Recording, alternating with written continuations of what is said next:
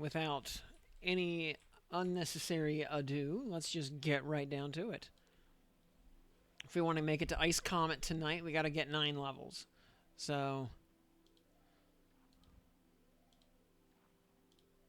that means a lot of frogs are going to have to die really fast. Which, I don't know, maybe we can do that.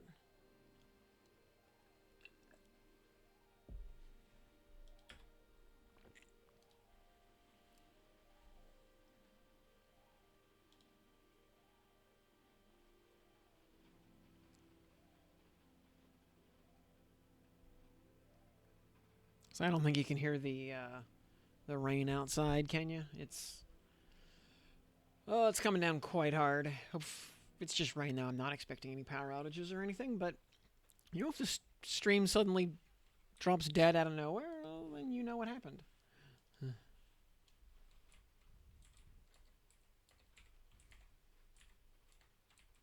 See, we got inversion going. Yeah, we get.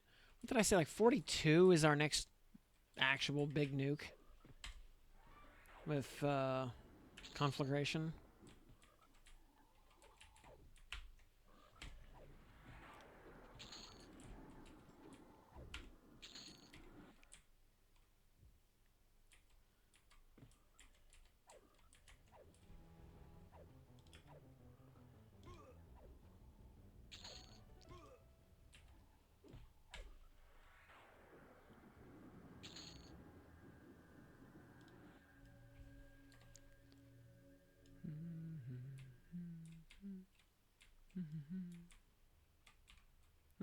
Come on, game.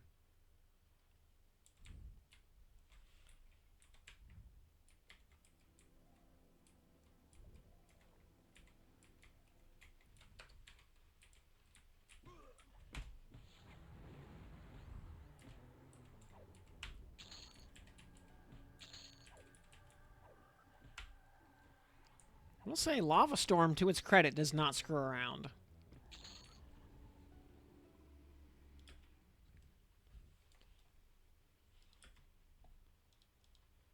This is a very nice spell.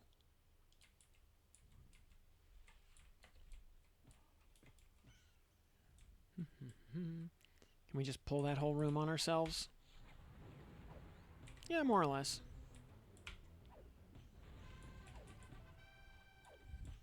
There's another ding. Or a ping, I should say. Let's get our onomatopoeias correct. And slibibby yo-yo. Happy Monday.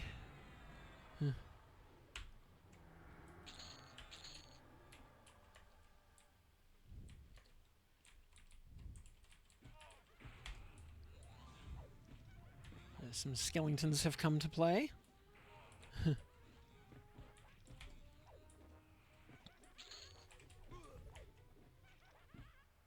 Yeah, Tuesday morning. Yeah, you're living in the future.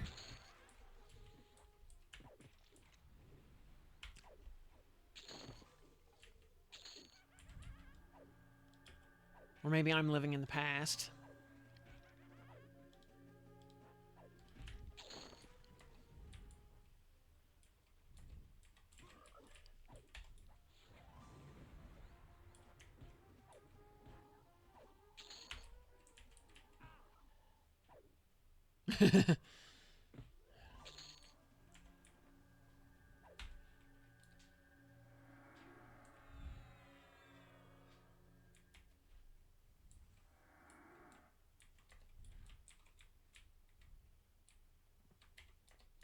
Yeah, clearly, a case of, I'm not out of touch. It's the children who are wrong.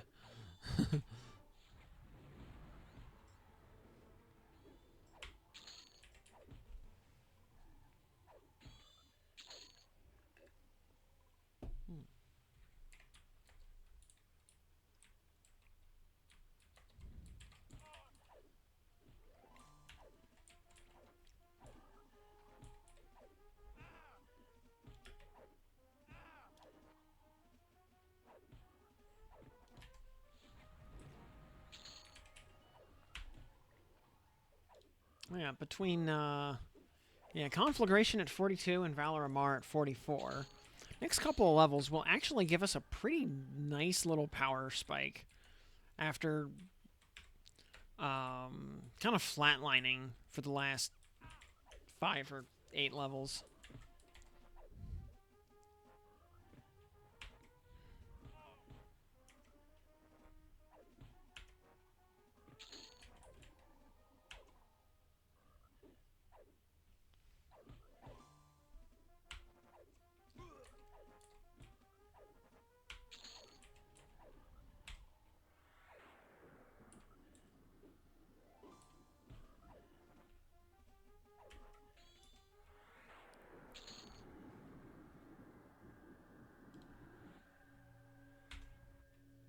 And at 46, we finally get superior healing, so that's nice.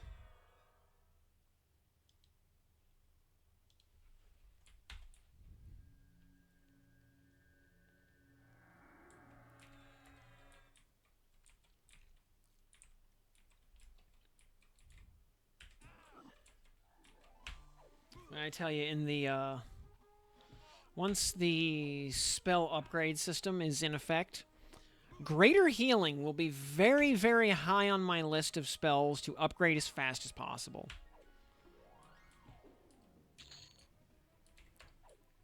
Because, boy howdy, are you stuck with it for a long time. Especially, you know, if you're anything besides a cleric. Greater healing does a lot of heavy lifting for a long time.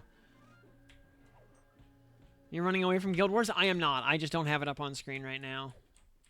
But I'm actually doing it slightly more efficiently than I was last night. But hey, you know what? Just so you're not... there we go. We'll put it back up on screen. Yeah, your Kyaru does not have to be outraged. I am definitely not running from the ancient battlefield. You know, I spent 9,000 MOBA coins on this Blazing Mistral. I'm sure as hell going to use it.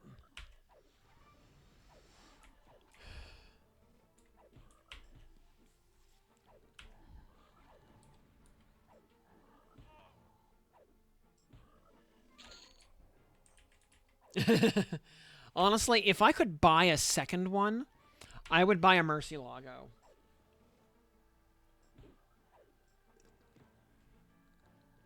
Arky Lady, good evening.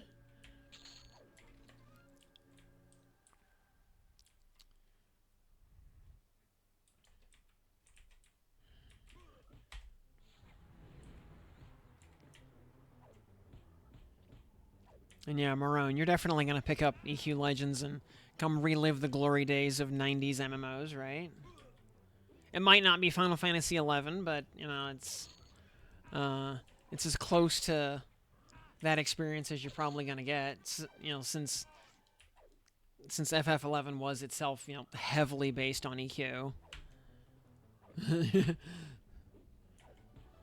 You just gotta, yeah, your time. You just gotta, you know, get used to the multi-game drifting that I do. Yeah.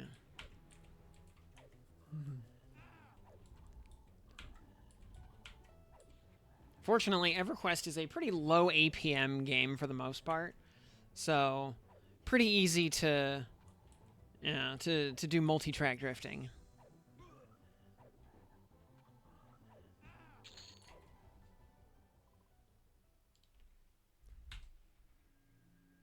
As opposed to, say, you know, playing a bard back in the old days before the melody command or anything like that got added, meant you were actually playing the piano.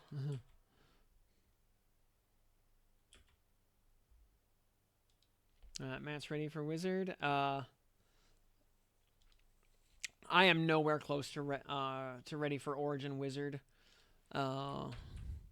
I do not have anywhere near enough books to take it to 50. I think I can take it to 40 off the bat. I think. Wrong.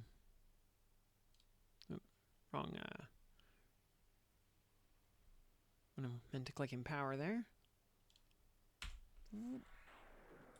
Yeah, I think I can take it to 40, but not 50. And also, I really don't want to spend 200 silver shards. I want to get my blue weapons. Need you to donate me enough funds for 250 gold moons.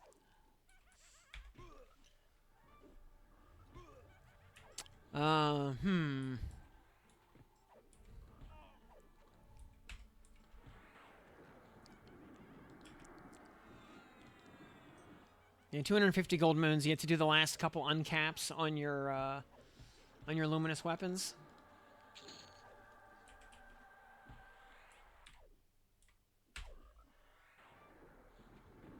What was Soulfire damage delay before change? And let's see, Soulfire. Soulfire's base ratio is 2345. So, at +5, it would get like plus 11 or 12 damage, give or take, for rounding. You might have to take it up to like 5.5 or something to get the happy side of the rounding. So that would get you up to about 34 damage at +5. 34, 35, which will then dovetail nicely into a Fiery Avenger, which doesn't take much longer after Soulfire. And you can complete the Illustrious Rainbow. Yep. Like that Vakala superfan. Oh god, yeah. And Alcaroth, thank you. This is actually a Tux shirt that I've had for a long time that I have never actually worn before. I've had this shirt for, I don't know, a couple of years now. Just never wore it.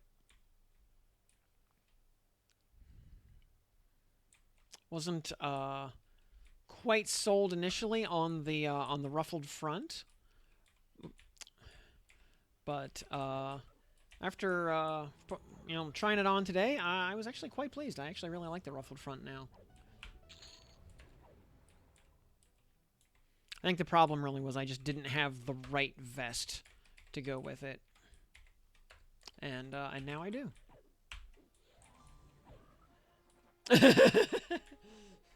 I do actually. Except they're not laying around. They're hung up neatly in the closet, as they should be.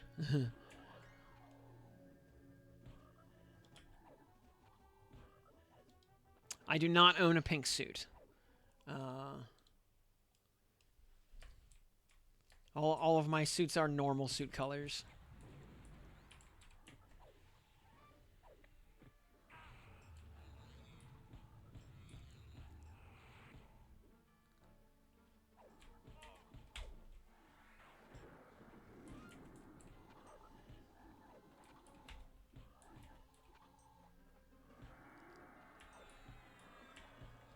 Oh boy. You have to go to Los Angeles. Yeah, my condolences.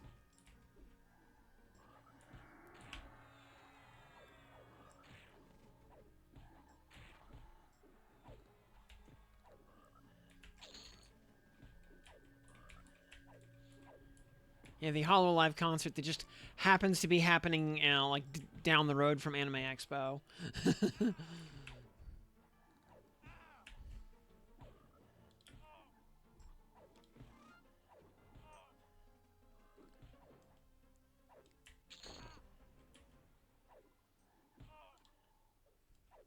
Is there going to be another baseball game? Or maybe a World Cup soccer game?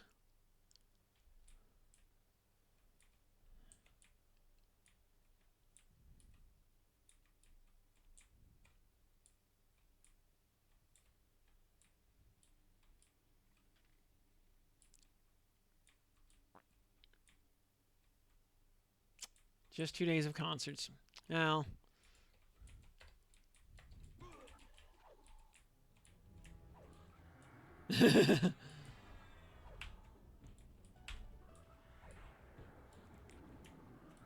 Baseball is still the American pastime. I mean, that and watching VTubers.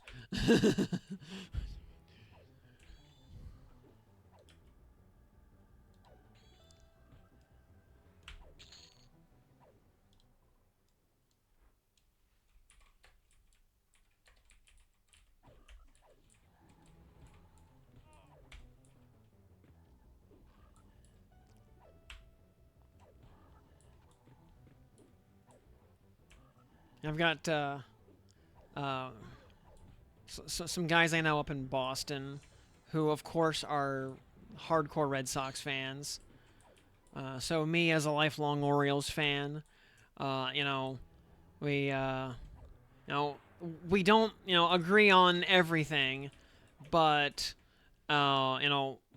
we both hate the Yankees with every fiber of our being, and, the enemy of my enemy is my friend.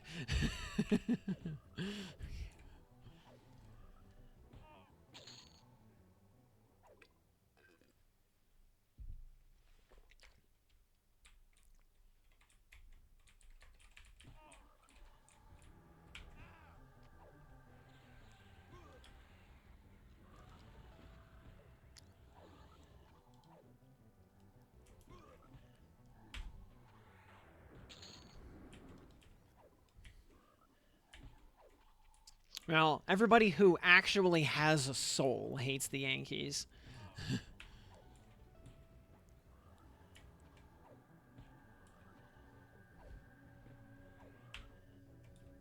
Because every New Yorker with a soul is a Mets fan.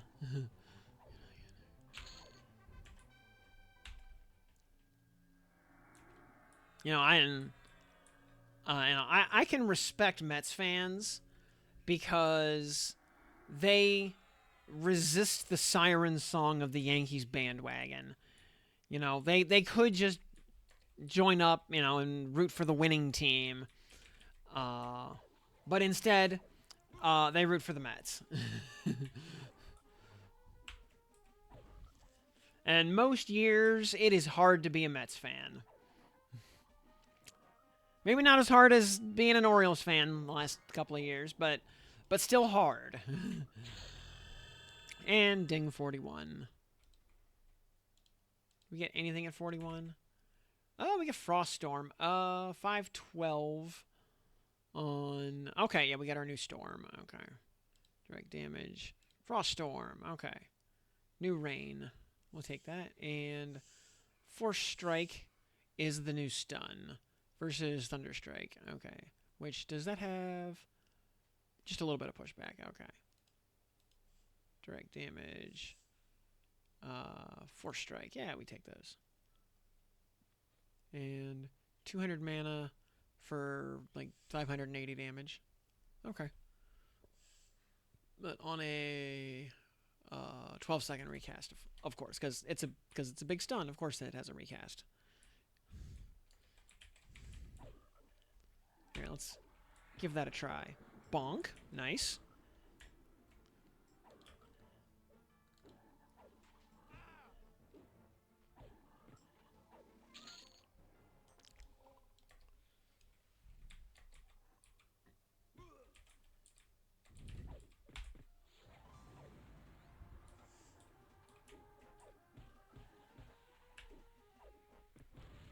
After you're down here, just XPing. Yep. Goal is to get Wizard as high as possible tonight. If we get to 46, we'll go do the Ice Comet quest.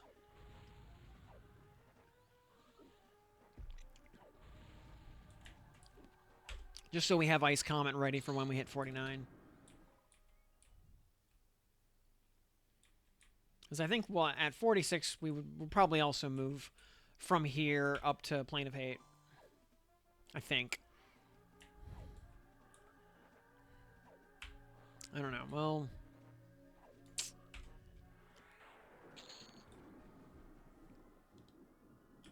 Yeah, no, I think we can, I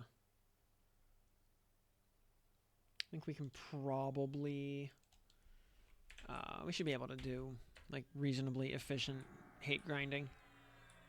I think we have enough damage output to just kind of, blast our way through. It won't be as goofy as grinding Enchanter up there.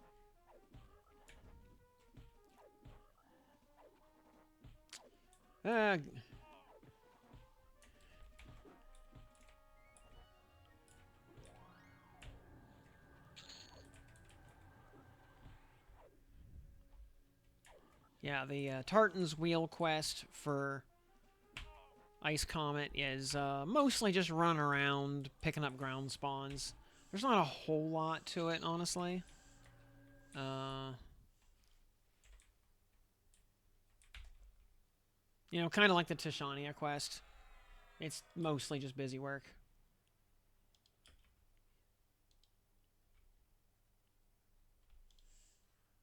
Yeah, I hope we get more quested spells down the road.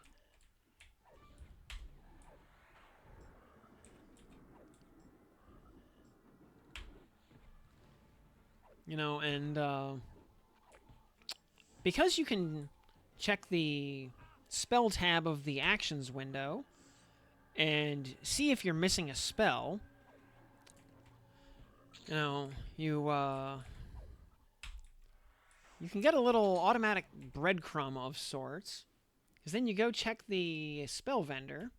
That spell is not on the vendor, and you gotta think, well, if this isn't on the vendor, then where does it come from?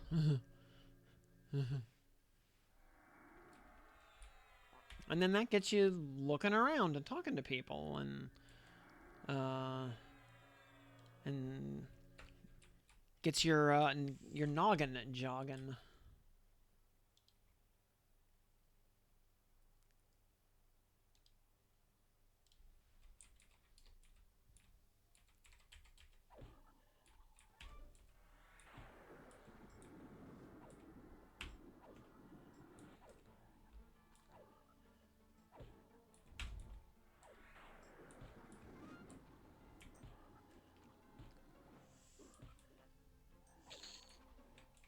And also, by the way, it'll end up being either like tomorrow or maybe more like Wednesday. Um, Once we get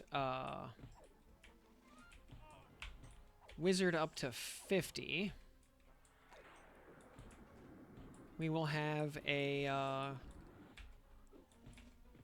we're gonna go do something just kind of goofy for fun, which we'll kind of keep as a little secret, a little surprise for later. So, you know, just please look forward to it for now.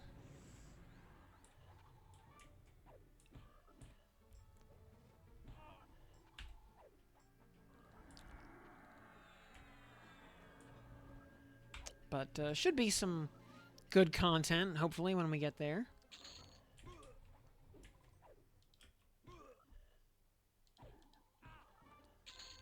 Because with only a week and change left on closed beta, we gotta squeeze in some nonsense while we still have time for it.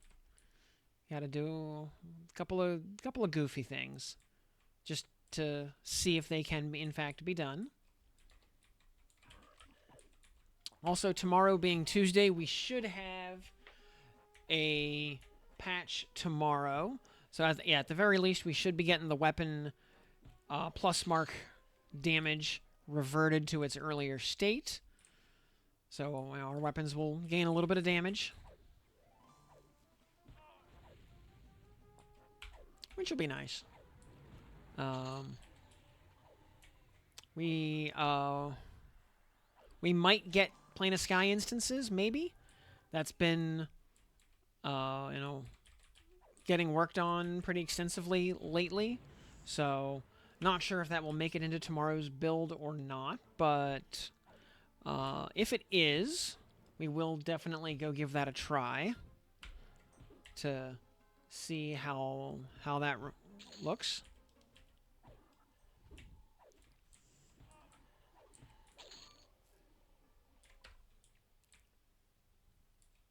You know, the kind of the big thing with Plane of Sky that I want to see. There's a bunch of drops in Plane of Sky, like the Bixie Sword, that are used by several classes and have absolutely horrific drop rates. Like, I have not seen a Bixie Sword yet myself. At least 2 or 3 classes need it for their quests. Likewise, with Sister of the Spire, she had and Sparrock Lord, they both have a host of drops, some of which are unpleasantly rare, and you know, not when you can't just spam kill them over and over by kind of abusing their spawn mechanism. Um, you know, some of those drops are going to become possibly very hard to obtain, or very tedious to obtain, I should say. You know, Sparrock Lord isn't hard by any stretch, but when he's got 20 different drops, all of which are rare, you know, trying to get the one you need can definitely become a problem. You know, even like Eye of Vishan isn't that bad because its drops are more or less even on rarity, and it always drops one of them.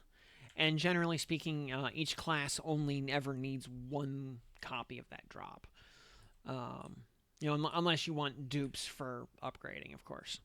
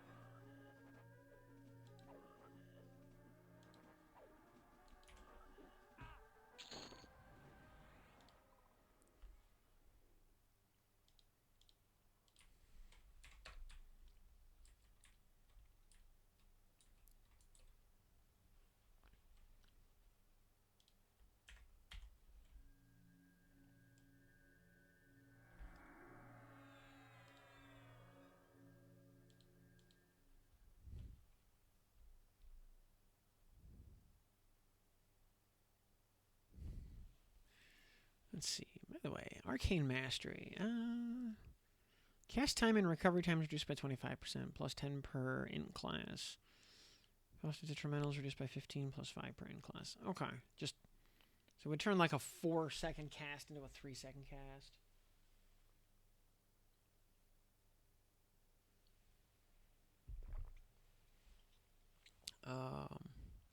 No, I'll just stick with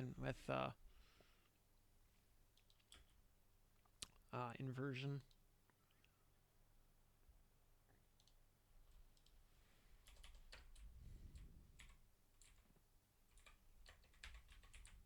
Hello, Ghoul Sentinel.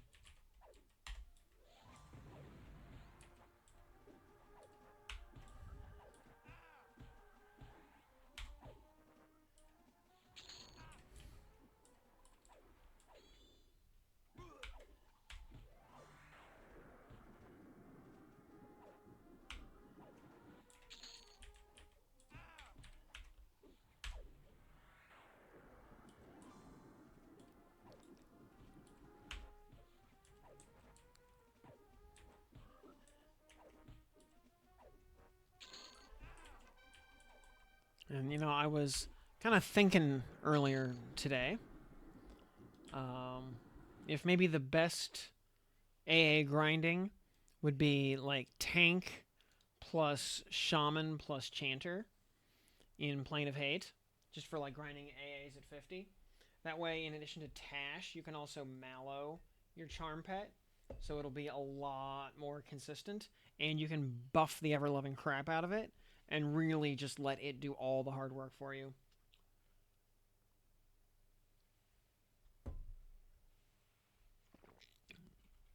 Hey, Jintu, by the way, thanks for hitting the follow button about 41 minutes ago. I did notice that. Glad to have you on board. Yeah, actually, for AAs on Palclair Berserker, I was actually going to do a full-on video about that at some point. Maybe once we get a little closer to open beta, maybe, yeah, because I know there's a couple of AAs just in general coming down the pipeline, and I was hoping to wait until those come out. But I mean, the big ones, Slay Undead is first because that facilitates all your other grinding and makes your damage from the paladin side not suck. Especially considering the zones you're going to do the bulk of your leveling in are going to be all or mostly undead. It's kind of a no-brainer. Then after that gets after that it gets a little more murky. Like combat agility is huge. If you're going to be doing any kind of multiplayer at all, fear resistance is mandatory. I would definitely want to have fear resistance before hitting pinnacle bosses at 46, unless you are going to be strictly soloing them. Otherwise you're just going to be getting feared left, right, and center. Especially prior to actually doing those bosses enough times to have your resist gear built up. But if you're playing strictly solo, then fear resistance is strictly unnecessary.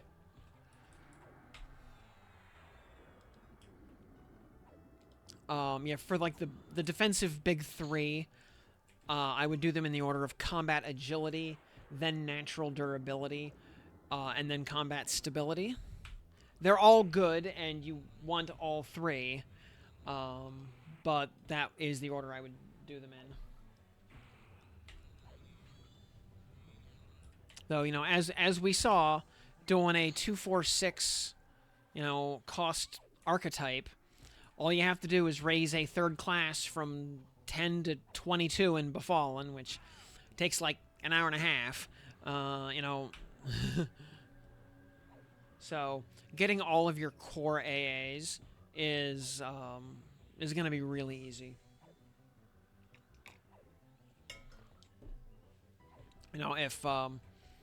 If you wanted to delay hitting planes and pinnacle bosses by a couple of play sessions, you could easily just level a few classes up to, let's say, 30, and basically have all your core AAs done before you even set foot in like Mistmore. Before you have even like left Befallen. Yeah, just doing Wiz and Druid to 25 will get you a huge pile of the core AAs. Because 15 levels on each will get you about 32 30 to 35 AAs, give or take, for like rounding and whatever.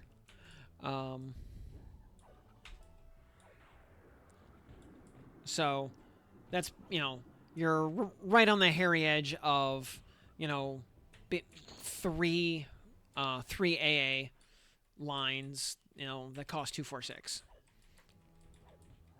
So that's Druid and Wizard to 25 basically gets you combat agility, combat stability, and natural durability. Though, it is worth mentioning, the full 4 ranks of fear resistance are a little expensive. So that will, just that will keep you occupied for a little while. Also, if you're concerned about stun resistance, the early ranks of stun resistance are very cost effective for what they give you. I think it would be totally worth prioritizing 2 to 3 ranks of stun resistance and then putting off the rest of them until much later. Because that'll get you like 50 to 60% stun resistance for the cost of like 6 or 8 AAs. And then the cost will get very steep beyond that. I think the last rank of stun resistance costs 12. To go from 90% stun resistance to 100% stun resistance. And, is it not 40? Oh, is it 43? Oh, 43 is conflagration. Okay, we got one more level to get our power spike. Nah. Because 42 is another level with absolutely nothing on it, except some... We get Holy Might, that I don't care. Elemental Armor, is at least kind of useful, I guess. Self-only, permanent resist buff. That's useful. But otherwise, it's just Nectalos and West Corona transport spells. But handy though, you do get to cast, all of the all the portal, the group transport spells. They are all also, and the evac spells are all rituals as well. So there is that.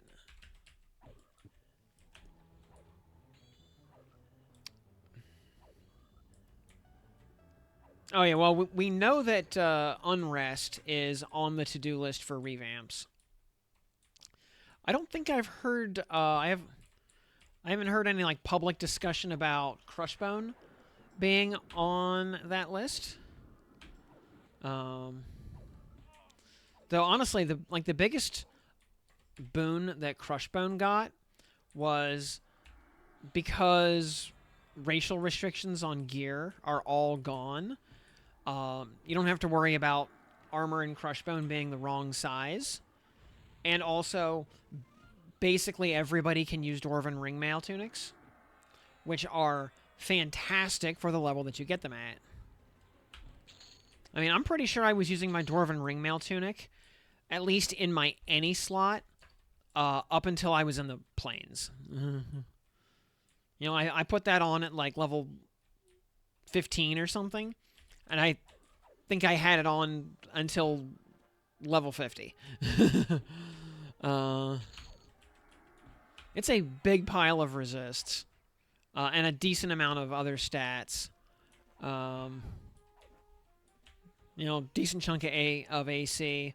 But yeah, the resists for that level are huge.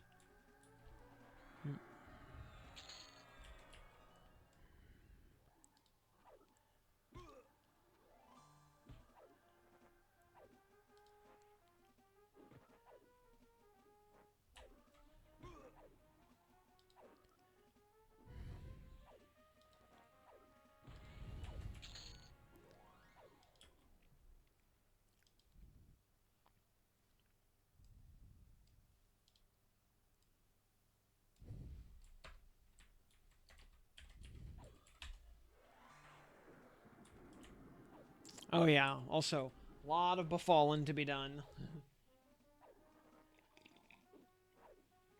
Though, yeah, getting to, let's say, 20, 25, something like that, and just popping over to Crushbone, grabbing a Dwarven Ringmail Tunic +4, or, a couple of them, to fuse together. Like, totally worth the side trip, just for that one piece of gear.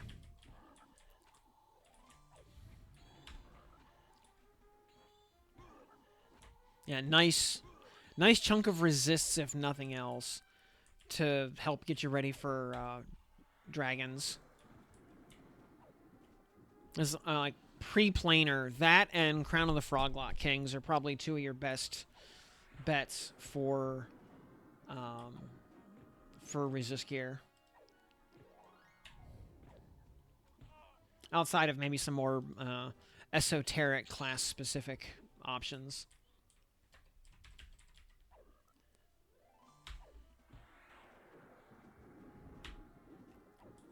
Because I think anybody other than a triple int caster can use Dwarven Ringmail Tunic.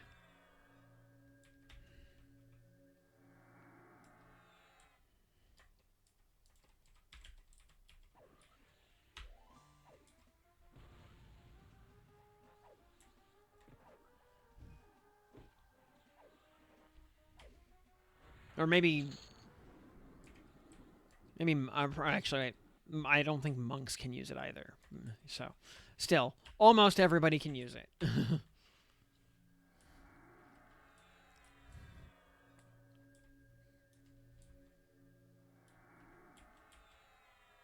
Unless you're like playing some extreme meme setup of like monk, wizard, enchanter or something. Uh, which, you know, uh, points for being as far off meta as is physically possible. You know.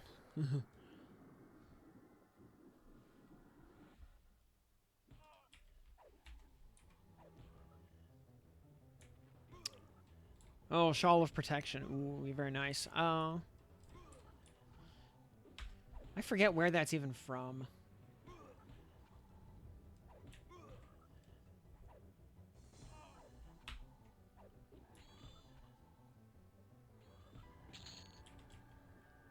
I think I have to actually look that one up.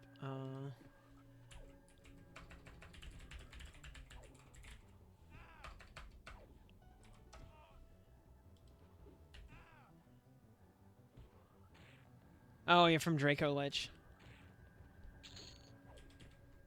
Yeah, I have not dropped one of those yet.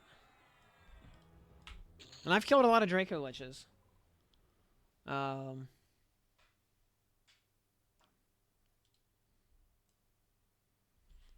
So it must be very, very rare. I mean, even Bone Clasped Girdle took a lot of kills.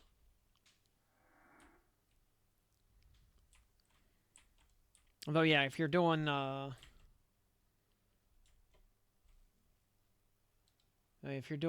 Draco Lich, then you also have access to Shield of Rainbow Hues, which also seems quite rare.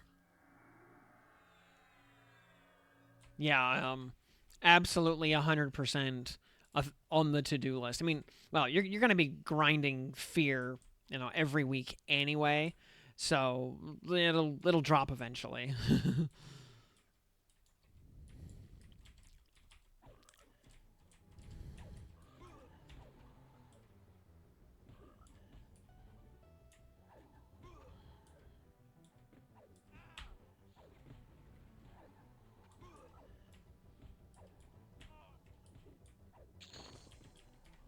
And even if it's not something you wear all the time, just having it around for when you need mega resists, always a good choice. Same deal with Shield of Rainbow Hues. Just keep it around, and if you need massive resists for Vishan's Peak or something down the road, there you go.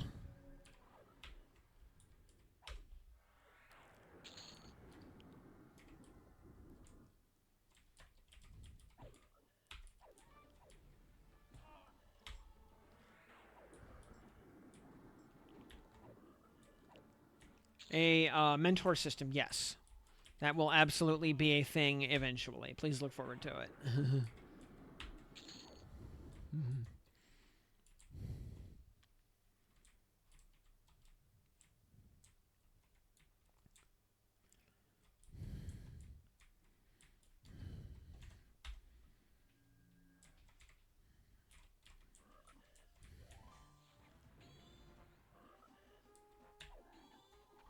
Oh yeah, absolutely. An item to just throw in the any slot. Though, yeah, because otherwise, because it's from a lot of characters, it's going to be competing with Pauldrons of Power. So like, do you want 15 to stats, or 35 to resists, or like say like 45 to resists? Because the AC is the same on both. So do you want some extra strength and mana, or do you just want all the resists?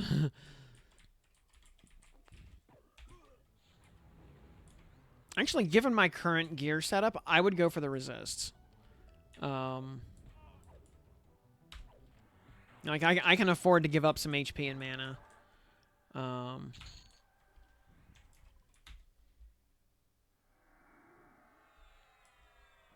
And yeah, going by the vanilla itemization standards, um, which you know, Kunark is going to be probably a whole new world.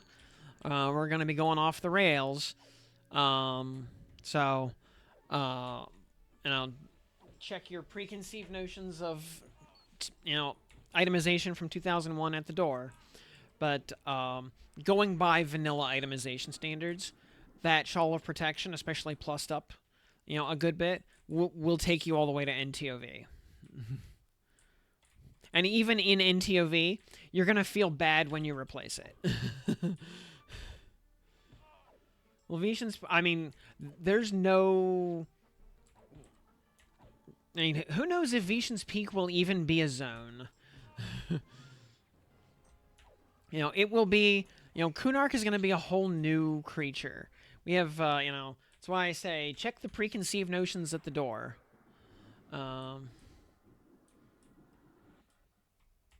Because the timeline will be going off the rails.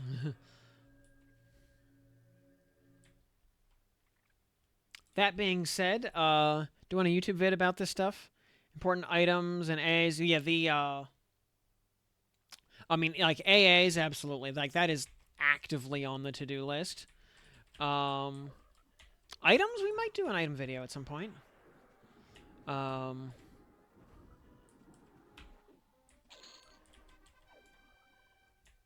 Though, 1999 itemization being what it is, reality is, like, half of your best in slot just comes from Enarok.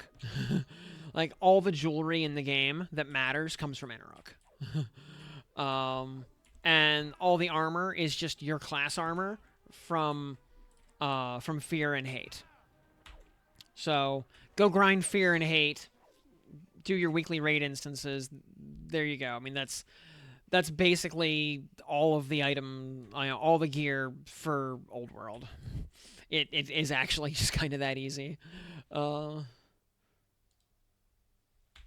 have 35 points available. I'm aware. We're allowed to bank up to 50.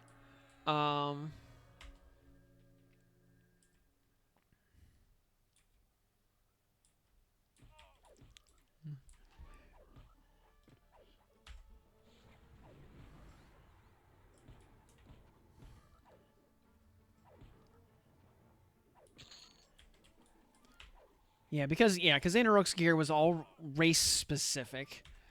So you would normally never be allowed to wear more than one of these pieces that he drops. Like, to wear an earring of bashing, you would have to be a troll. Which meant if you were a troll, you probably won the drop by default back in the day, because you were probably the only troll in your guild. Versus, all the high elves fighting over the Ring of Pureblood, there were probably quite a few of you. Or the Engineer's Ring, there were probably a decent amount of gnomes back in the day. Or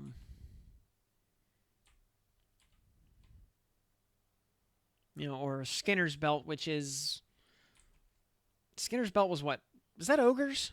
I think that's ogres. Yeah, because it's the same class or same class lineup as bashing, but it's the other one. So yeah, that's the ogre. Or the ice belt, which was barbarians. Sadly, humans didn't have one. There was no human specific item for whatever reason. You had to be a non-human, even though humans have one of the probably have the second largest cult of Enarok outside of Neriak,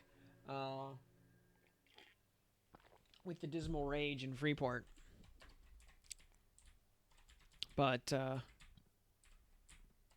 like, there's no like the ogres and trolls have their little section of Plane of Hate, but the humans don't. They're just totally forgotten for some reason.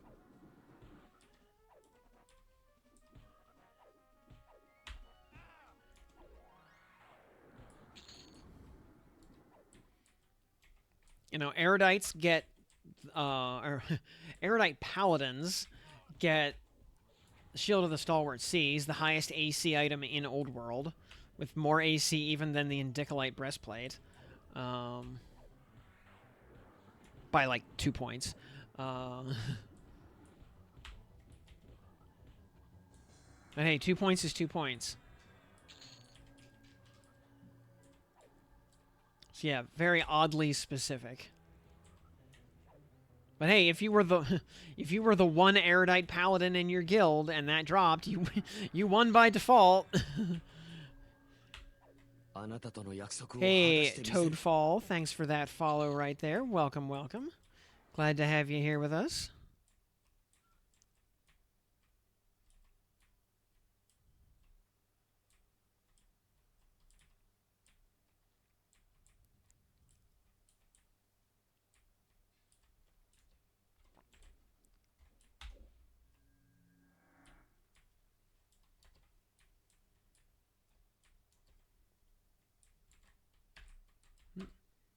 Oh, there we go.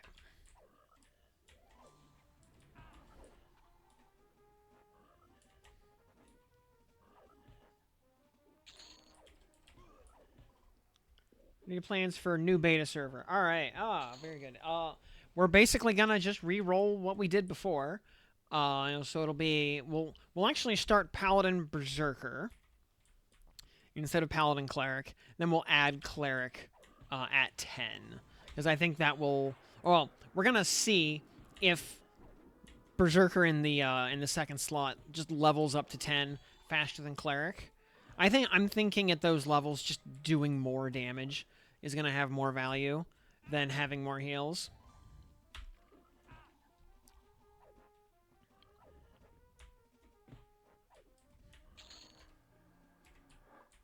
But we'll find out when we get there.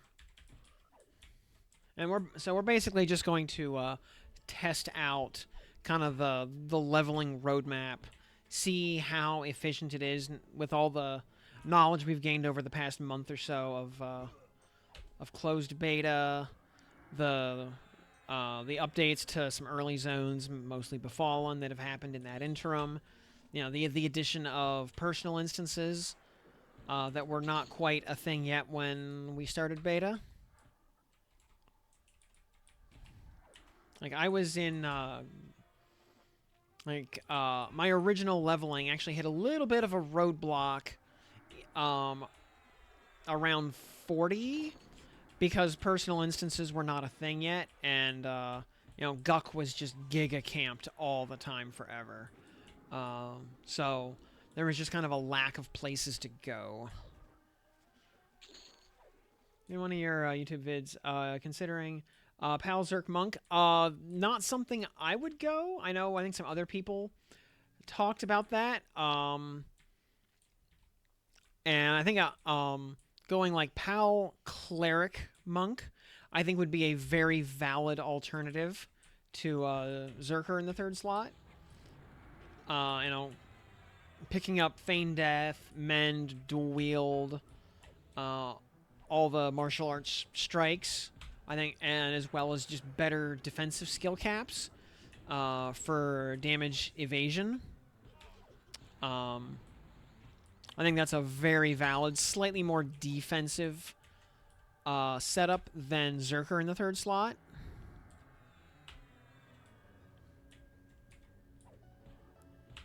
Also, thank you for watching the YouTube videos. I appreciate that. There. Glad somebody is getting some value out of those. And all right, we get Calm at this level, very good. Translocate. We get Grav Flux, which we will probably not ever cast because it just kind of goofs everything up. But we get Conflagration finally, so that's the big step up right there.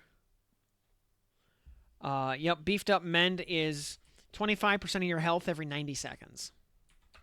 Yeah, it's crazy good.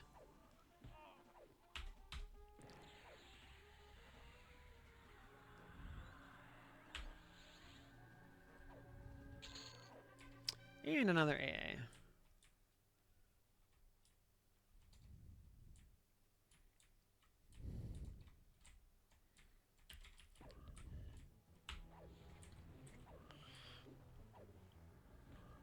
Yep, and then it crits for half your health. Let's see, Zerker Stance still worth it? Now, it's Zerker Stance is getting iterated on, but for now, I would say yes. I think it's only going to get better as it gets reiterated on. So, as well it should be. Now, it should be strictly better than offensive stance because it is a class feature instead of something available to everybody who can hold a weapon.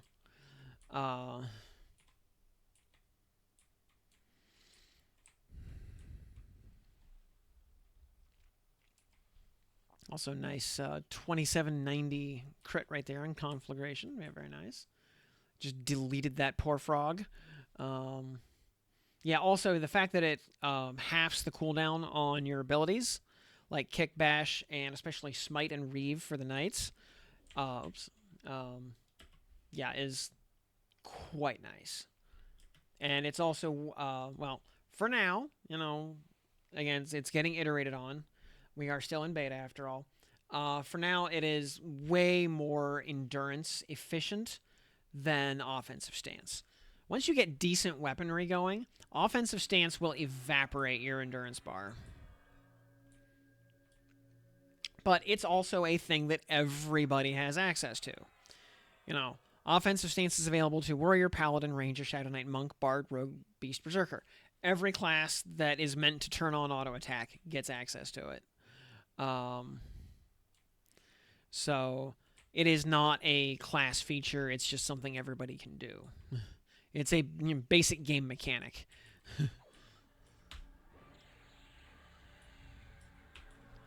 What is the actual cast time on that? Okay, oh, Conflagration is actually up to 5 seconds. Okay. So it's a little... Alright, I was going to say, it felt a little slower.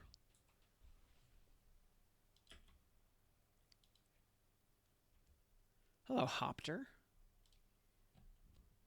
We'll put Empower on. Whoop. Alright, Hopter. Time to get your face credit off. Oh, or not.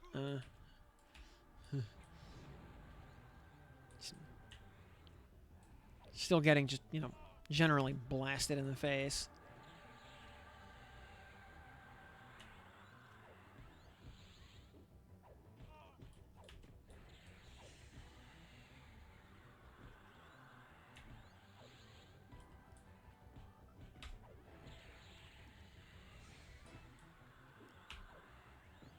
Can I have a crit, please?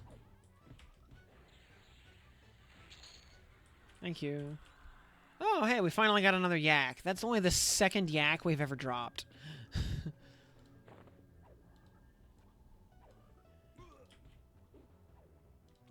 Despite, you know, how many characters have we leveled up in this zone? How many ghoul lords have we killed? And that is only the second yak.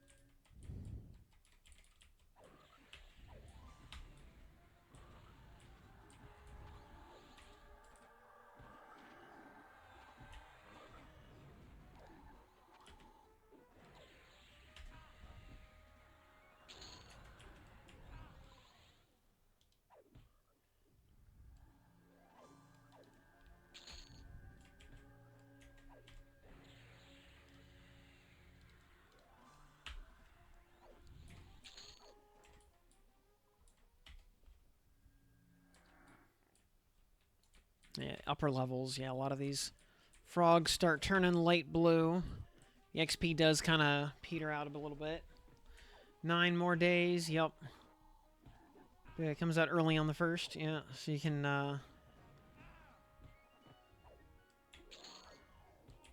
you just get right down to it. Yep. Yeah, fortunately, well, I'm curious how many people are going to be jumping on as soon as the server comes up, and how smoothly the deployment will go.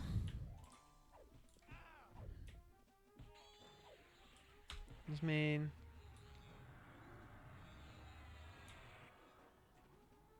I think your new experience, your new paladin should abandon Erelicy.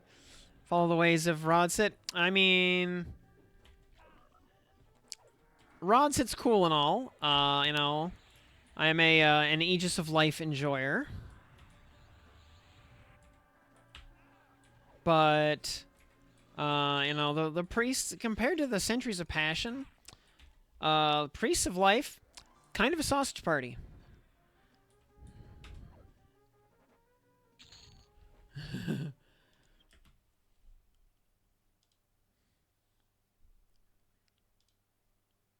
You know, compare that to you know, like the Centuries of Passion have their own, you know, like private island over in Ocean of Tears, full of well, I can't really call them baddies because they're lawful good, but you know, goodies running around in like chainmail bikinis and plate mail thongs and stuff.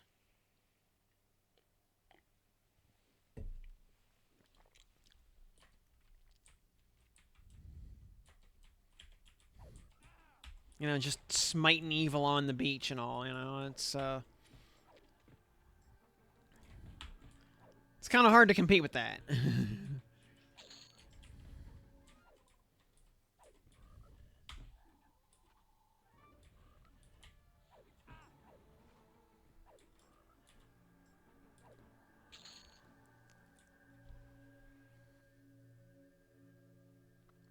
And you're gonna be a lot of people, yeah, hitting the login server all at one time.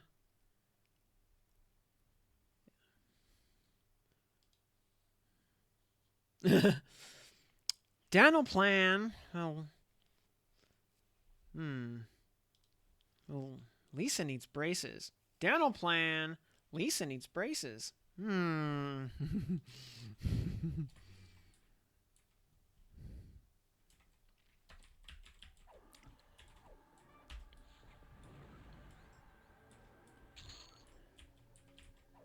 Or I could pick the box. I mean, there could be anything in there.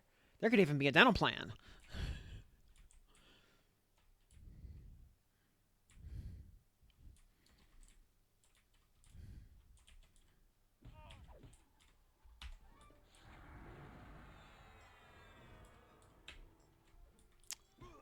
Days off for launch on the 1st. You know, I think the important thing to note is, remember, it's just open beta. It's getting wiped. If you don't level every class to 50, that's okay. You have lost nothing. If you do level every class to 50, you have gained nothing except, you know, personal game knowledge. So, don't sweat it. You're going to have plenty of time to learn the game.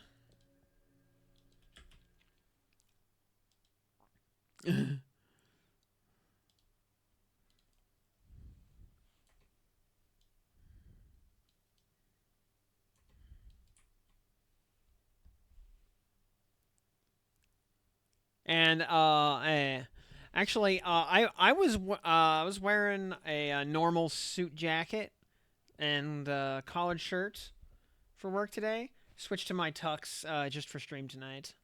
Yeah, it's yeah, it is in fact for the ladies. Which, based on my metrics, is about 0.3% of my audience.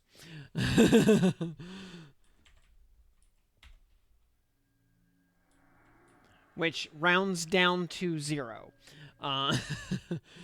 So,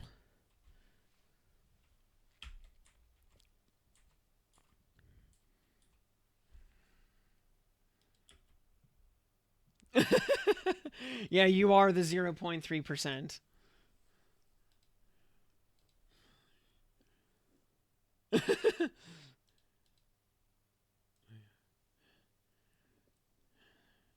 I am the 0.3%.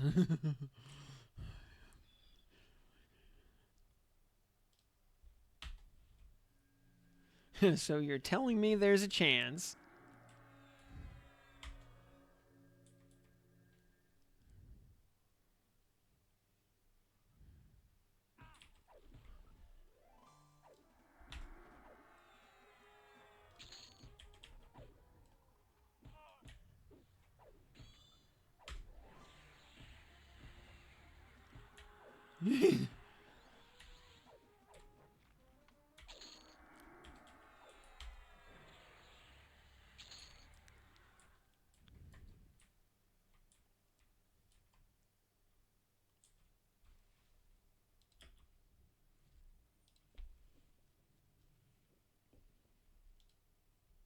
Yeah, I gotta actually wear this shirt more often. I like this shirt.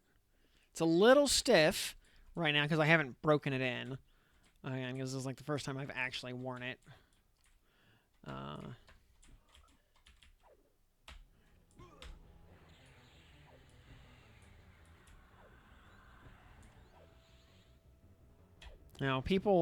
people frequently ask me when I'm out delivering groceries, like why I wear a suit to go deliver groceries from Walmart, and the answer is uh, because someone will be impressed by it and either offer me a job or their daughter's hand in marriage. Either way is a win.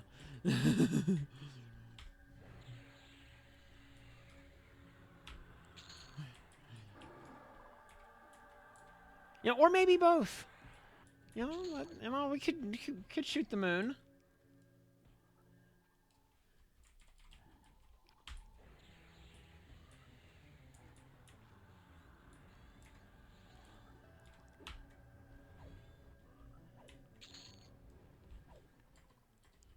I mean, I don't play Hearts that often, uh, but if I was playing Hearts, I would at least attempt to shoot the moon.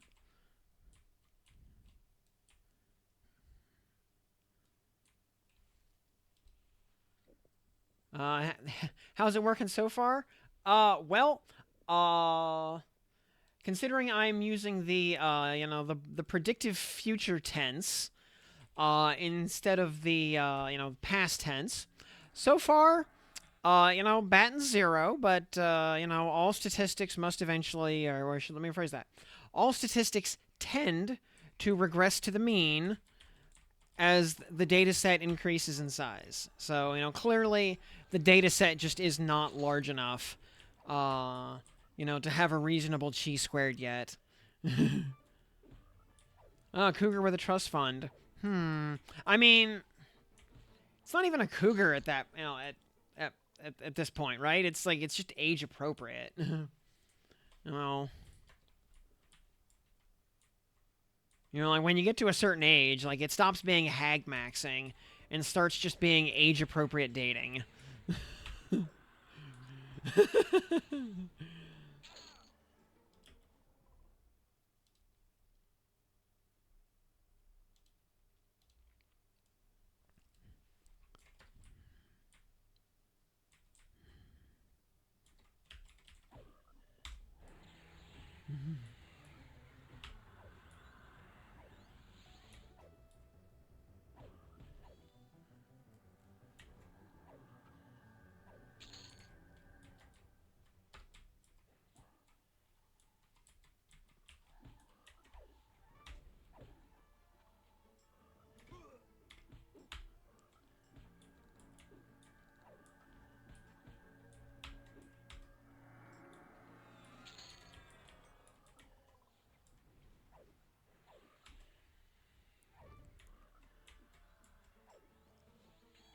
What if they offer me a game of three? Well, I don't want to be I don't want to be too greedy.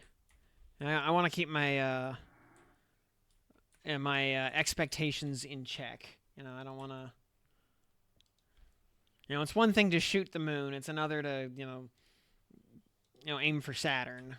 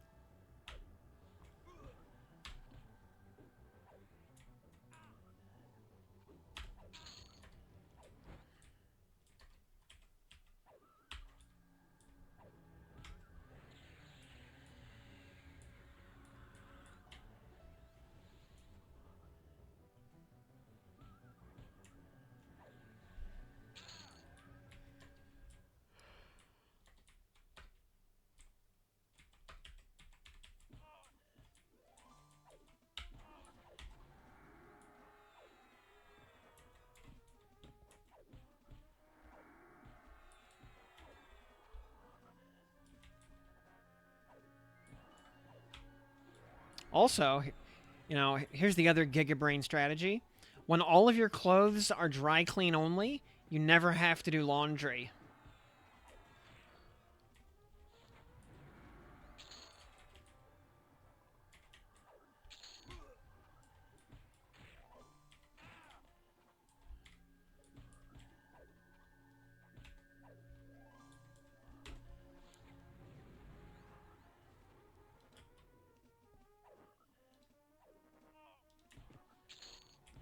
Trolls never do laundry either, yeah.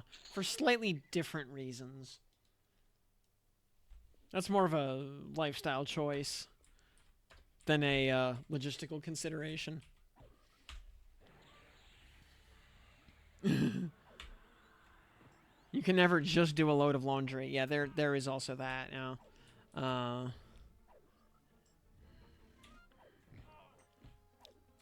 but yeah,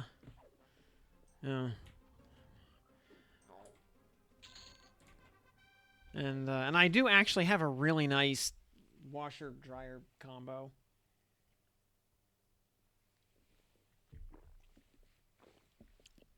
But as is, they mostly just get used for towels, which is a bit of overkill.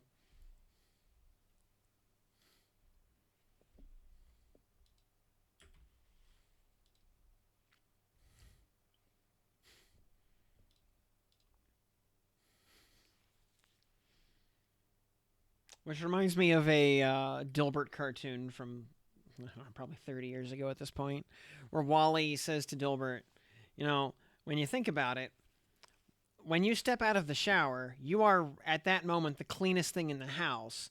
So anything that touches you should only become cleaner in the process. So you shouldn't ever have to launder your bath towels.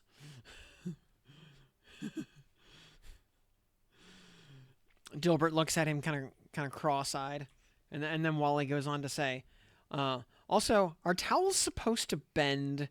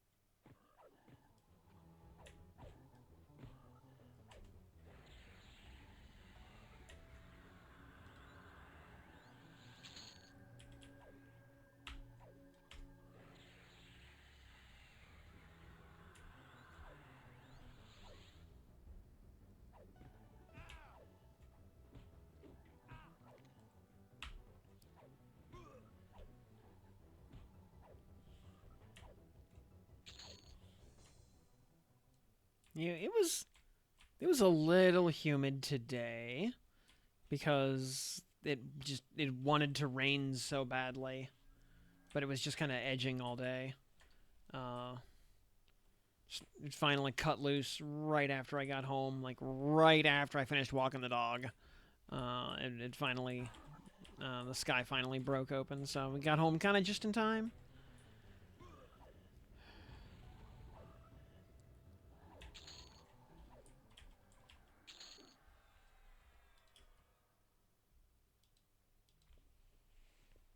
I do not miss the humidity of the town I grew up in. Not one bit. I moved to the top of a mountain for a reason.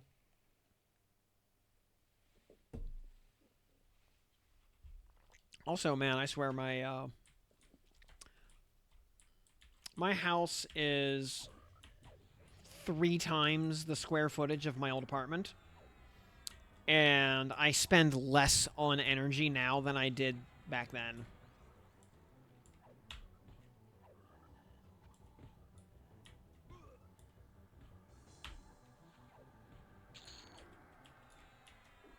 Admittedly, part of it is because energy in this municipality is just cheap.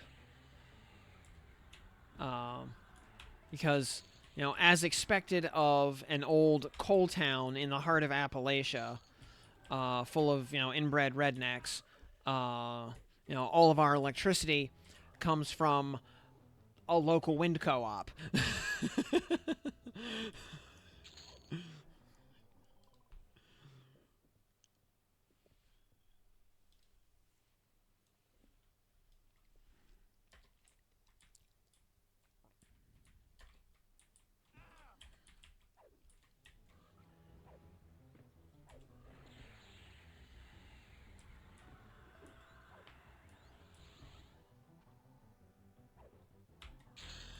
And ding 44, huzzah.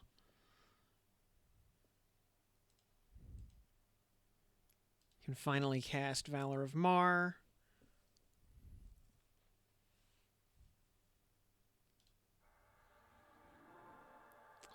And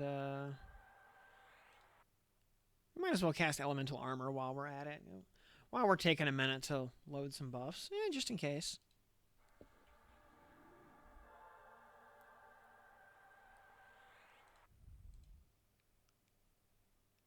Otherwise, we don't really have... Oh, we have Arch Shielding at this level also. We might as well go ahead and load that up. It's not a huge upgrade, but you never know. Do we have anything else at this level?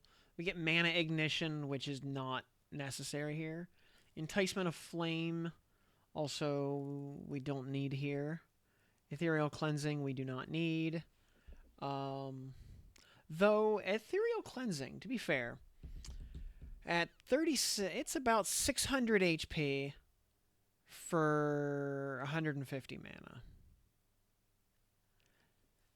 You know, Ethereal Cleansing with the duration bumped is actually worth a slot in addition to Greater Healing.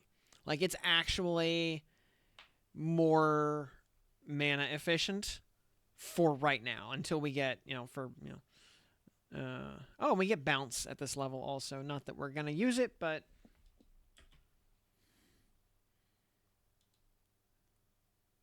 You know, cheap electric and... Oh, and fiber optic based. Yeah, that we don't have.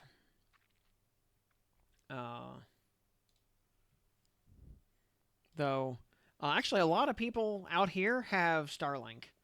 Because there are plenty of people who live, like, just far enough off the grid that they don't really have access to, like, Comcast or anything. And so, yeah, they use Starlink. You know what? Let's actually use Ethereal Cleansing a bit. Spell that, you know, I wouldn't normally use, but it's like I guess it's an okay, you know, I should say, with all the AAs applied, like to bump the duration up to 6 ticks from 4, with that, it becomes pretty acceptable. It's still on a 30-second cooldown, which is not kind of necessary. Although, you know, it now has a reuse shorter than its duration by 1 tick, so, you know, it's fine. It's fine. At least it casts quickly. So, like, it's got a use case for 2 levels.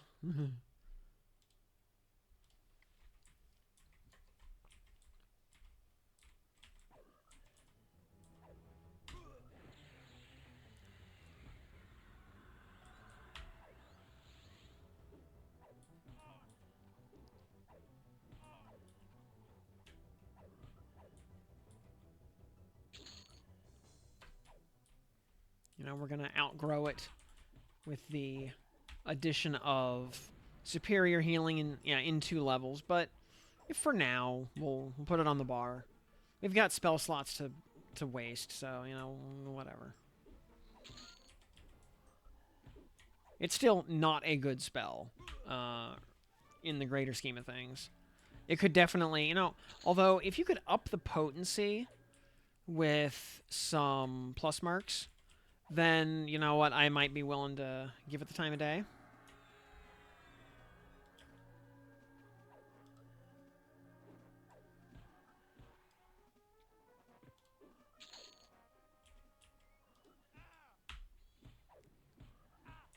Yeah, we're getting 100 a tick.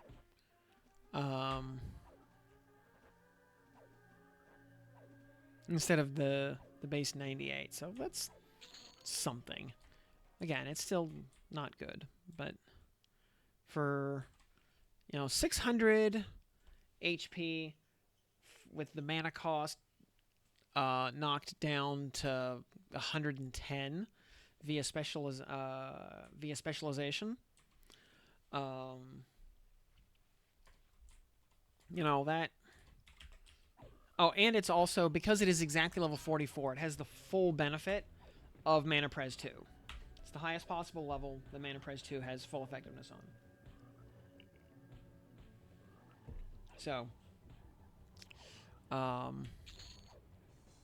you know, that's a thing.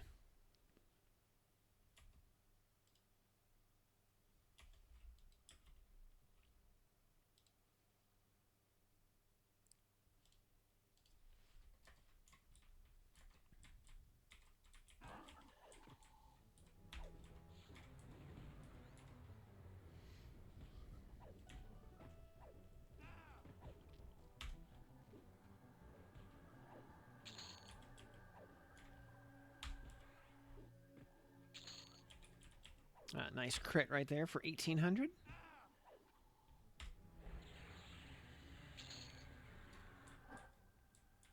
I will once again reiterate my desperate plea for a Slay Undead that works on spells. Make it a Cleric AA for all that it's worth. You know, some extension of Turn Undead, basically. Just, you know, I would like that very much.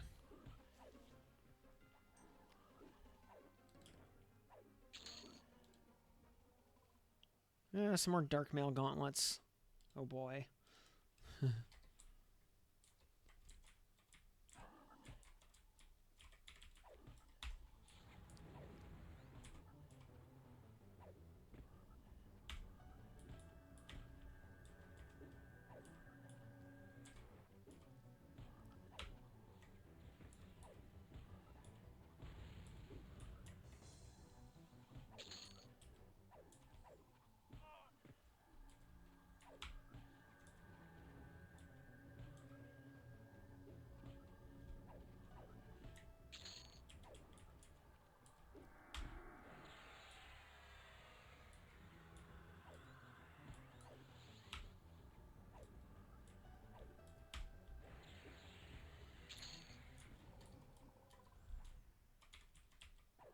Also, yeah, I'm hoping that Plane of Sky instances make it into tomorrow's build. Would love to give that a whirl. No specific word on whether that will be the case or not. So, you know, just hoping.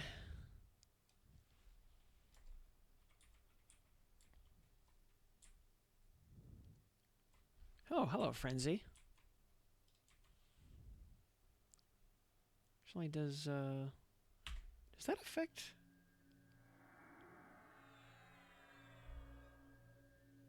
And will Empower work on? No, Empower does not work on heal over time effects.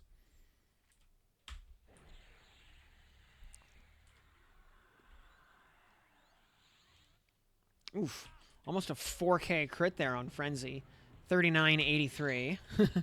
Just deleted.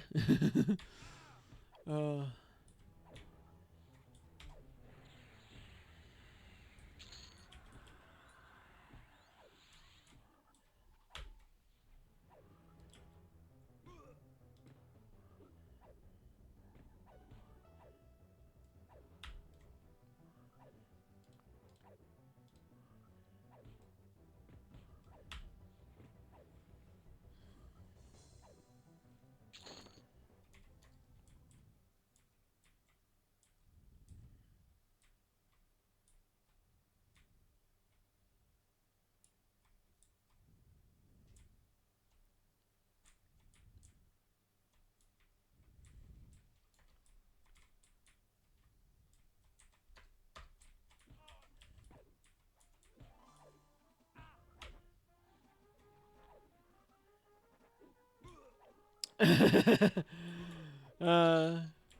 looking for any excuse to kill poor Inte again? You know what? Well, once Luxio comes back from his little vacation, we'll see if there is sufficient reason to justify killing Inte again.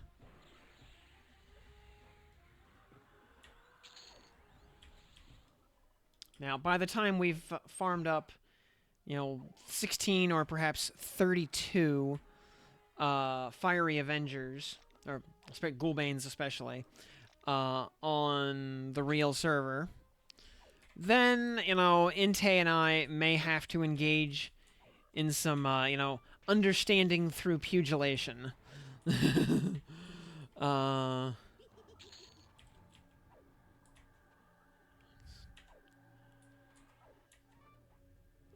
Yes, he is a,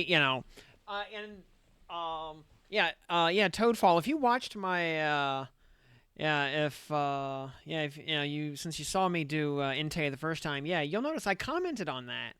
That when I was fighting him, he was proccing life taps. He was proccing Soul Drain on me. So, and yeah, I commented on it, like, why is Inte Akira a, just pure single-class paladin?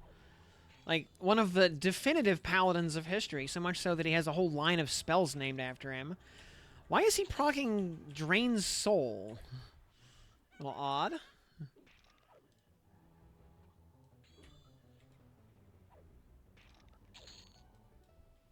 So, yeah, you do kind of have to wonder. I mean, and he used to have a weapon called Inte's Sword of Death. So, you do have to wonder a little bit.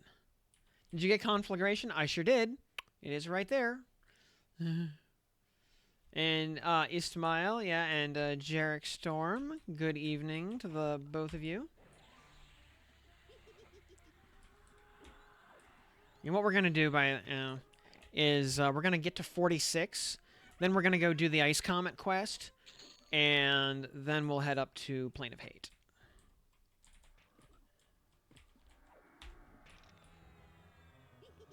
We won't get to actually use Ice Comet until 49, but that way at least we will have something to look forward to when we get there.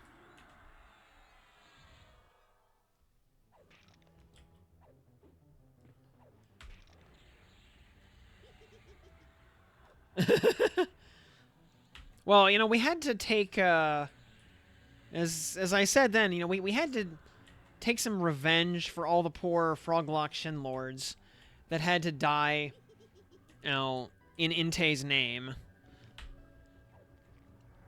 So, he's ordering us to kill these poor Froglock Paladins in order to complete his quest. And, like, so you gotta wonder about him, right?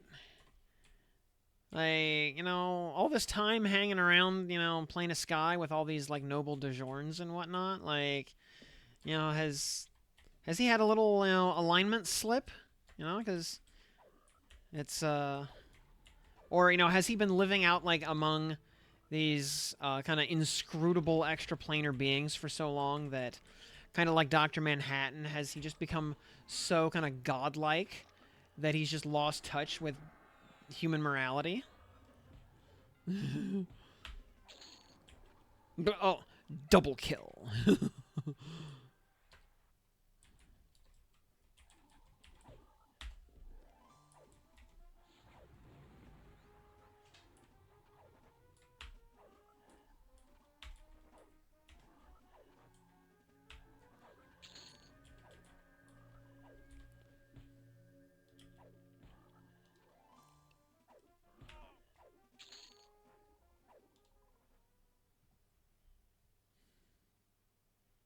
Or maybe, is Entei just a little bit racist against Froglocks? Is he maybe a little jelly that several of the prominent residents of Nathaniel's inner sanctum on the Plane of Valor are Froglocks?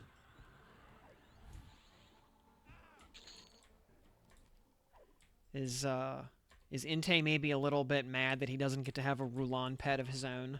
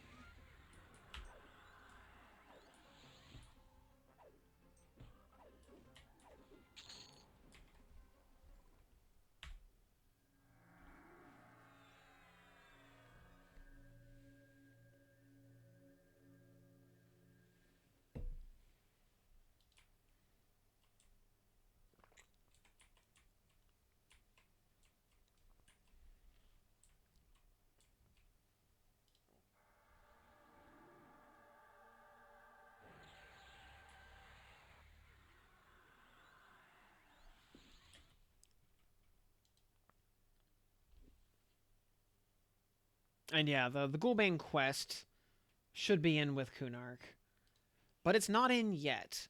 So if you want Fiery Avengers now, you need to go murder frogs. And also, Ghoulbane itself is untradeable, so you can't even pay someone else to do it for you.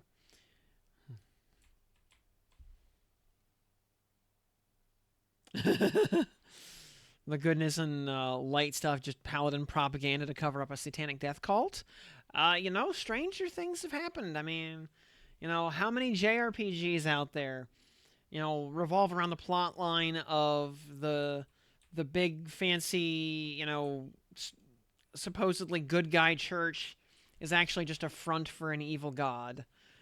Breath of Fire 2, I'm looking at you here. Uh, half of the Final Fantasies, I'm pretty sure, had that plot line.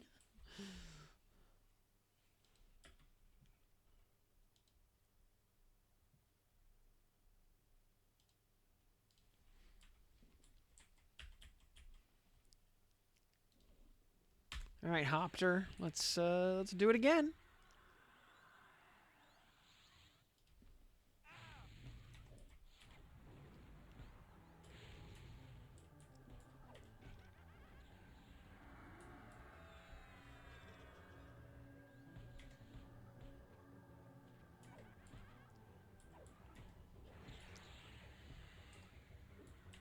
Saw a nice crit in there somewhere.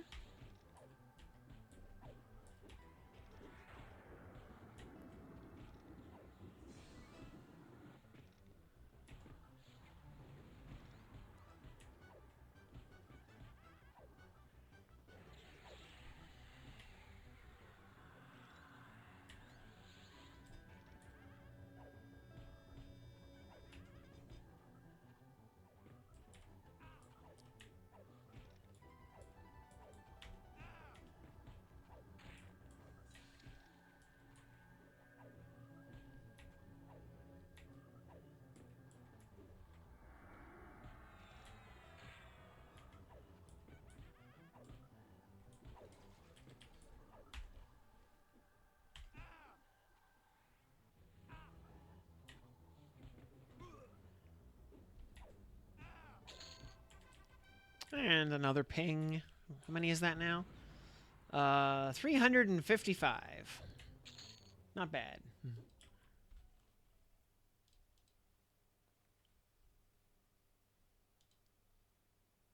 With Ench regarding class specific A's, I mean, yeah, the class AA tab is pretty barren for most classes right now. We have junk like tireless sprint on there that no one cares about. We could. What do we get? Improved ID? Improved familiar? Requirement level 45. You know, we can buy an improved familiar and another 35% XP. Let's see here. Inactivated. Trigger summon improve summoned familiar. Increases the physical damage dealt by your critical direct damage spells by 3 whole percent. Wow. Casting level of your spells by 9. Oh, that's actually really useful. Because that makes your resists way more. It makes your spells way less likely to be resisted. That's like basically mandatory right there.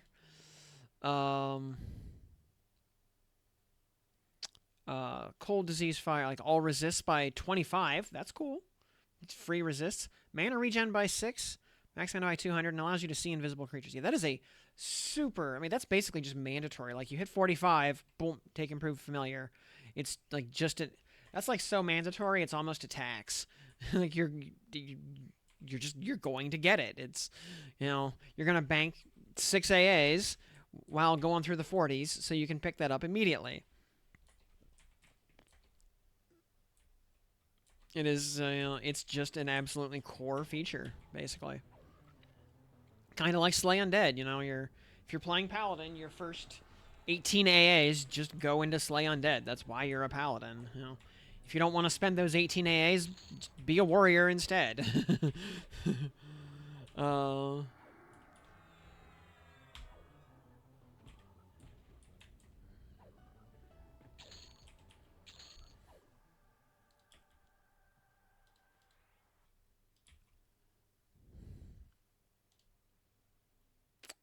yeah, quick evac. Oh, yeah. Reduces the cast time of your evac and sucker spells by 10%. Oh boy. Oh, actually, it'll be like 10, 25, 50%, you know. So yeah, till you buy all 3 ranks, you know, being able to evac that much more quickly when the shit hits the fan, you know, that's a thing. You know, it's a thing you don't want to have to need, but when you need it, you're glad you bought it. Let's see. So yeah, we're getting down to the point where we're probably gonna end up buying double riposte here pretty soon, because we're running out of other stuff to buy.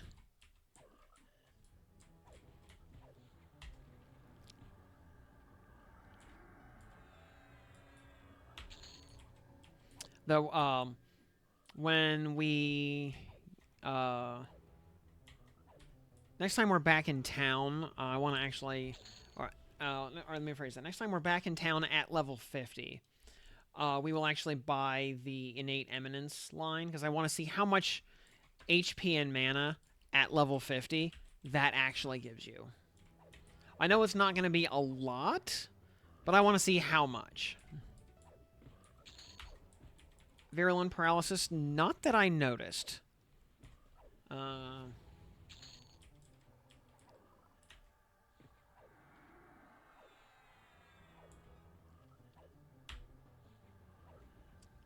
she's gonna get Dire Charm, maybe? Though the problem with Dire Charm is so many places you're just reliant on there being like one low-level trash mob in the zone that exists for the purpose of being Dire Charmed.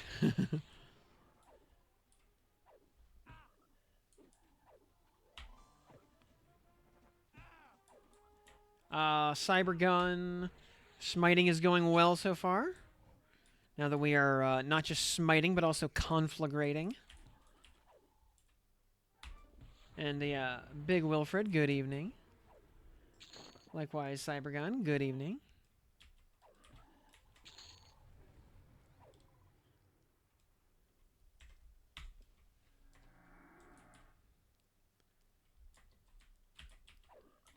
Now, well, though, we'll see how efficient the level grinding actually gets in Plane of Hate, where the enemies are a little stronger, and we gotta be, you know, we gotta actually keep our head in the game a little bit more than we do here in Guck, where we're just overpowering everything with numbers.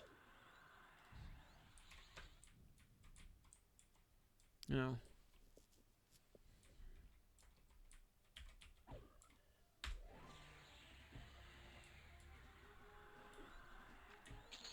Yeah, Dire capped to 46. Yeah, so yeah, Dire, like, yeah, Dire Charm is still useful in Old World until you go to Plains and suddenly everything is at least 49.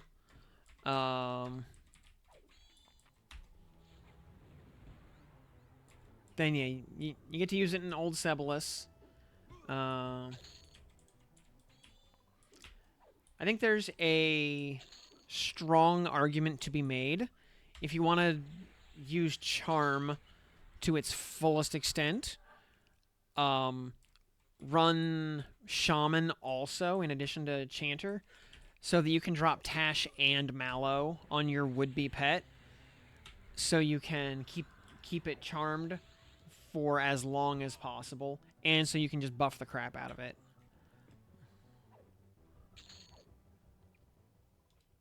I have a sneaking suspicion that,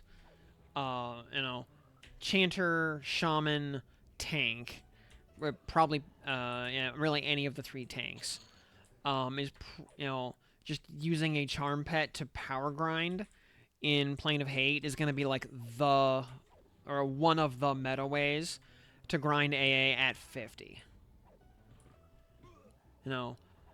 Leveling alternate classes, for easy low-level AA, is still going to be very, very much a thing, and probably the finger quotes, optimal way to grind AA, but you can only do that for so long.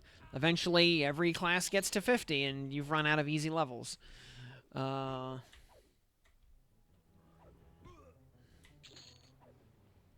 an Iceclad could solo load as alt-based.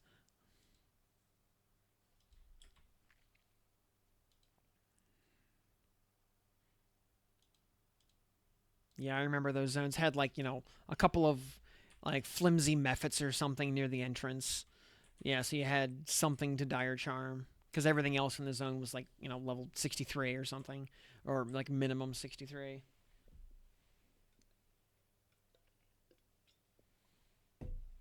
So, I don't know.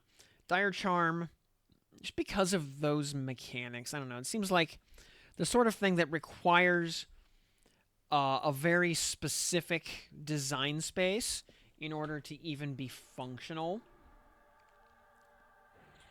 as opposed to regular Charm has a certain amount of high risk, high reward going for it, because yeah, you buff the crap out of your pet.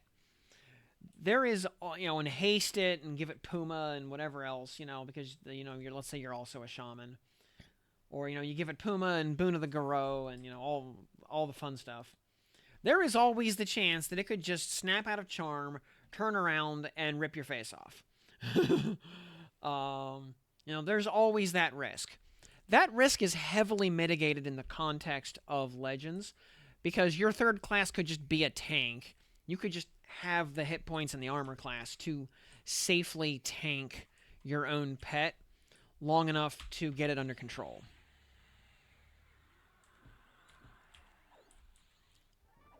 So, the, as opposed to on vanilla EQ where you're just a spindly enchanter, your pet breaking may just straight up delete you, if you blinked at the wrong moment. So, the risk is already pretty heavily mitigated here just due to game mechanics. Unless you're just really, really dedicated to that, triple caster, dress-wearing, finger-wiggling lifestyle.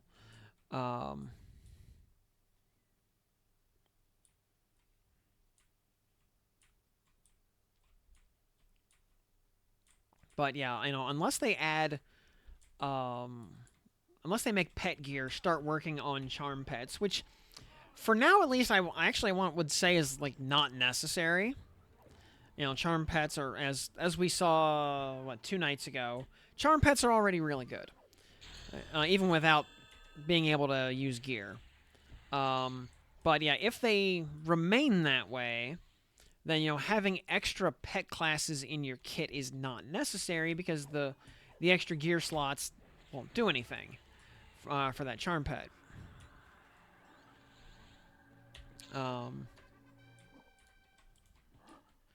Though, you know, if gear does start working for charm pets, then yeah, cool. You know, uh, you know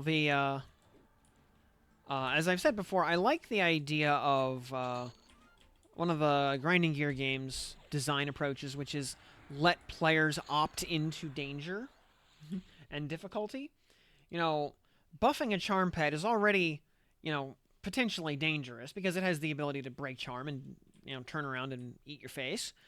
Give it a bunch of gear, and it is now that much more dangerous and that much more capable of just ripping your face off on the same server tick that it breaks charm. So, uh, you know, I do not have a dog in that particular fight. I think either way is ultimately fine, you know. Though, yeah, charm as a mechanic is a little bit tough to balance. Um, you know, it does make the design space around it a little bit goofy. Oh, the Diaku warriors, yeehaw, yeah.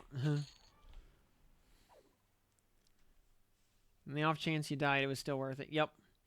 Charm a pig, and yep.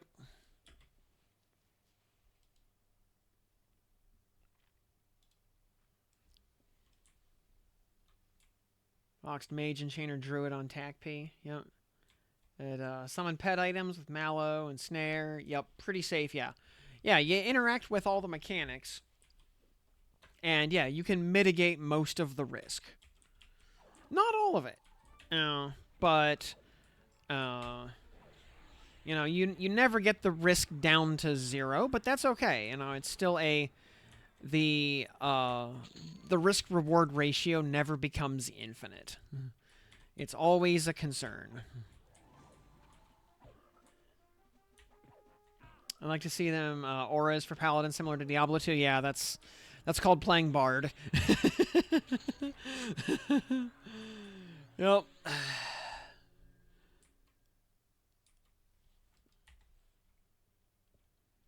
Yep. Bards have become the aura bots.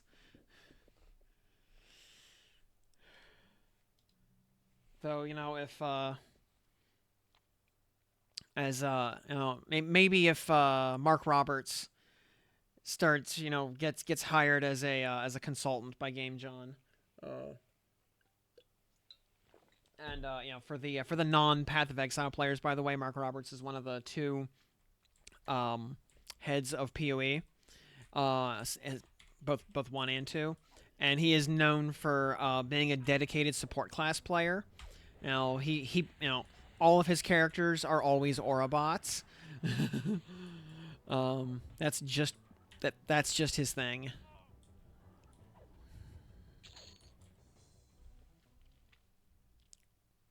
Self rune and A rune with a VT time flag gear was pretty tough. Yep, yeah, you get um, yeah, you toss out a rune so you have an extra layer of protection. I will say, by the way, just in case any devs are lurking in chat, as they are wont to do, I would love to see an extra resource bar up here. You know, even if it was just like kind of an overlay on the life bar to show your current rune amount, so you could see, you know, display kind of like Energy Shield and Path of Exile. Especially when you have things like Blood Rune that do not show up on your buff bar. They just kind of exist in magical number space. I would love to see that reflected on the UI somehow. Again, yeah, just seeing it as an overlay on your life bar, seeing this little, I don't know, green or yellow or, you know, some other kind of color just overlay on the life bar so you can see your rune fill up relative to your health bar. I would like that very much.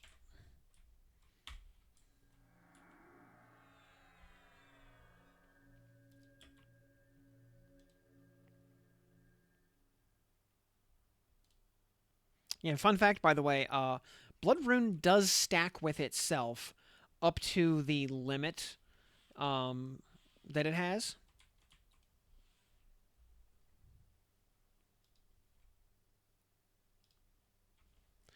All right, Hopter. Let's do this. No crit. Rip.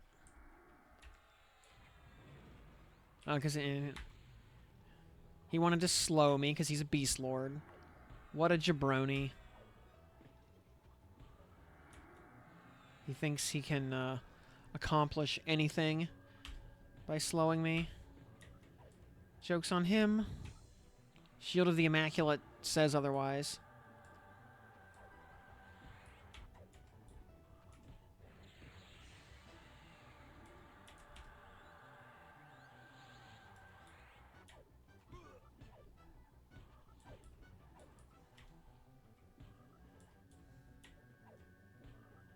I will say to his credit, though, dual-classed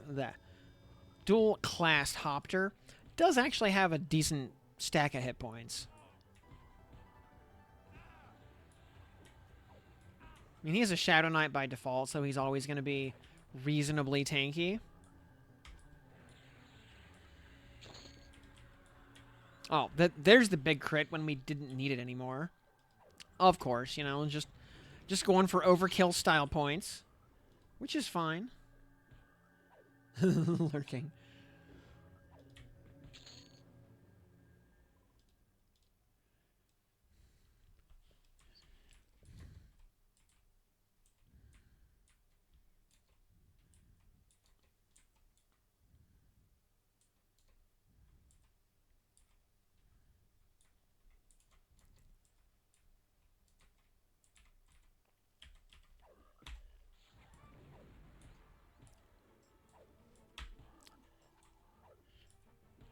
Oh, see, there's the big crit on the light blue that, you know, didn't need to die in 3 seconds.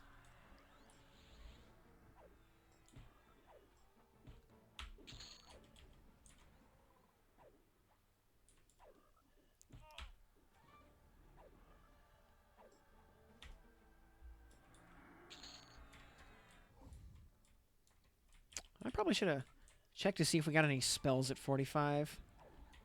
Did we? Are there any spells that matter? Oh, we get Supernova based. That's our big point blank AoE. Okay. Oh, and we have Divine Might. And we have Lesser Familiar at this level also. Well, we can also just pick up Improved Familiar. The AA, so, which, honestly, I don't know. We might just... We have so many AAs to spend. I think we are actually just going to grab Improved Familiar and not even bother with Lesser. Yeah, we'll just buy it. It's going to help our level grinding for the foreseeable future, so... There we go. Summon the little Drake. He's just a cute little guy. Actually, Khan's yellow to us right now. All right, Pet, get lost. We only need you for the buff. We don't actually need you around here. Sorry, bud. Oh, we also get access to mana burn at this level. Does burns 3k mana to do 4 times that in damage. How much mana do we have? A lot. That's like 75% of our mana, but that does just delete an enemy. It's like we can just delete Hopter on contact, basically. And oh yeah. What was it though with spells at 45? Yeah, we get Supernova at this level as just one big blast. That's a long cast time, 6.3 seconds. It's also a lot of mana.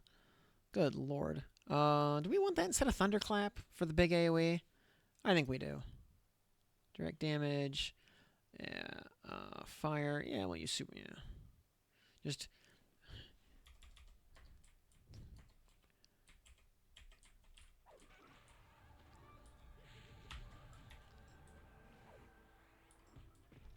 Yeah, it's still.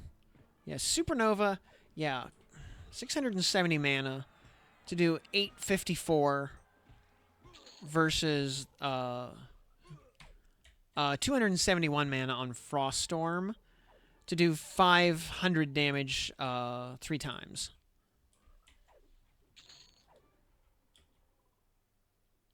Yeah, like a much improved harm touch. Yup, very much so. Just dump your mana bar into one target and just delete it instantly. Yeah, mana burn is... It's every 72 minutes, though. Yeah, 72-minute cooldown on mana burn.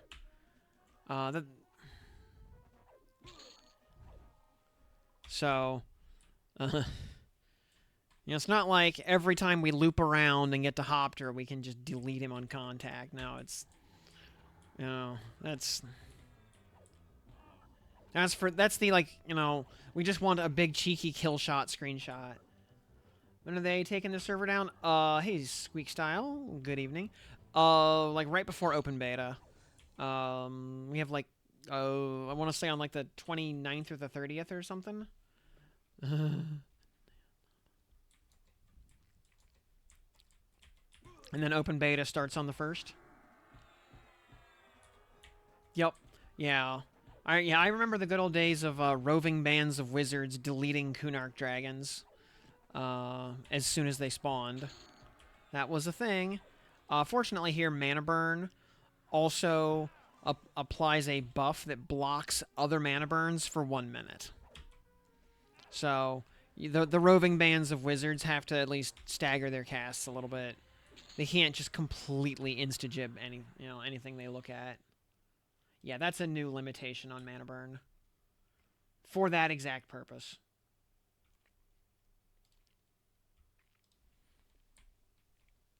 Yep, and as mana values got more and more mud-flated, yeah, it just got worse. As wizards could just, you didn't even need a group of wizards. Just one wizard could go, catch Gornair up and just go, boop, and collect their loot.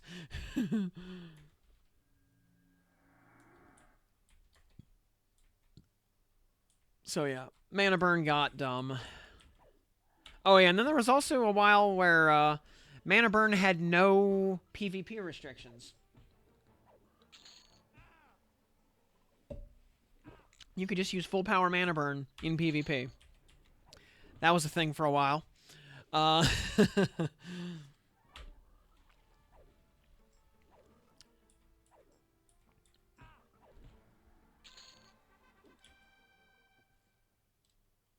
Was a good example of how, a PvE game does not translate cleanly into PvP. Those are very, very different things. You played Talon, Zek. You got deleted by many mana burns. I believe it. I was a filthy bluebee, so I never had that problem.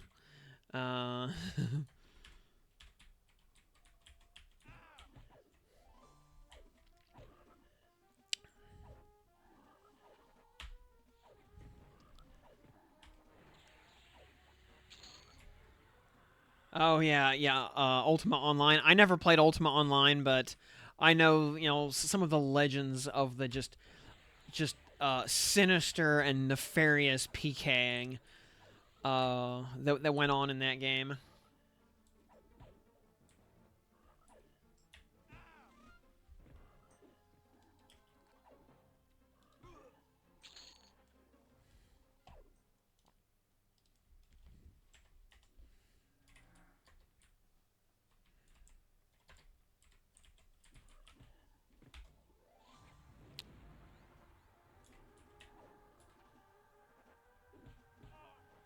I can enjoy a little. Let's just cast Supernova for fun. Yeah, very nice. I can enjoy like a little PvP tournament like once a year as a special little GM event or something for funsies, but as a full-time play style, it is just not for me. I am, I much prefer the jolly cooperation of PvE.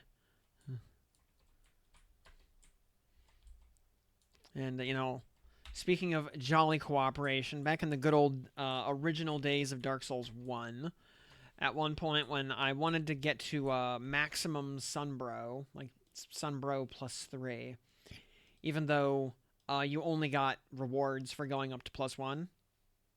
I wanted to get to Sunbro +3. And yes, I was playing a proper, strength, faith Sunbro build. I basically, sat myself down in the at the entrance to the Kiln of the First Flame. Would put down my golden mark.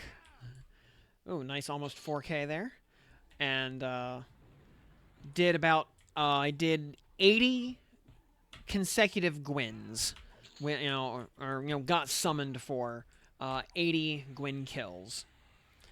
Uh, and in order to stay level appropriate to get summoned for Gwyn, I never spent those souls until I had gotten all 80 kills to get to the full Sunbro +3.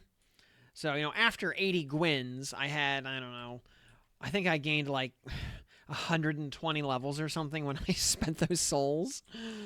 So I proceeded to just rampage through new game +1, 2, and 3 before I ever gained another level.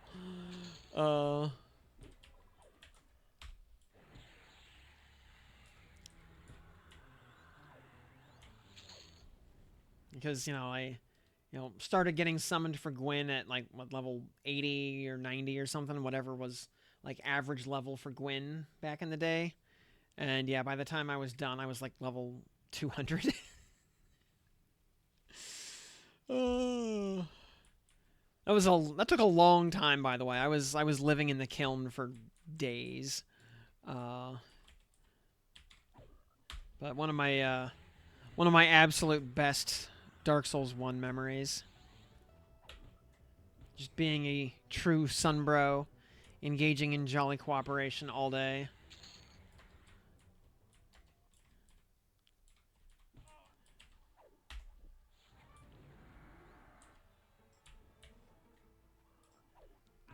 Which one of the saddest moments in Dark Souls 2 was finding the Altar of the Sun and seeing, what little is left of the Sunbros in the era of Drangleic.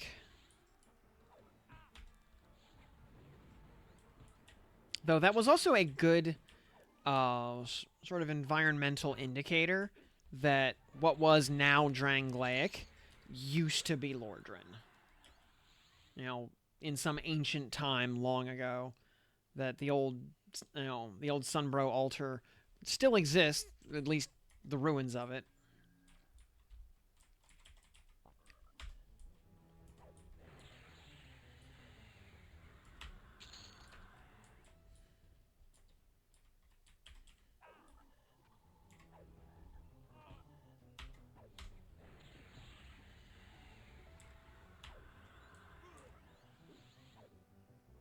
PvP jousting with strike attacks got old fast. Yeah, I believe. Yeah.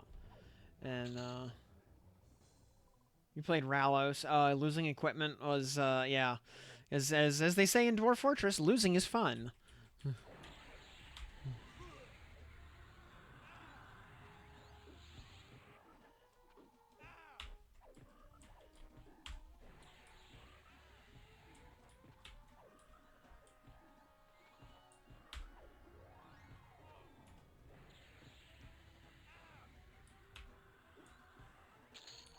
Yeah, I will. I will not begrudge the PvP enthusiasts their fun. No, it's just not for me. But other people don't have to like what I like. Which is a thing no person on the internet has ever said before.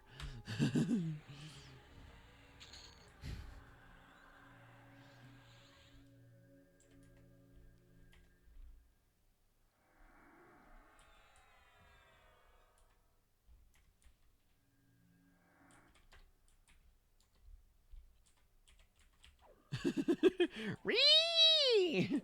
Stop liking what I don't like.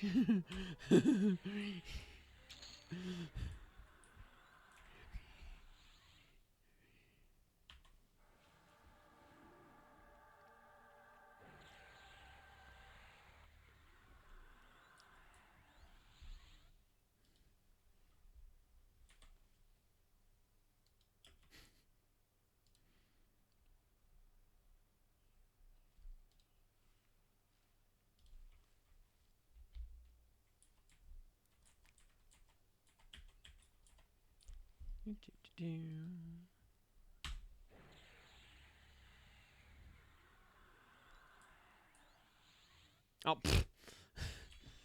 Stupid frog actually resisted.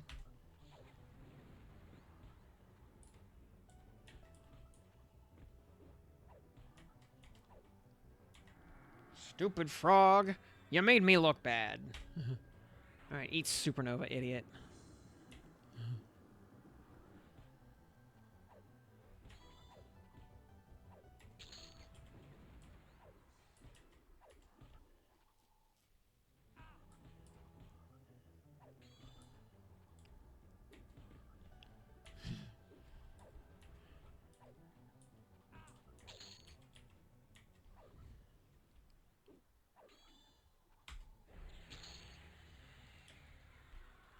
Yeah, yeah, people's desire to just argue over the dumbest, most petty nonsense all the time, I do not understand.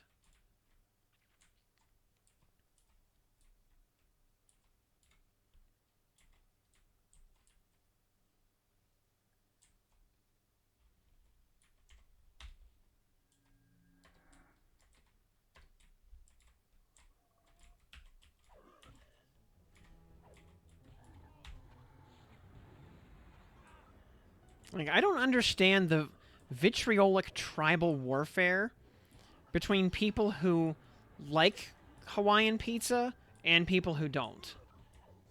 Like, are they just playing it up for memes at this point, or are they actually being serious? Like, pineapple on pizza is okay. Like, if somebody gave me a slice for free, I'd say thank you, and I would accept. I probably wouldn't, like, order it myself, and I wouldn't pay for it if there were other options. Uh, but it's fine. I don't... You know, I'm not having any kind of existential crisis over the fact that other people like putting pineapple on their pizza. uh, you know, you'd be surprised. I mean, at least in my guild, everybody was pretty chill.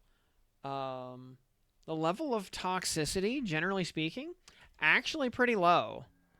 Um, Now there was also you also needed to be pretty thick-skinned to be in that guild, because I mean, also just getting in the first place, you know, you already had to be, you know, kind of the best of the best of the best. Um, and to have already gotten to that point, you kind of needed a, you know, a certain amount of thick skin in general. But and we would also, you know, like new recruits, we would also kind of haze them a bit to make sure they could actually handle kind of the high stress environment that we you know, that we existed in. So,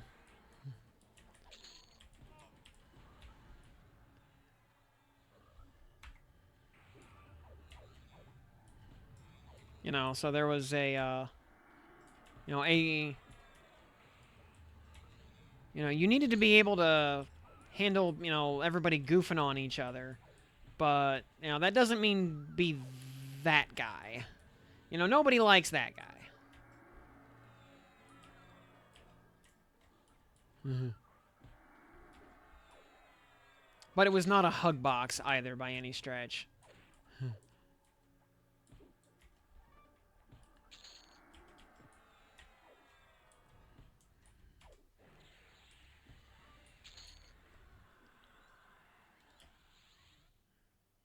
You know, basically if you know, couldn't handle, you know, locker room level ribbing and you know, banter, then that was not the guild for you.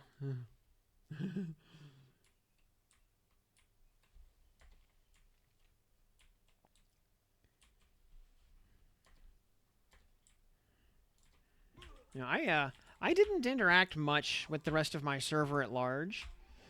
Um,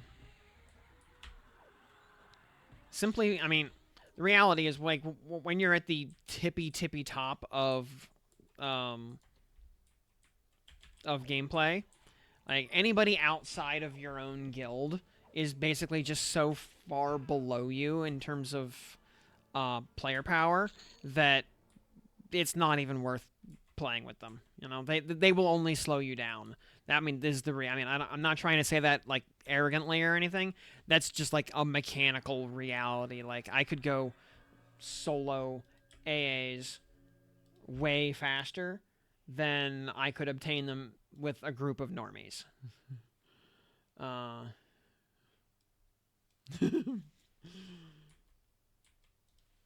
yeah, because I mean, again, like the difference in just power from gear between like because again we were like the top number one or number two guild in the world at any given time. Um, so like the difference in just gear power between us and anybody else was night and day. You know, like as a paladin at that level, I was doing more damage than a normie rogue. You know, I was healing for more than a normie cleric. You know, it was we were just playing a different game. That's how big the rift in power was. Um, also, you just the um, generally speaking as well, the kind of just the level of player skill at that point becomes um, so vast. Um, come on, why am I not? Oh, because the spell's not up yet. Dur. I was like, why isn't Harvest going off? Because it's on cooldown. Dur. Um, I smart.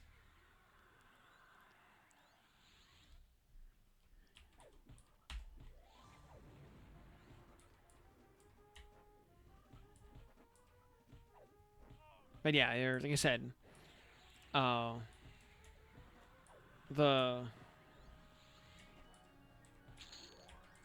like, even the rift between like say us and kind of like a upper mid tier raid guild was still gigantic. Uh, there we go. Yeah, so yeah, we were just playing a different game than everybody else.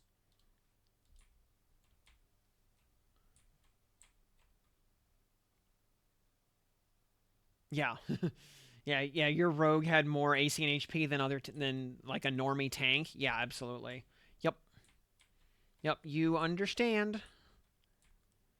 I mean, hell, our clerics did more damage than normie rogues.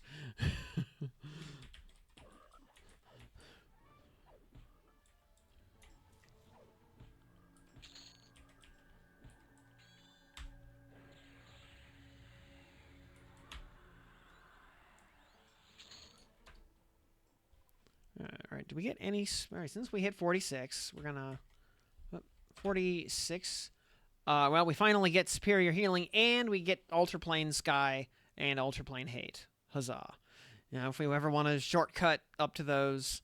By the way, I mean they still cost components, but those components are available at spell vendors the world over. You don't have to go to Eridan and Ariok or whatever to get those. But oh, finally, superior healing. Heals, superior healing. Huzzah! All right, and we get dismiss undead finally for what it's worth. Okay, and oh boy, we get strong root. I mean, to be fair, why why does strong root have a 72-minute cooldown time? Like, what is the point of that? You know, yeah, root your target in place for 48 seconds, 300 point resist mod, 2-second cast time. I mean, that's a really good root, but 72-minute cooldown time on a thing that only lasts 48 seconds. What is the point? What is the point of that? Uh,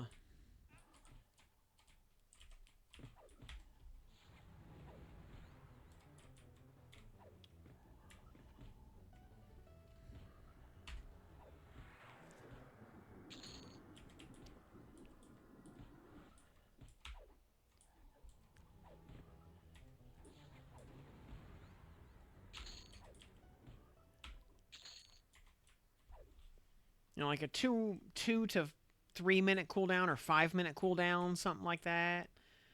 You know, so it's not something you can spam in place of normal root, but as the emergency button. Um, you know, like on a 72-minute use cooldown, there is just no use case for that. So all right, we are 46 though, so it is time to go do the Ice Comet quest. So we can then prep for Plane of Hate, and we'll be grinding up there. Gonna run to the bathroom though first, and then we will get to work on Tartan's Wheel.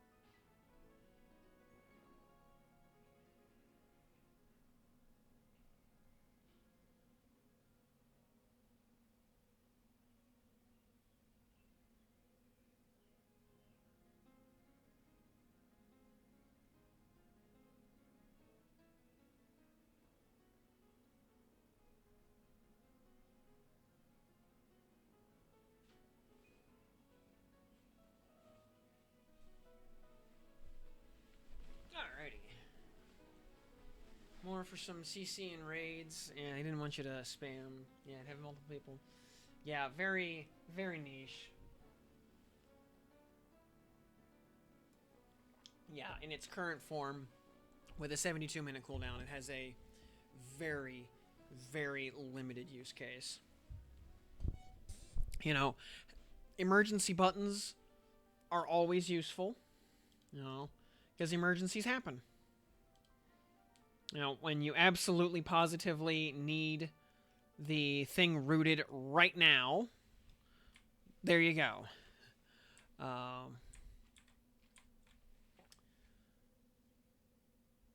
alright, we need to go. Do we have the spell up Tartan's Wheel? Okay.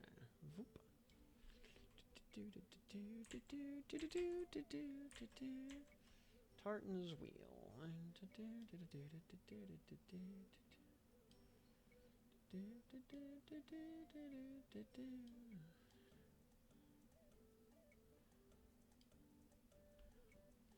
Alright, so what do we need to do here? We will ultimately do that. Alright, Star of Eyes. Yep. The Frost, we're into the Astral. Alright. We obtain the 10 rods and combine them in the glowing chest. Okay. You bring me the Staff of the Wheel and the Star of Eyes. You're rewarded with a Rune of Frost. Okay, which for personal use, of course. Alright.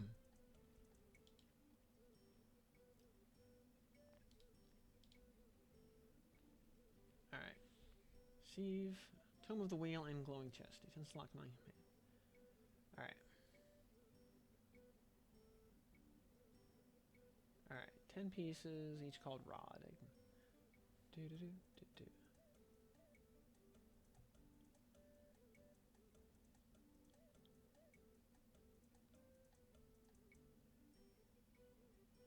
This combine can fail. Okay, there it is.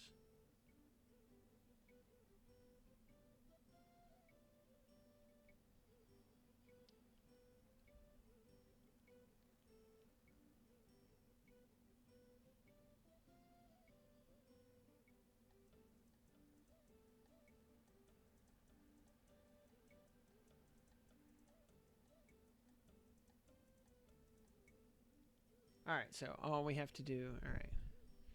Your beast in ROI was so geared, the game was totally different from me compared to buddies and smaller guild. Yep, absolutely. Yep, you understand. that even somebody in a like respectable upper mid tier guild is playing a different game than you are. Yep. Yep. It's the rift really is that huge. You understand.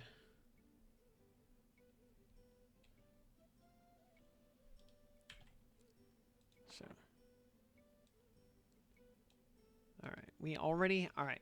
So for Spoke of Tartan's Wheel, we have Isa from Neriak already. We did that one before when we were getting our what you calls it, our Tash coins. And we also already have Fauna from Oasis of Mar. Oh, crap. We should have grabbed Enna from Lower Guck while we were down there. Dang. Alright. Should have thought ahead here. Oh, well.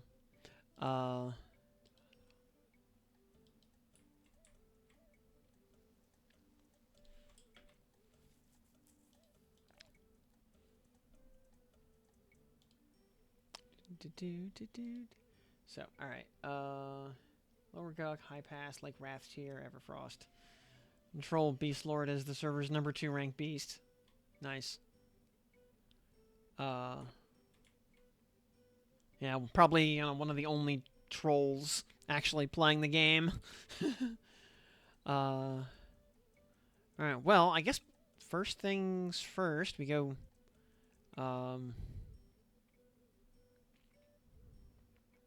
we have a, yeah, there's no Inathul port, right? We gotta just go to Firat, yeah. Or South Row. Yeah, we'll just... It's not much of an evacuation when it's cast as a ritual.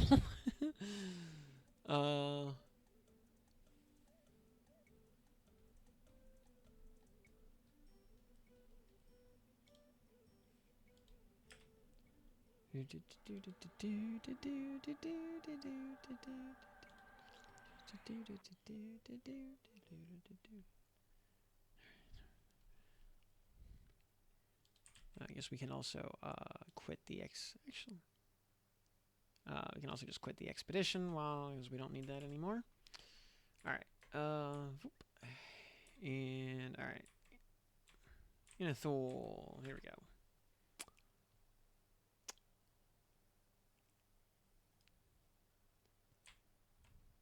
Yeah, as yeah, since you can't ritual in combat, yeah, you wouldn't be able to use it as an evac.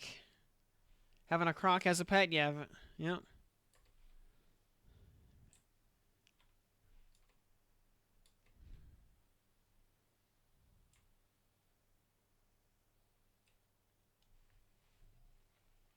I would not mind having a Rulon as a pet.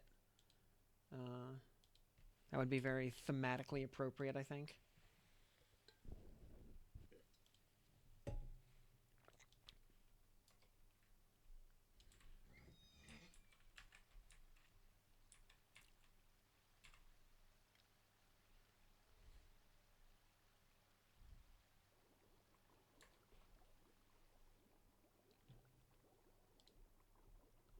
Okay. Let's see. Lower Guck is... Oh, it's on the floor of the hand room. Oh, we were right there. We were right there. Dang. Should have looked before I ported. Oh well.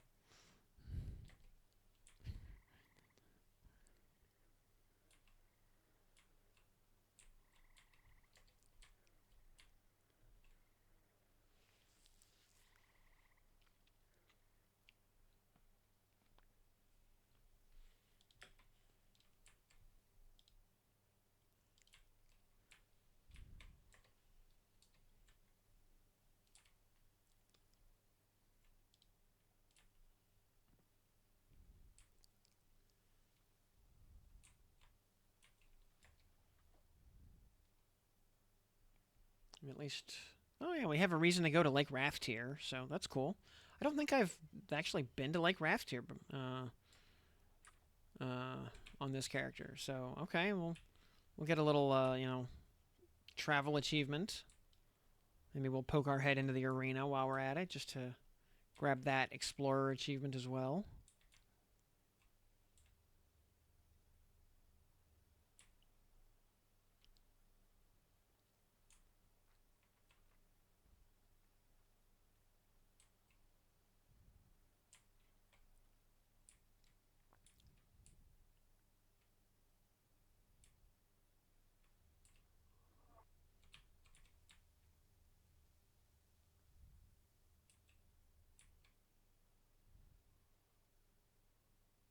Yeah, we'll use the zone line over here instead of the one underwater. It all goes to the same place.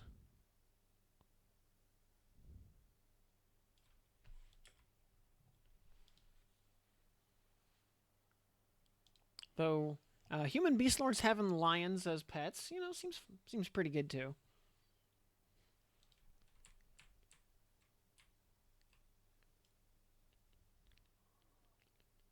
Actually, we have beneficial. We have IVU.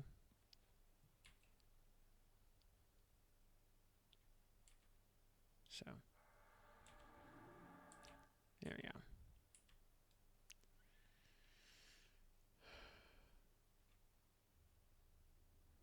Also, since this is the open world zone, stuff may just be dead. Which is fine by me. I have no particular desire to fight this nonsense.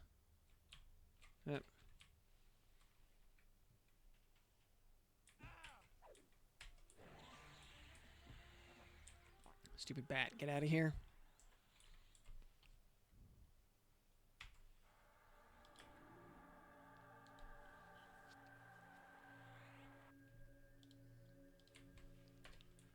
Alright.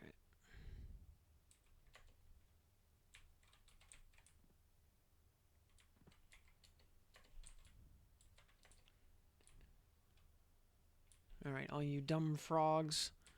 This time, you all get to live.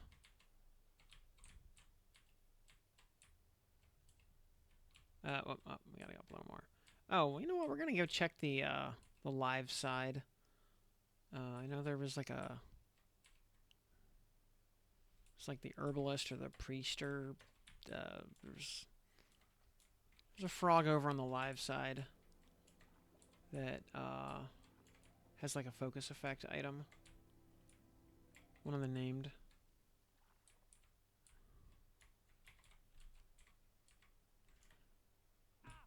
Alright. Mr. Reanimated Hand, you have chosen poorly. Eldritch Ogre, good evening. Welcome to the program. Eating the soup with a fork, me, I'm the smartest. Yeah, I mean, obviously that's how you, how you're supposed to eat soup. I mean, like, how else would you do it? It's common sense. Alright, there we go.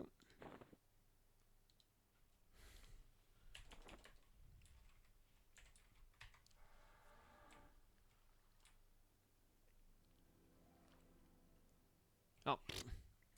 Invis almost lasted a full server tick there.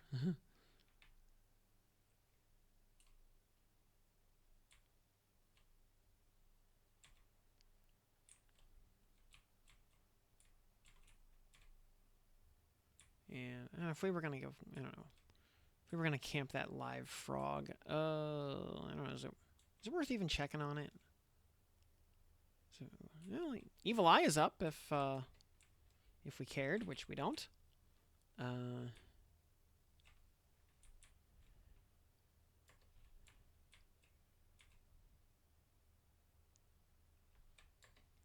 Oh, hello, Ghoul Savant. Alright, well, you know what? Alright, Ghoul Savant. Just for the sake of Hunter achievements.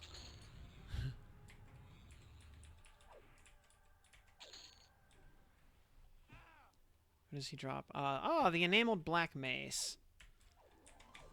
Good old enameled black mace. Sadly, does not have a lot of value here, so deleted.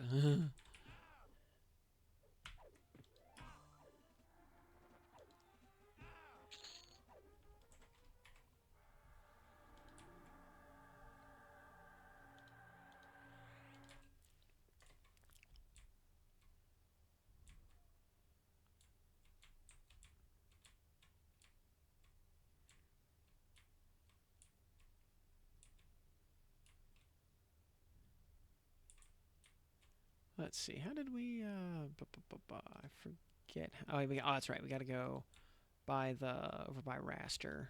Is the way down? Yep. There we go. Okay.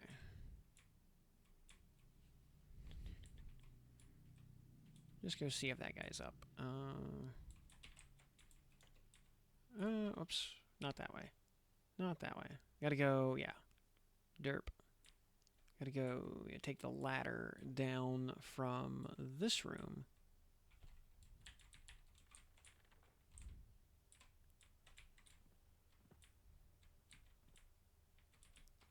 And then this is how we get there. Yeah. Go past the raster, because we don't need to bother him today.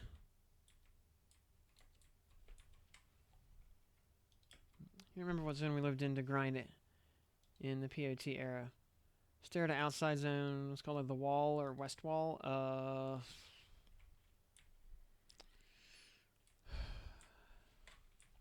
Let's see. I remember.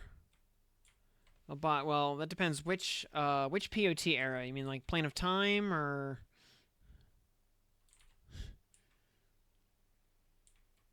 And yeah, King.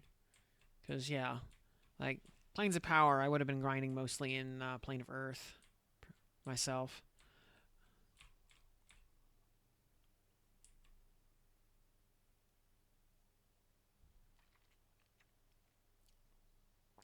Over by the yeah, especially yeah, the tunnel at the end of the zone that leads into Earth B.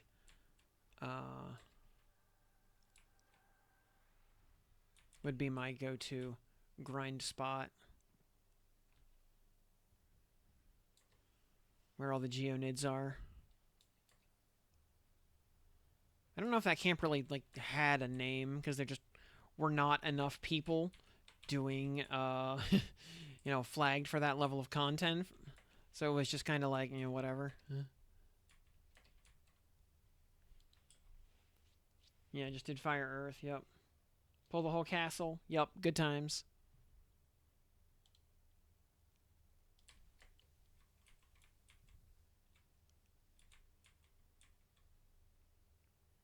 The tactician is the. I thought there was a. No, I guess we gotta filter. No, wait. And find. Come on. There it was. Maybe it wasn't over here. It was over in the. There's another spot. There was a. Wasn't there. I think it's up in the. And. Oh! A huge water elemental aggroed. Okay, you have chosen badly. For some reason, it was KOS to us. It gives frog faction hits, but is not actually on frog faction. Weird.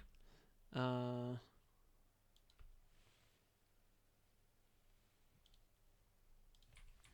yeah, whatever.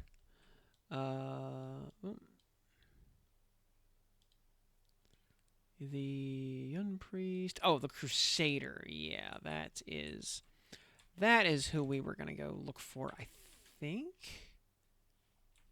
I think is what we were looking for. I want to say it was the Crusader that has like a focus effect or something. Oh, and he is up. Excellent. I just have to remember how to actually get to him. Because this area is a little goofy. I think we go in here, down the stairs, and across. Yeah, I want to say it's this guy. Hello, Froglock Crusader. Sorry for having to murder you. You know.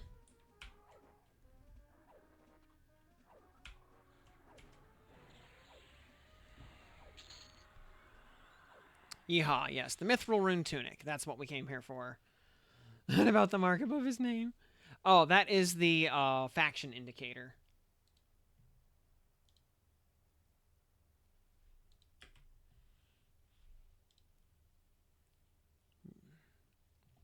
Which is an optional UI thing. But yes, Mithril Rune Tunic with Spell Haste 2 on it. We will absolutely loot that. Yeehaw, Spell Haste 2. Just like the only generic Spell Haste that I'm aware of. Or at least at least at tier 2. So, alt currency. Let's just take a... we have 20... Actually, we don't even need those. We have 51 lessers. There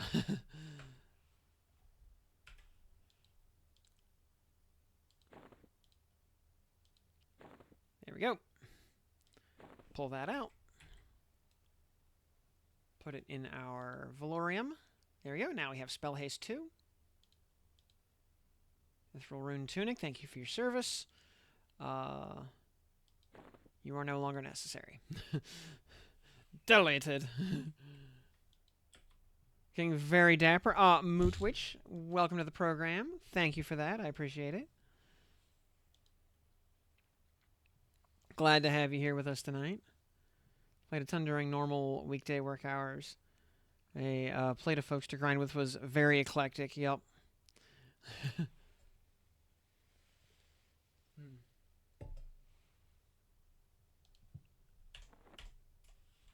All right. Well, now that we have that, it's actually, while we're over here, is the Yun Priest up? Let's see. I'm not actually entirely sure where he is in here, but I'm just gonna poke him for the Hunter achievement if he's alive. Yun Priest, Zolnite. I don't think he is. I think those are one. I think one of his PHs was like that guy right there. So, okay. Urge Shaman, Zolnite, One Knight. Yeah, okay. He's not up, but all right. That's okay. We got what we came for. Can you turn on items for a quest if you have taken the effect off of it? Yes, you can. I pulled the click off of my Soulfire before I gave it to Inteakara.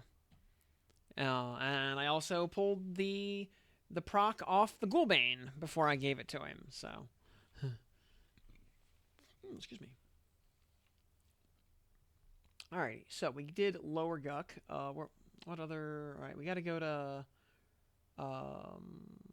Oasis... Oh, we also have to go to Unrest and Dagnors. And Arid's Crossing. Okay, we gotta do...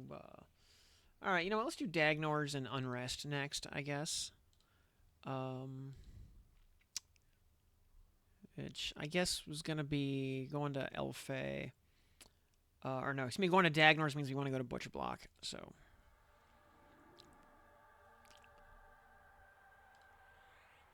Trident of the Seven Seas. For, 10 backstab damage on that makes it, pretty acceptable.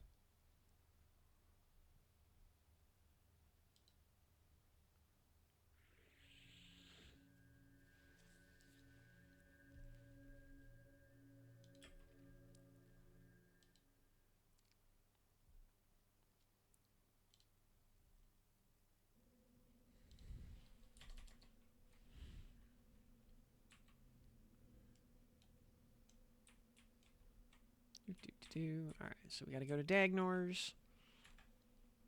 Grab that one, then we just go into Unrest. Grab that one.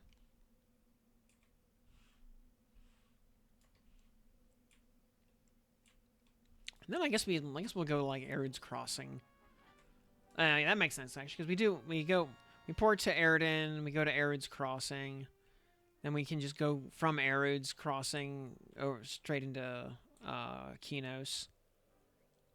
Because we got to go to the aqueducts. Because, once again, the sewers provide.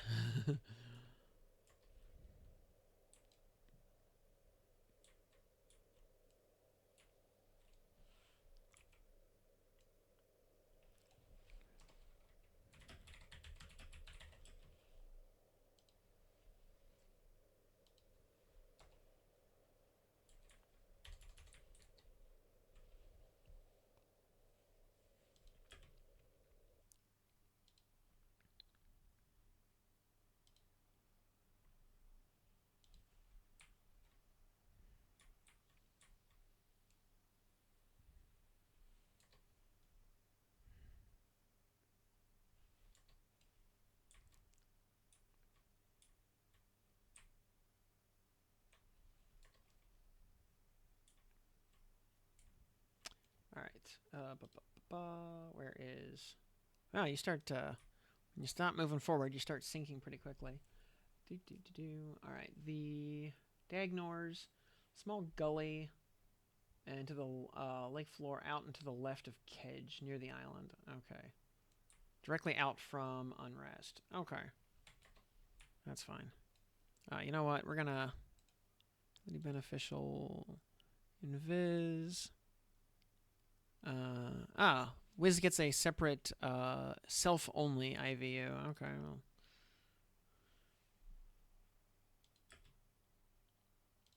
That's fine. But, praise be the sewer provides.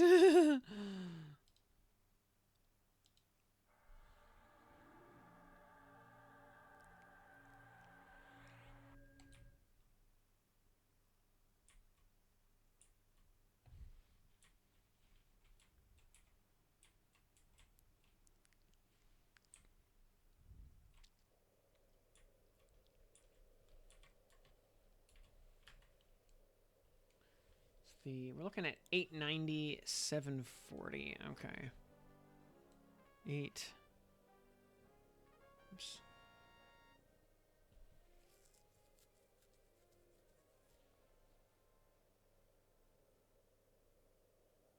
Okay, a little too far east. 740. Okay. Hey there, Conium Darkblade. How you doing?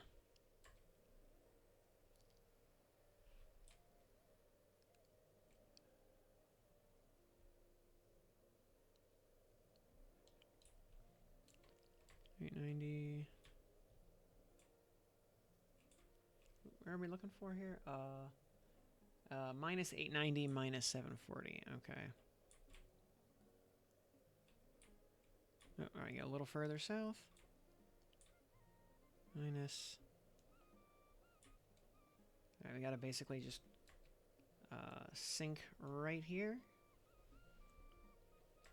I may have to actually click off levitate. Yeah. Yeah.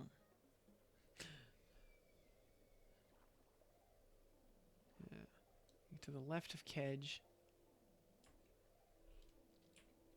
Yeah, 890, 740. We need to go this way a little bit. Yeah, we should see it. Should be 7. Actually, we should have.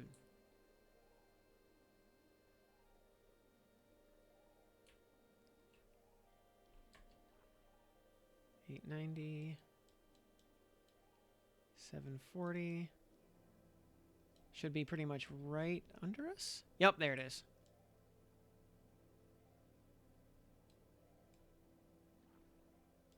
All right, there we go.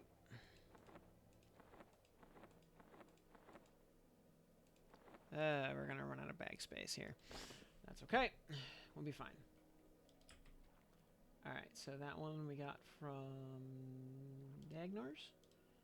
Alright, now we just head into Unrest.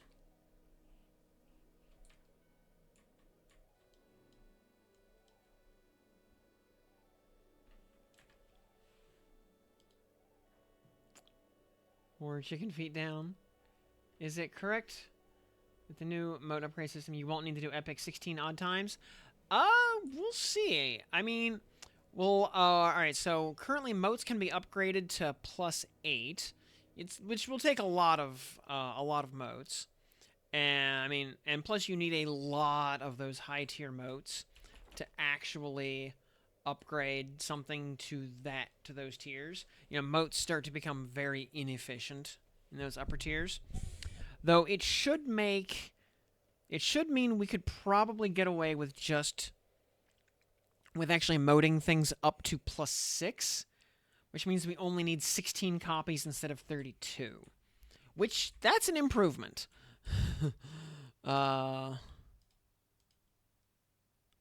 Official, oops. Invisibility, 5 seconds. Really? It's only a 5-minute duration? Weird. Whoops. Derp. Wrong spell.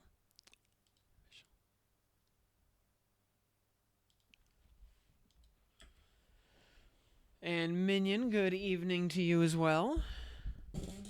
Should level an ogre in the sewers. Yes, you should. And there's, plenty of rats and people to eat in there. So, it's like, almost an ogre's natural environment. All right, unrest. Underwater on the hidden cavern floor to the right of the manor. Near Sarah in the cubby between them and the house. Okay. Oh, okay. It's over here. All right. So it's easy.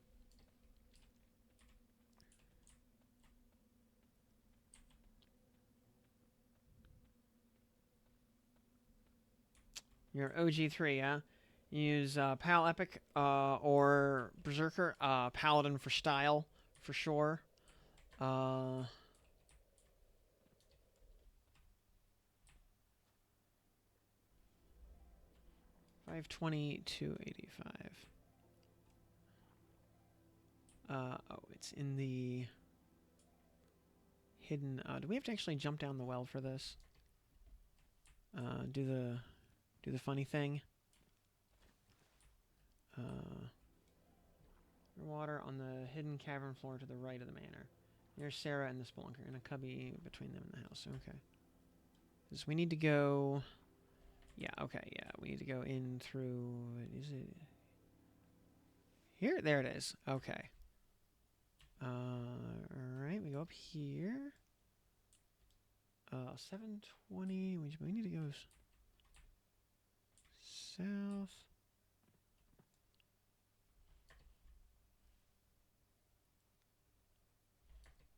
Hidden,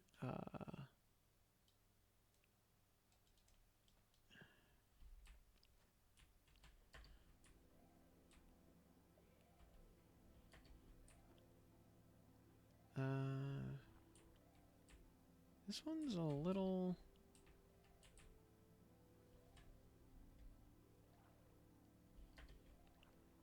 $520.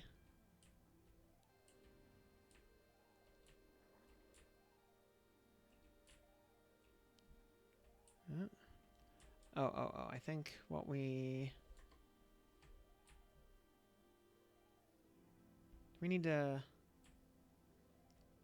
drop down through the, it's like there's not a, it's not like a, we're gonna appear here. It's like, we don't have to,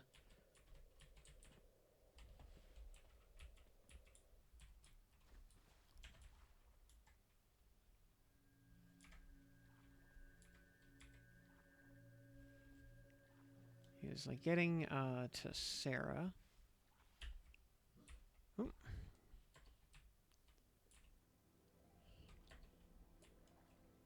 Have to...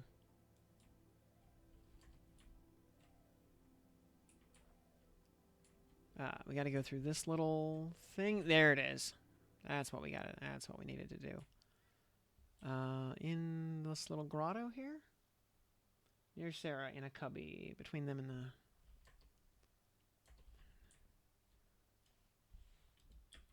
You just looked at it from south to north. Oh, did I...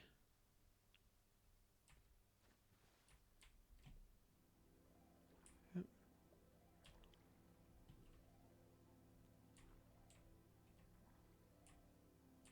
Did I?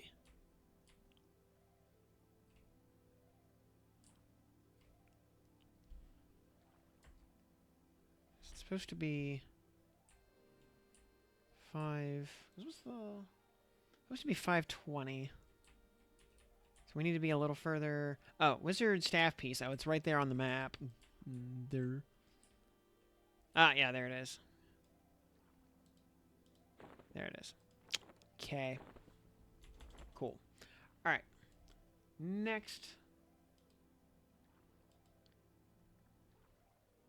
Alright, so we got that one. Alright, so we'll do Arid's Crossing next. Rituals. Back to... Alright, so we gotta go to Tox. Ring of Tox.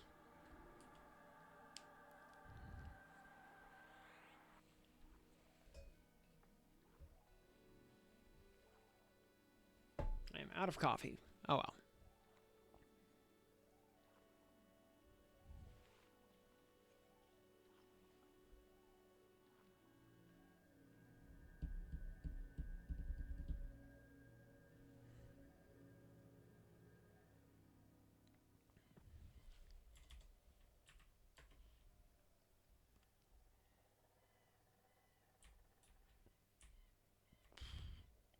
So we got to go to Arid's Crossing, and well, we can also pick up our Traveler achievement while we're there. We can also, zone into Kara Isle real quick and uh,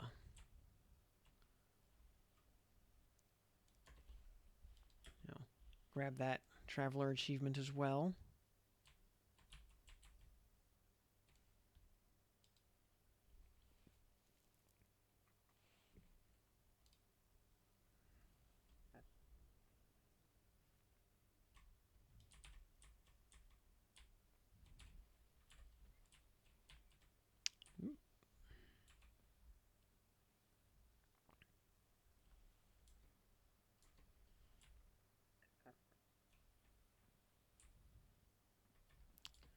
Do, do, do, do.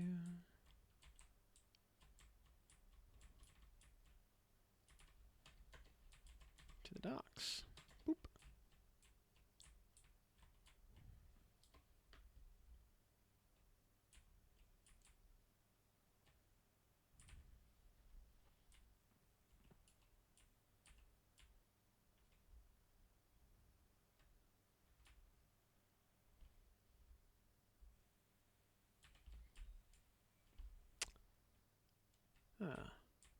Hello there, gnome.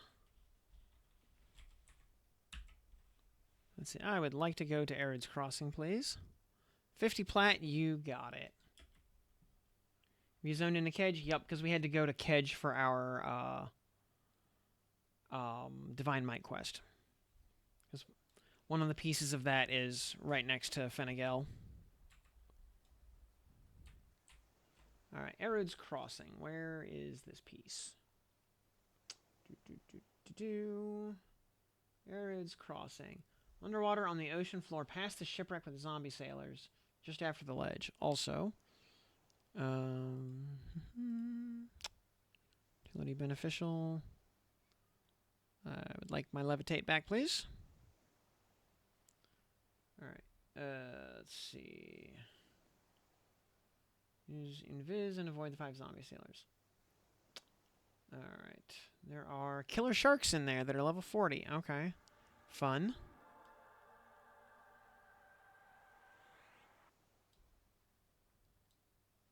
It is minus 1150, 2239. It is way over there. Oh, over there. Okay.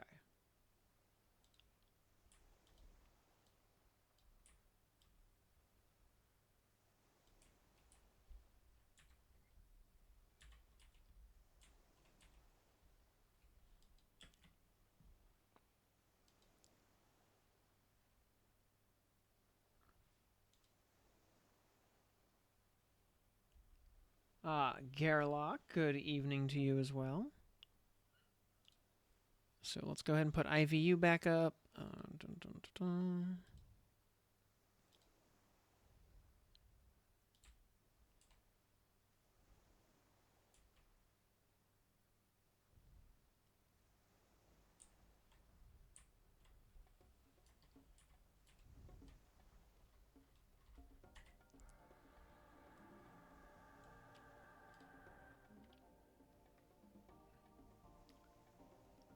Water on the ocean floor, past the shipwreck, just after the ledge. Okay.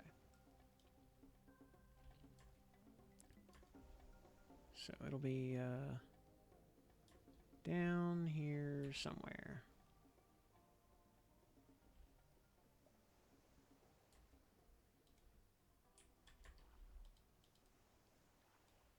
It says 1159, 2300. 11. So we need to go a little bit further south. 1159. Okay, and 2329. So a little bit. Should be like pretty much right in front of us at this point.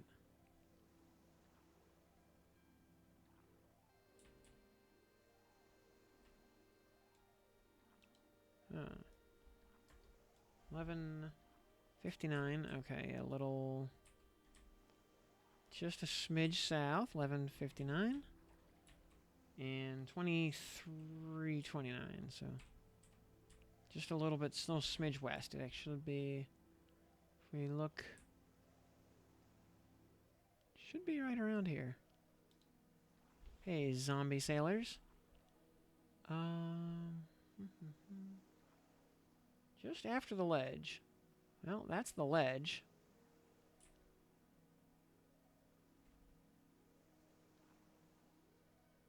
Am I blind?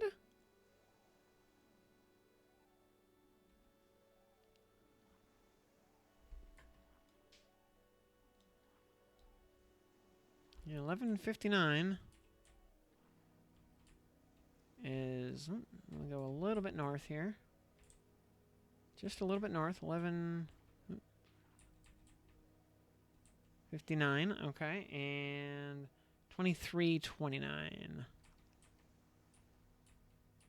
3:29. 20. Should be right under our feet, basically.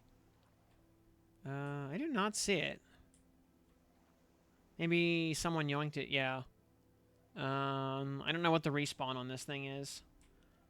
Because it should be right here.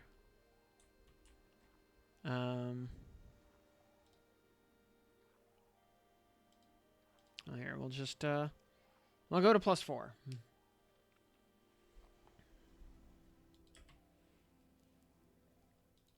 Can't imagine that many people are hanging around Erud's Crossing +4.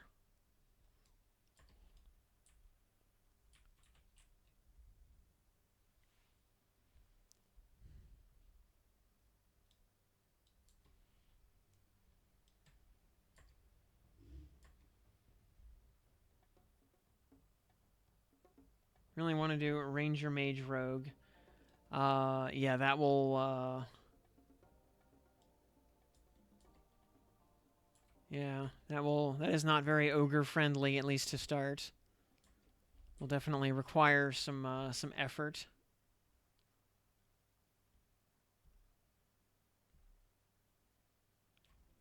Okay. All right. Ridge Crossing. All right, 11:59. We got to go, oops, a little bit north. 11:59. It should be right around here. 23:29.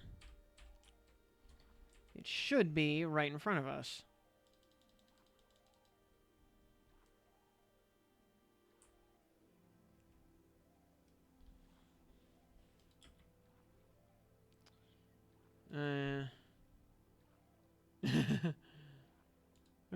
I mean, to be fair, if you actually start the quest normally, you get a book that kind of tells you where, that kind of points you in the right direction. Level 42 killer shark right there. Actually, slightly scary. Why,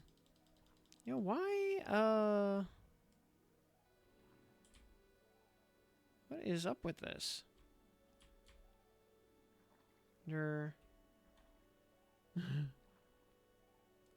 Yeah, a bunch of Stein quests. You have to unlock Ogre. Yeah, there you go.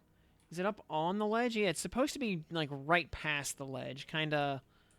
Yeah, because lock is supposed to be 11:59, which will go a -11. We gotta go a little bit south. 11:59. 23:29. We go straight east. Should be 23. Should be right under our feet. It should be like right here.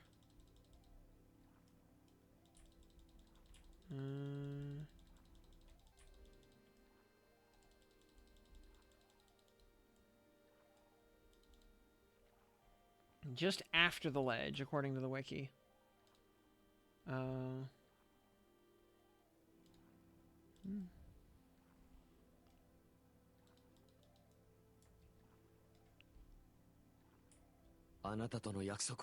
Eldritch Ogre, thank you for that follow. I appreciate that. Glad to have you on board here. Did they move it up into the ship or something? Is it just in a different place than vanilla, maybe? Oh. Stupid zombies, get out of here.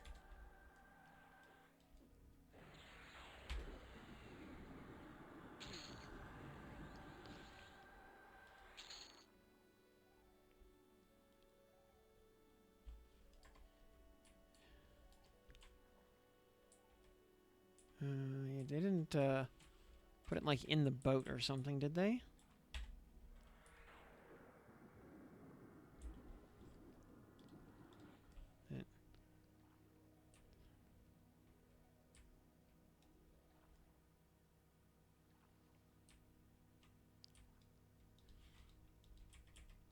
I wonder why I can't target these zombie guardians. Yeah, they just kind of don't exist. Huh. Weird.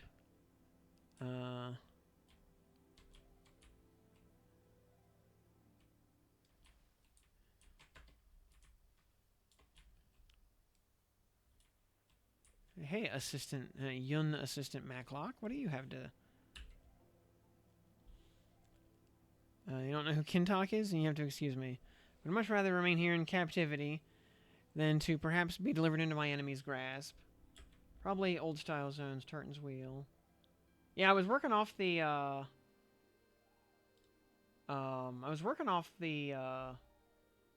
same P99 wiki.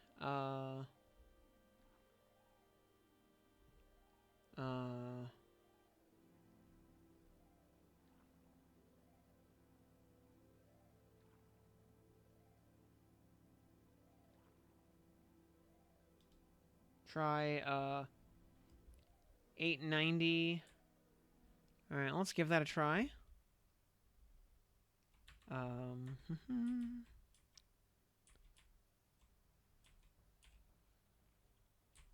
Negative 890.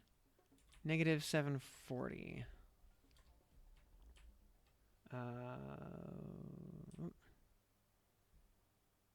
Wait, is negative 740? Is that even possible in this zone? Okay, yeah, it is. Oh, wait, whoops, I'm going the wrong way. Oh, and I need numbers to go down. Oh, yeah, okay, so. Ba-bum. 890. Just gotta go to, like, the whole other... Forgot to follow. Oh, very good. You came from the YouTube videos. Oh, very good. Hopefully they have been valuable to you. 890. Going out the whole other direction here. 890, 740. Okay, we'll just go... we'll try this way.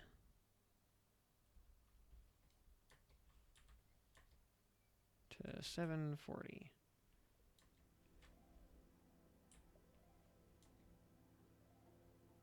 Alright, 890, 740 is going to be right around here. Let's see if we can go a little bit south. And alright, there's 890, 740.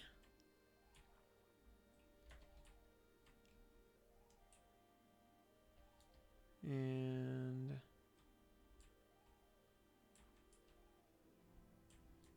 890, 740. Nothing nothing out here either.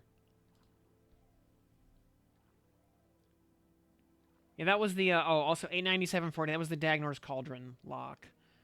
We're working on Erud's Crossing. It should be negative 1159, positive 2329.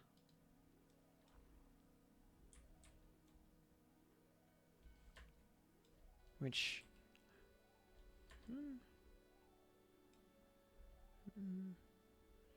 yeah, not curious.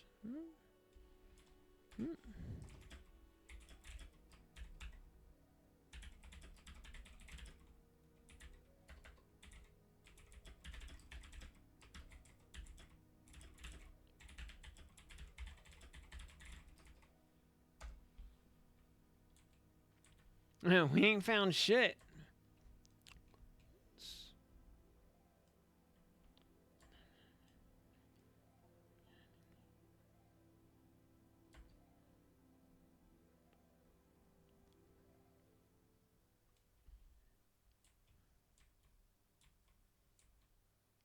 Yeah, waypoint, yeah, which is where we just were.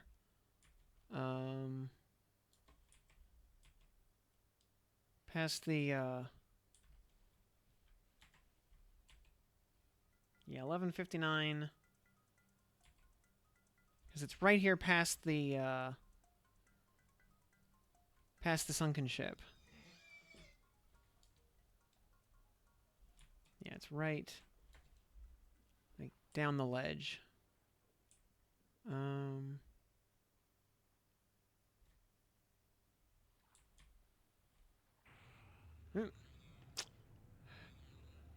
Dumb zombos.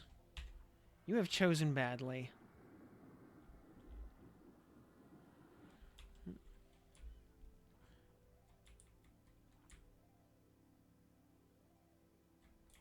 Surely difficulty zone 2, yeah. Might even, might even try a personal instance just to see if that makes a difference. Yeah, we're looking for a little ground spawn. Looks like a mod rod. It's very brightly it's bright orange, so it would stick out. It should be, yeah, 11:59. We gotta go a couple of feet north. 11. What did I say? 11:59. Yeah, 11:59. And Rufkus, thank you for that follow right there. Glad to have you on board. 11. Yeah, should be in 23:29, so a little bit west. Oops, no, excuse me, a little bit east.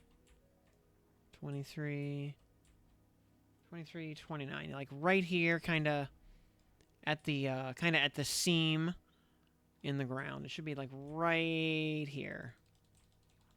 Just kind of clicking around, seeing if it's like stuck in the dirt or something. All right, well, let's try a personal instance. On, sure, +2, we'll make it a solo instance, and we'll even we'll disable NPC respawn. 11:23:40. Okay, that's very, yeah. 11:62. I mean, that's the same thing. Yeah, basically same locale we're in, give or take a couple of pixels. We'll spawn a personal instance, see if it's just maybe, I don't know. Maybe it's not respawning properly or something, and just people were grabbing it in the other picks. So we'll spawn a personal instance and see if that makes a difference. The only downside is we can't spawn another personal instance for an hour now, so we're gonna have to kill a little bit of time before we go up to like a personal instance of hate or something. But it's okay, we have more running around to do for this quest, so it's fine. Alright, so we know where we need to go. 11, yeah, it should be...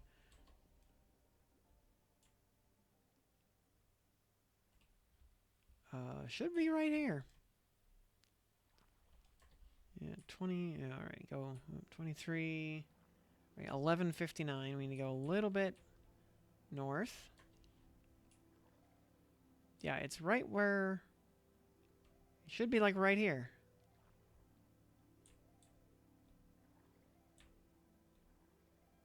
You can just say a prayer to Erlissi. Yeah, it should be like right here. Let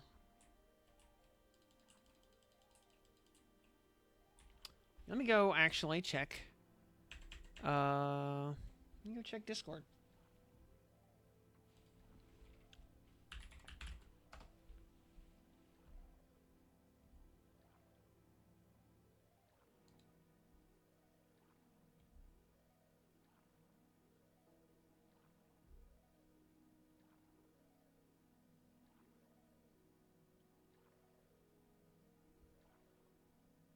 Also,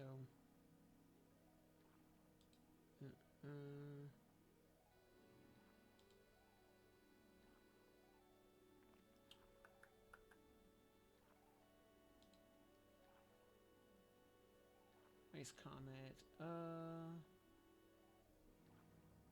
Okay, that's let me just search Ice Comet.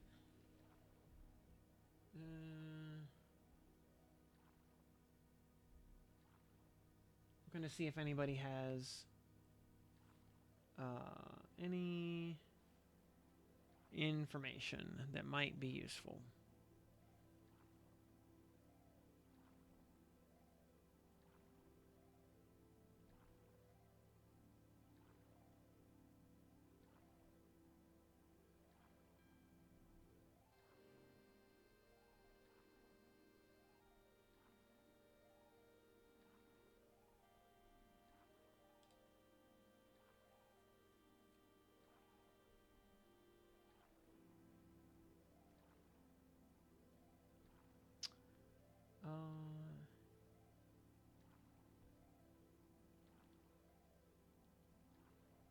Well, let's see.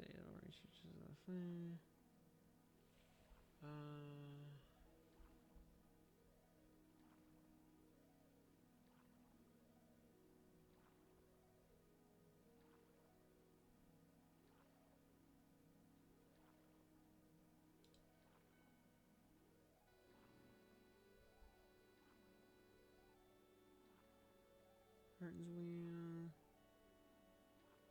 Alright, yeah, I don't see... Please say the quest. Tartan. Yeah, it's called Tartan's Wheel. Which, yeah, there's the... There's the wiki. Link for it. Yeah, we're, and, yeah, one of the pieces should be right in here. And,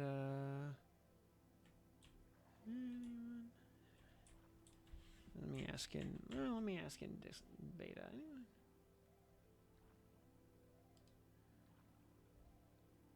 They say the original and ramp are not the same. Here's a video for old zones. Okay. Okay. Where's Aridin?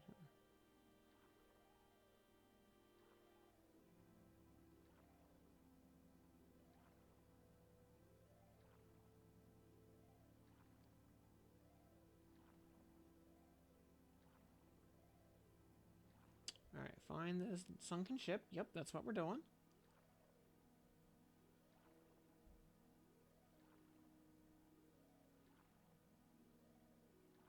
And that's where we're going, down right at the seam. A little bit past the ledge. 11:58, 23:40. Alright. We should have... Alright. Alright, that's... Alright, 11... We'll use that lock. 11:58. Okay. And 23:40. 23:40. Should be, according to those locks, 11:58. Let me go a little bit north here. Should be just a little bit to our north. 11... Give or take. Oh, there it is. Okay. Wow. It was really hard to see. Alright, yeah. Locks were just a little bit off, and boy howdy, you just cannot see it from, like, and, like, it just has, like, some weird draw distance, or visibility, or something.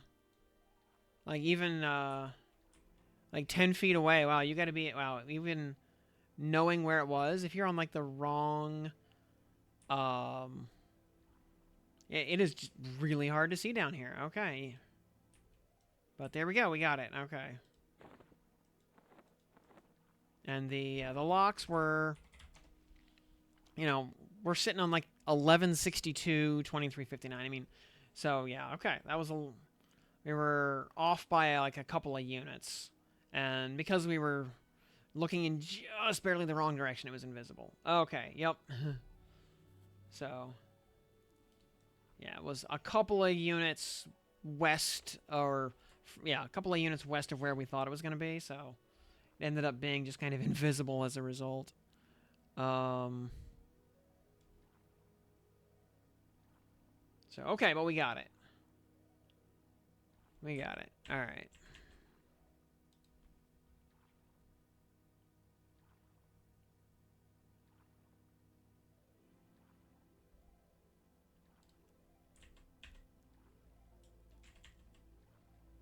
So, all right, we need to go to Kinos next. Ooh, excuse me. Ooh. So, yeah, time for the sewers to provide.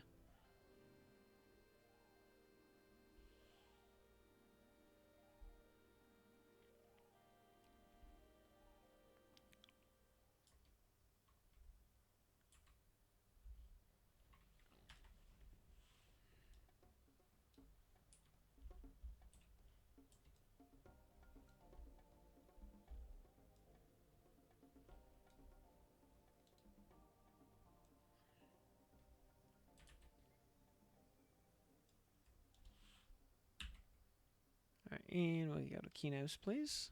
50 plat? Sure. So, all right, yeah, Charlize, thank you for that video link. That made all the difference in the world. Yeah, the difference 10 feet makes. Oops.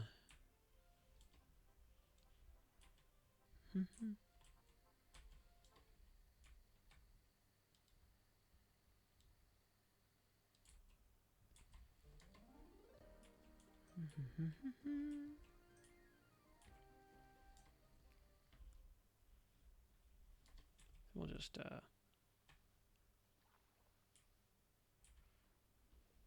drop into the aqueducts here. There'll be a statue of Quados in there now. Probably. I assume his name is Holy Curse down here. Oops.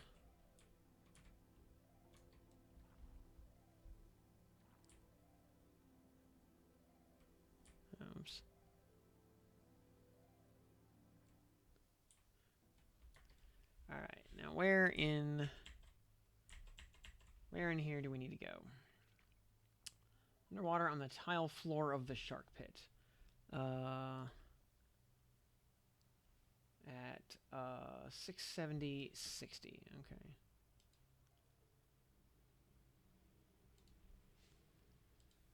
Actually, is it just is it just on the search bar? Might not be labeled on the map.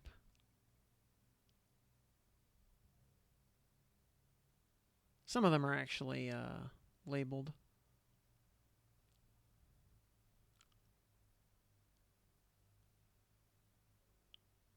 Ah, yeah, GS rod, ground spawn rod is right up there. Okay, very good.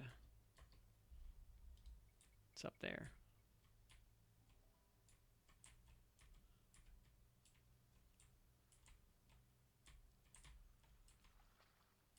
Do.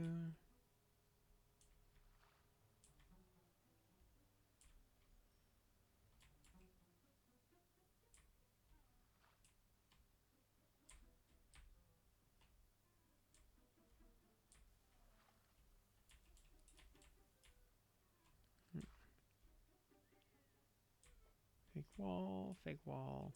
So many fake walls. And on the tile floor of the shark pit. Is that it? No, that's just a bone. There it is. Alright, that was easy. Alright, yep. The sewers provides.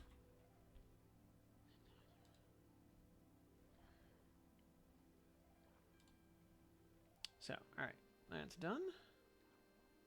Alright, we got Arid's Crossing done. We got Aqueducts done. Everfrost Peaks we will do last, because that is where the actual turn-in happens. We gotta go to Lake Raftier and High Pass Hold. Okay, well. Lake Raftier, I think we're... let's see. Actually, High Pass, we could, versus Lake Raftier, I guess the rituals. I guess Fearot's probably the closest thing to that. I don't know. I mean, there's no good way to get to like Wrath here. South Row maybe. I don't know. I'll go Fearot, I guess. Oh, you're apparently aggroed on something. What are we aggroed on? Oh, this idiot. This guy's actually level 35.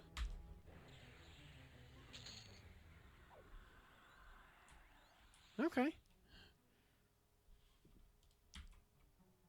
This guy also, Riggin Vix. Alright, we're gonna wreck him also.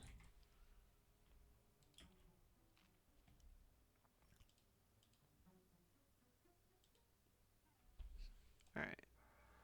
Alright, back to Fearot.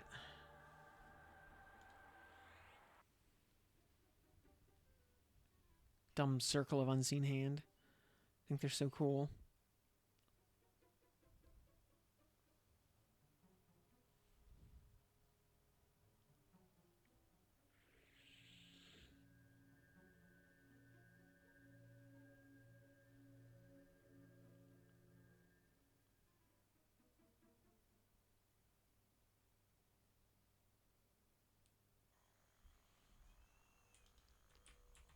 Alrighty.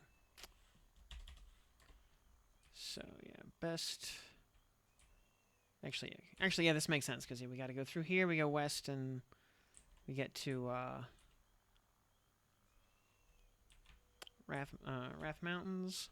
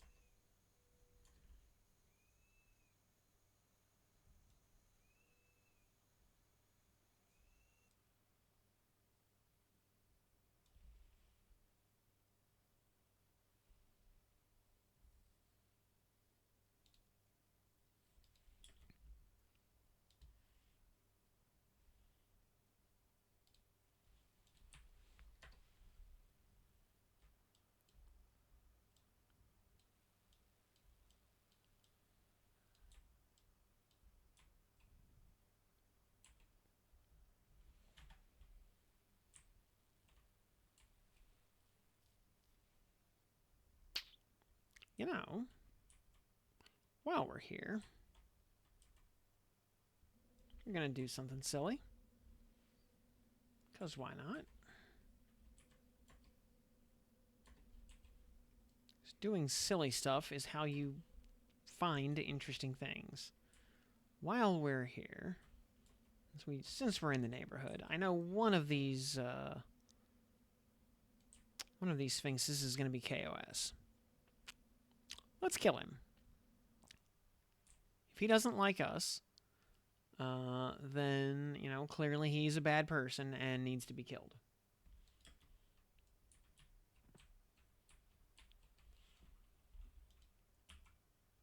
That one's indifferent.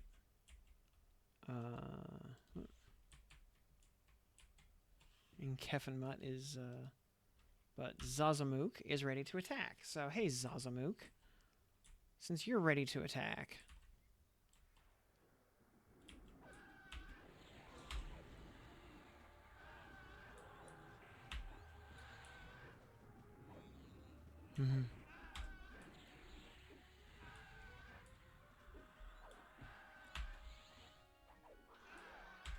We will be careful not to cast any AoEs next to the good catbird. But okay, it didn't drop anything. Mm. But we got 5 faction with yeah, Unkeffen Mutt, who has nothing to say to us. All right, no. All right, whatever. It was worth a try. I don't know, maybe if you kill the other one enough to get better faction or something. I don't know. Stranger things have happened. But anyway, moving right along.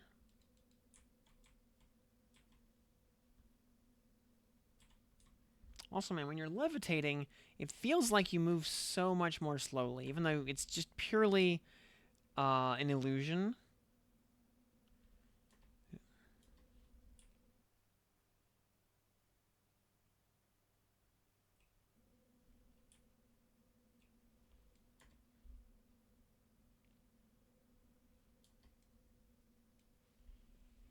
Also, what's up with the wizard rods and the enchanter coins all being underwater?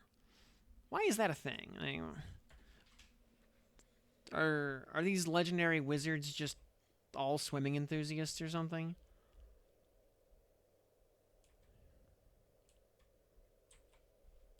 They just really enjoy water sports? Not like that. Get your heads out of the gutter. Sickos. That's nasty.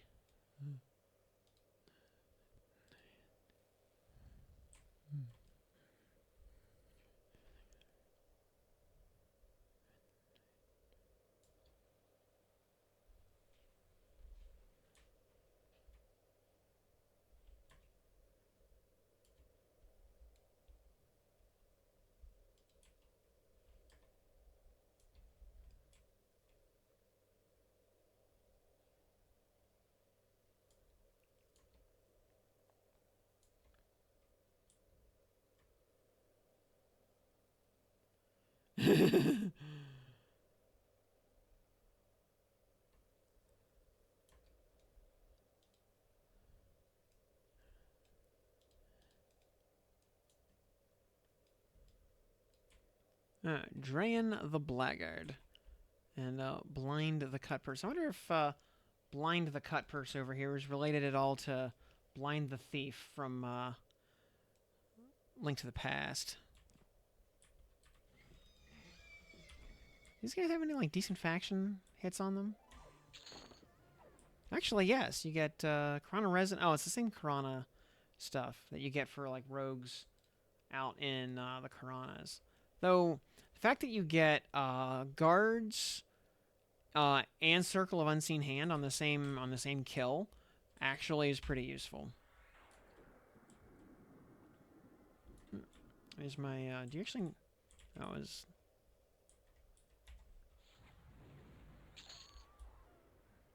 so. You know, like actually a pretty good way to fix factions with, especially Circle of the Unseen Hand does include some of the merchants in Kinos, you know, because they're secretly crooks, like Crow, for example. So, you know, being able to just smack these guys around, you know, has value from a faction farming perspective. And yeah, has no downside. You know, other than becoming more KOS to the bandits you were already KOS, that everybody is already KOS to by default.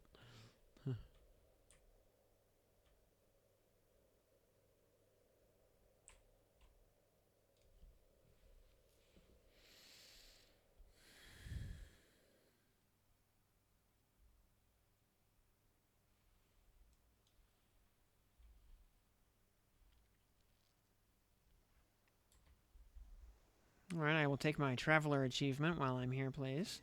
Thank you. And more bandits. Alright.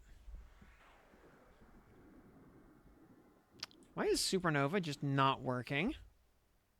Like, it's just failing to cast? Kind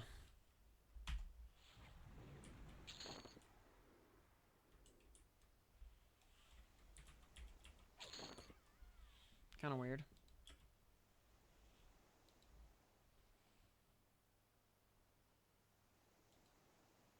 Yeah, it's had one that wasn't in water, yeah. Some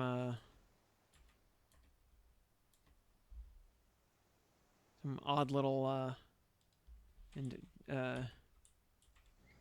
are, these ogres here? Why are these guys indifferent to me?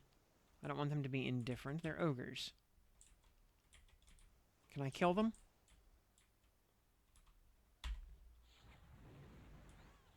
Yes, yes I can.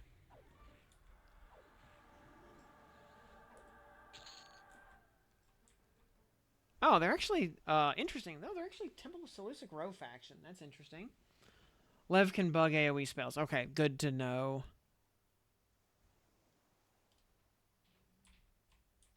Huh. Interesting. These guys are actually on Sol Row faction. Weird.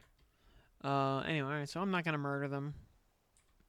Well, not gonna murder them anymore. And okay, the rod here is just marked on the map also. So, Aaron Aff. Aaron Aff, welcome to the program. Good to have you here.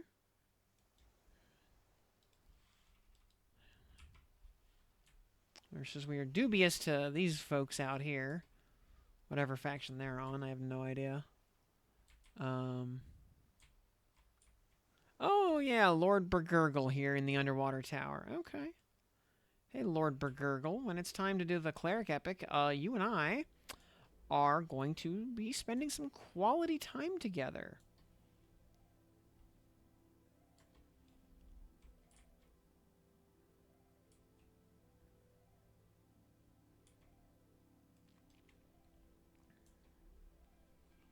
And by quality time, I mean I'm going to learn to hate you with every fiber of my being. Also, yeah, we could have just gated back to South Karana to get here. I totally forgot that Rathir's connected to South Karana.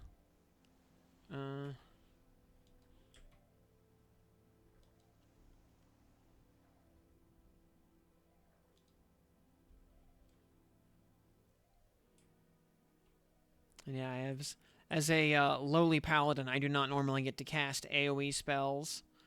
And I only get to levitate if Quillmane permits it. So it's not usually a problem I have to worry about.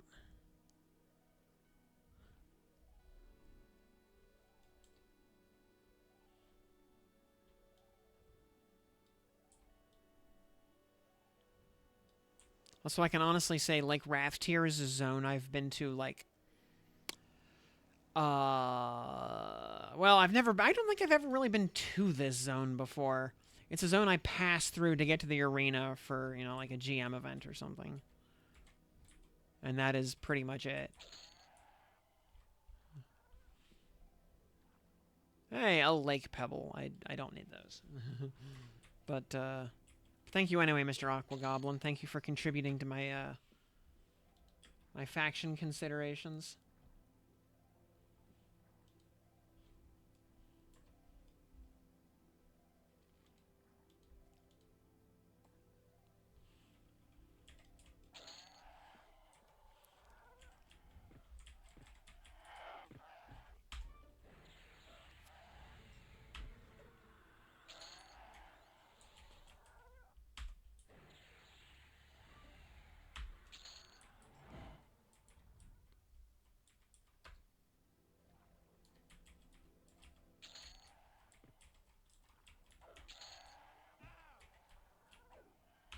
I've had some, you know, cleric friends over the years who are, an opaline helm. What is... I have no idea what that's used for.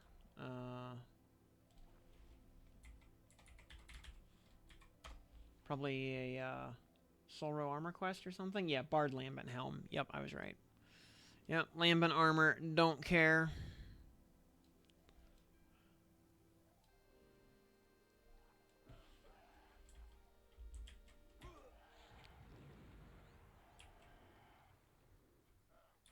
Yep, Lord Burger. Yep, that's yeah. Like I said, cleric friends I know who have lived in this camp for far longer than they would care to ever remember.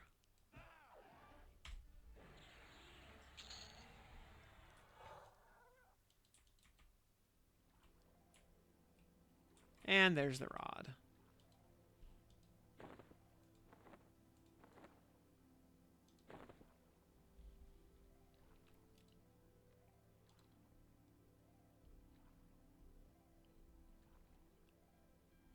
Alright, there's Wrath here, so we gotta go to High Pass Hold next.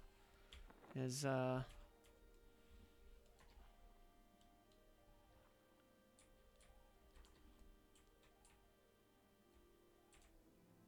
so yeah, Lord Burgurgle not feeling like showing his ugly face today. That's fine. I kind of don't blame him.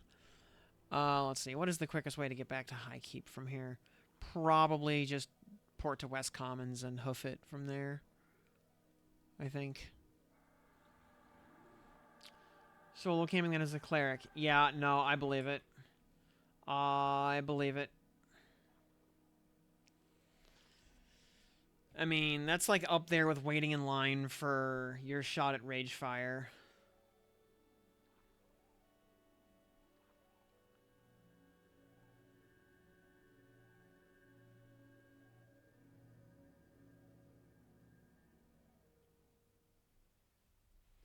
You know, speaking of, with, assuming Ragefire, exists as we know him.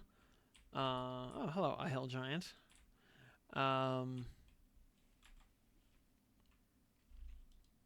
Being able to actually do that spawn over and over again, potentially, and actually farm Ragefire for his drops for like Fashion Quest and clicks and stuff, could actually be nice.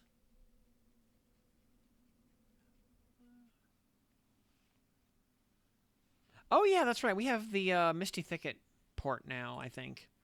We could have just ported to Misty Thicket. Whatever. That's fine. In the time it takes to cast another, the other ritual, we could just run there from here. So 5 cleric epics done. Kakarot, I kneel. That is about 4 more than any human being should ever have to do.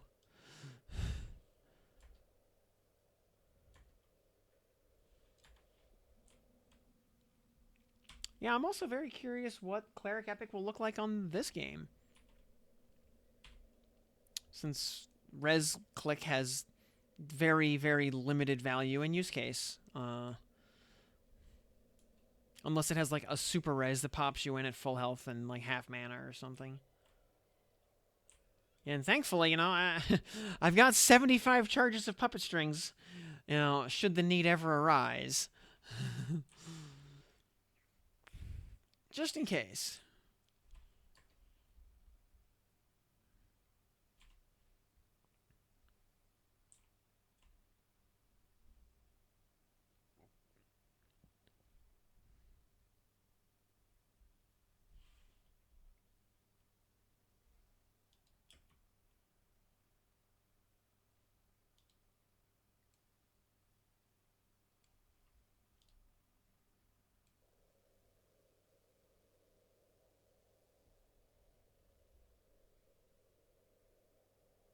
D4 any with Paladin, Monk, Enchanter. Ooh, interesting. Now, is he using a Charm Pet for that?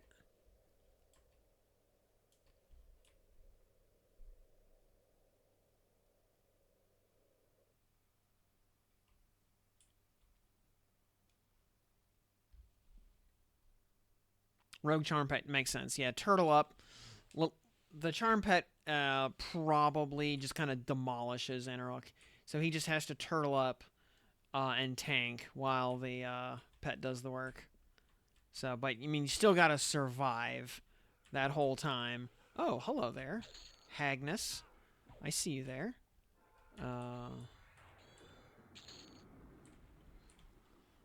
No, oh, Hey, get back here. Hey, a shiny brass halberd. Sadly, I do not have a use for.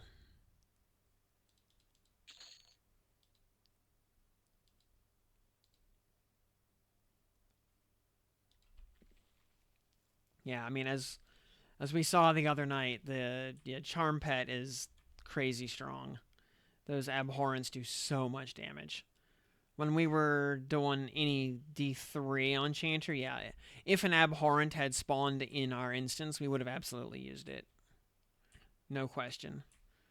We just got unlucky and didn't get one. Is the wizard staff labeled on this map? It is not. Okay. All right. High pass beneath the waterfall near Tiger's Roar patio. Okay.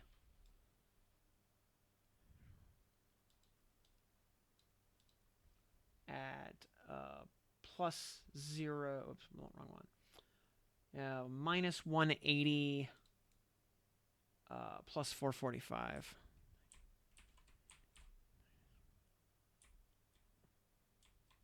Okay.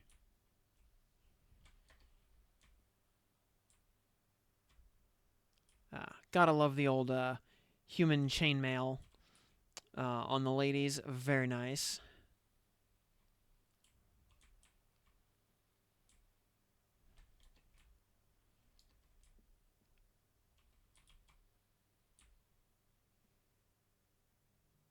New hand charm pet gear? Nope. Tiger's Roar. What was it? What did we say it was? 180. 445. Or, yeah, minus 180. So, a little bit south.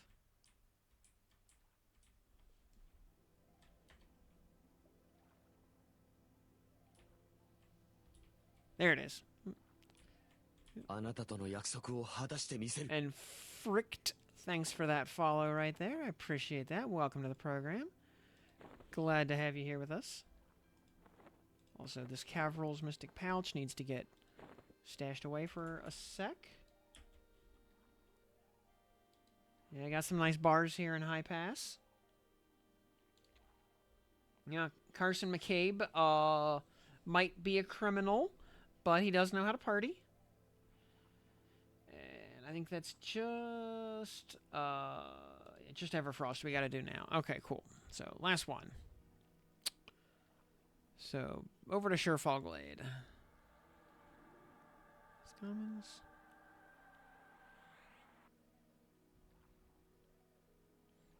Yeah, kind of worried that there's no Everfrost port, but whatever.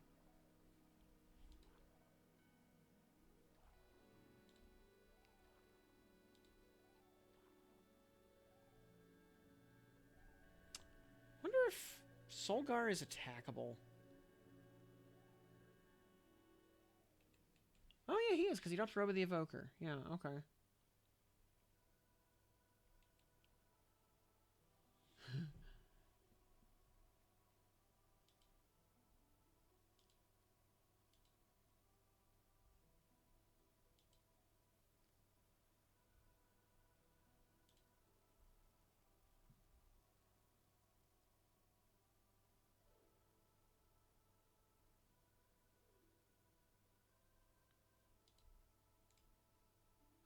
Okay. Anyway.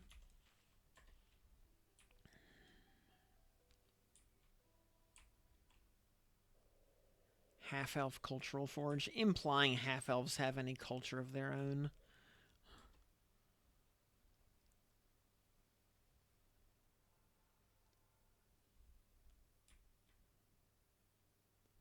But yeah, sadly, you know, like, you can't charm rats and snakes out in the newbie yard and give them powerful weapons or anything like that to make them delete newbies. Yeah, no such luck in that regard.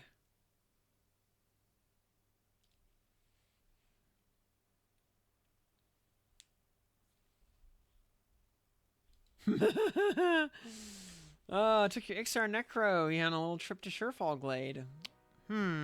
Yes, well, That sort of thing is what Feign Death is for. And invisibility and everything else. Well, let's go see if Pizjin and Varsoon are up by any chance. I'm sure they're not, but you never know.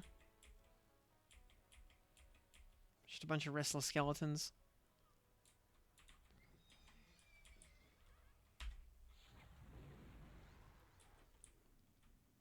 Hello, a grizzly bear. Anyone happen to have a spare golden hilt?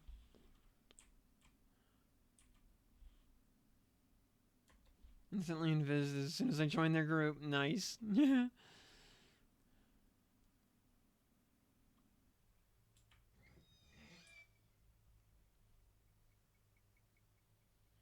I remember the days of mages coughing people up to the top spire in Plane of Knowledge. That was always a hoot.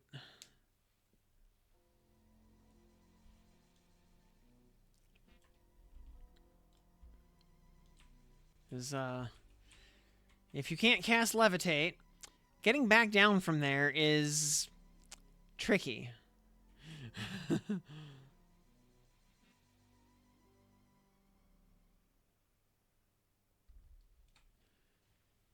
I'm gonna go to this zone to see the sleep. Oh yeah, you said about that. Yeah, getting out of my way, insect. I have much slaying to do.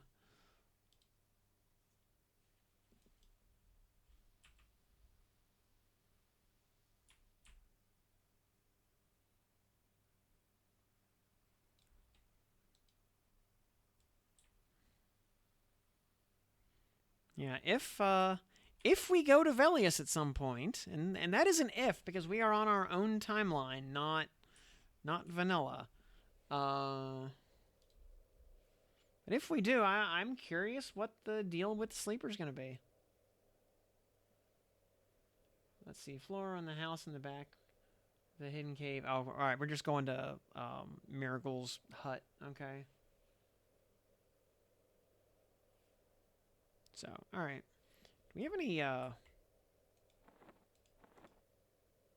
don't think we have any Marigold stuff on hand to turn in right now. That's fine. We don't need any.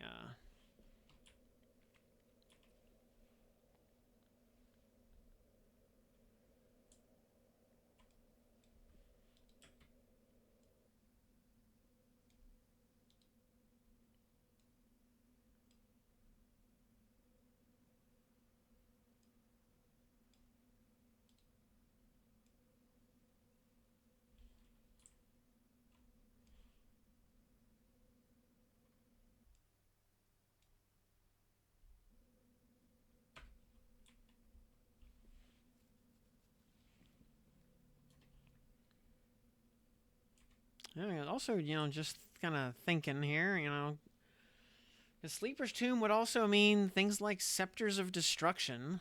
And,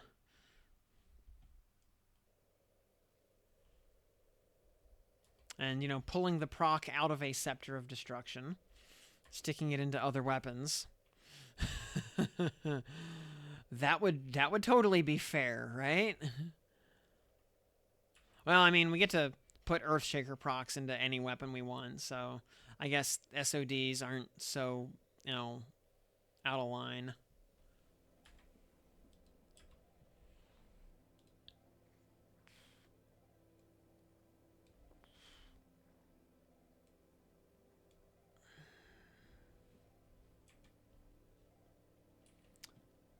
Oh, steel-hilted flint dagger. That's actually one I'm not familiar with.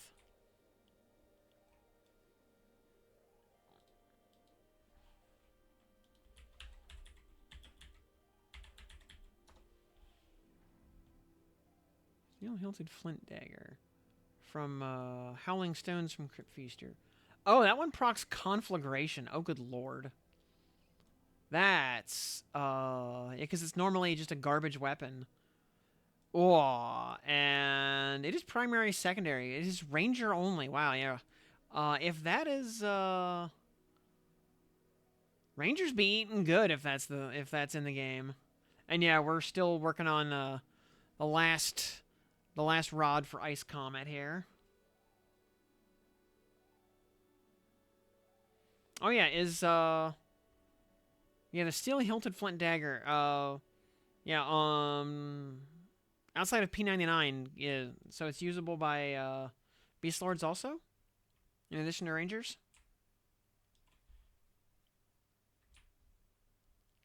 And okay, the rod is just back here in the back.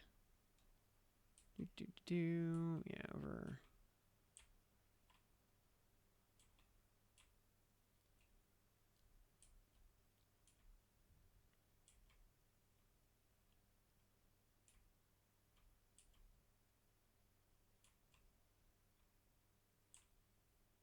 Huh. All right, rangers and beast lords will be eating good if that enters the game. You know that.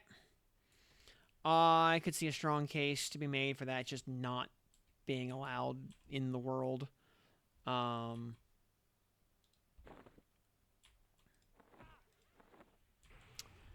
Icebone Skeleton, you have chosen poorly.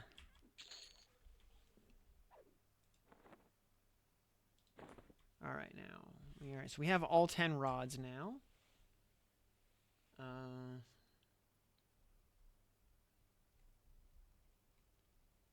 We gotta.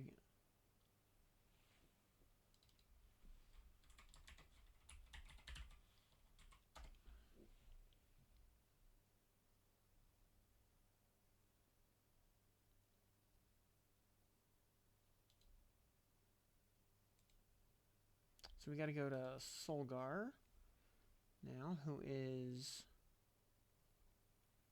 over the zone, north of the zone next to. I'm assuming he's over. Oh, I can just search for Solgar. He is over there. All right. You know what? We can transport Misk. We can just cast Lesser Evacuate.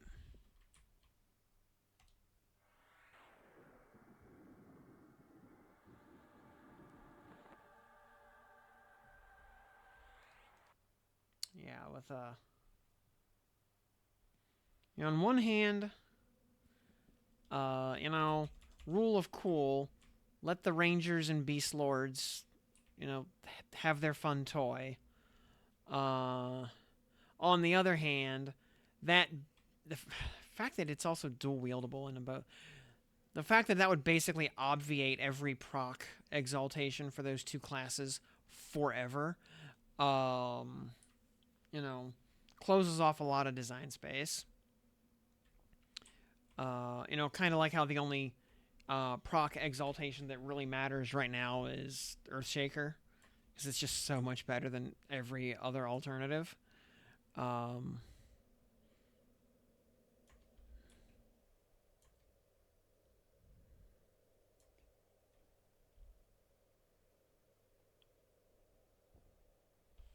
Anyway, how's our timer for personal? 13 minutes. Okay, we're actually kind of cool.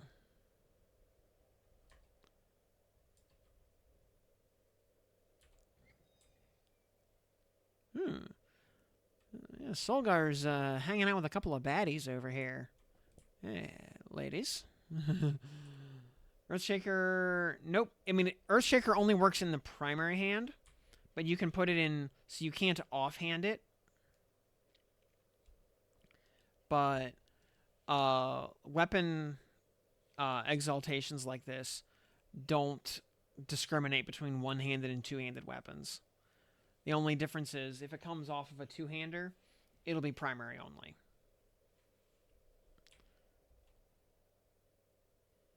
Or, if it came off of a primary only one-hander, it would still be primary only. Let's say does not have the greatest proc, right? He prefers Norse women.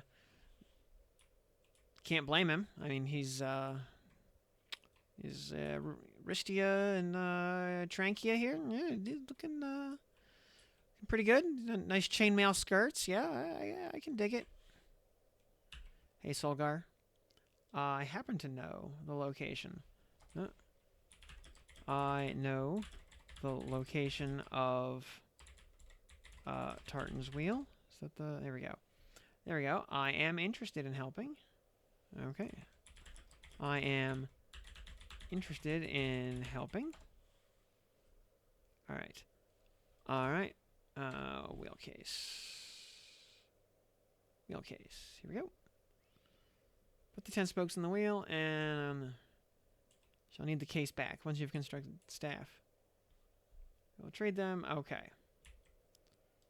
So, glowing chest, which is still temporary, by the way. So, yeah, for everybody doing this quest down the road, the glowing chest is still temporary.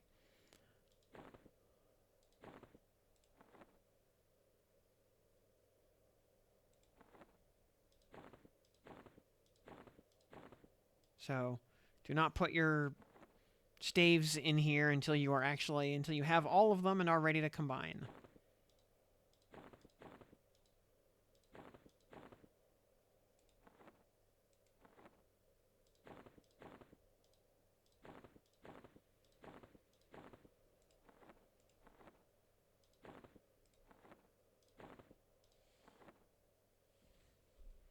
And there we go. You've created the Staff of the Wheel and Star of Eyes. Easy peasy. Which, I mean, if you want to be able to have instant cast identify, I mean, there you go. And Blue Frisbee Dog, welcome to the program. Thanks for that follow. Glad to have you here with us. Also, Staff of the Wheel. Man, 10 damage, 100 delay. I guess, you know, if you want 100% proc rate, here you go. You know, equip Staff of the Wheel. But there you go. Alright. Alright. Very good. For the Staff of the Wheel and Star of Eyes, I give to you the most powerful spell I know of. Wield it with care. And there it is. Ice Comet. Huzzah. He's bug. I don't know, a chainmail skirt. I don't know. Maybe it holds heat well. You know, maybe it doesn't. Or besides, it's probably padded with like bear skin or something on the inside. You know, probably nice and fluffy and furry.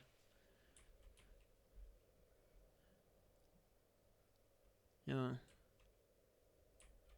And you actually get it. You actually almost get XP for that quest. But huzzah! Now we have Ice Comet.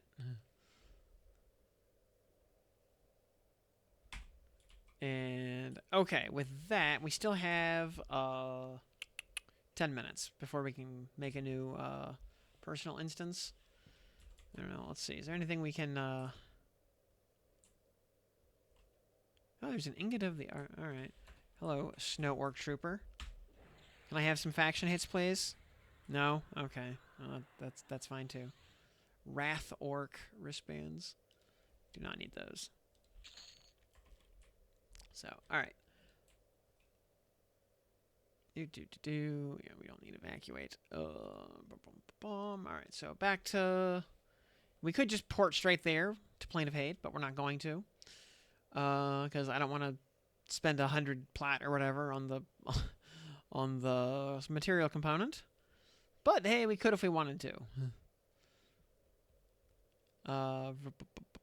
Ring of... or portal... North Row Gate. There it is.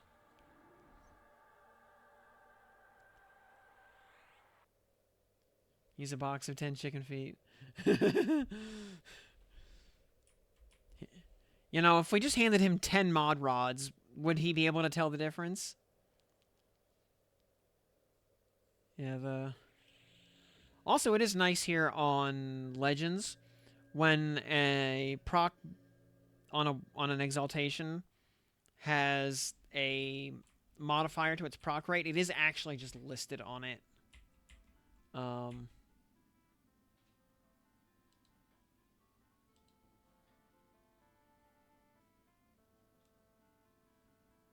So, like on our Dawnfire exaltation, Banish undead. Rate plus 54%.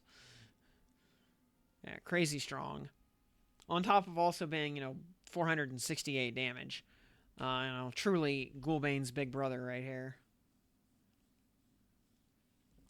God, I wish we could put this onto our Fiery Avenger. That would be amazing. We can't, but it would be cool if we could.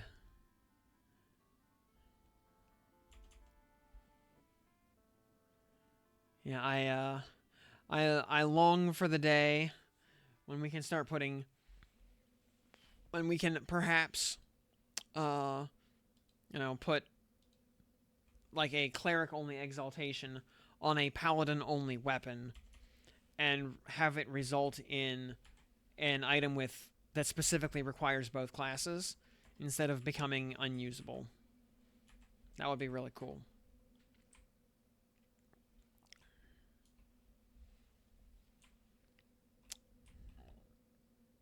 I hope that becomes a thing someday. That is that is not how it works. If we try to put, because I'll show you here. Augmentation. We can't even use it anyway. If I here we go. Let me alt currency of major potential. Like 2 of those. Merge.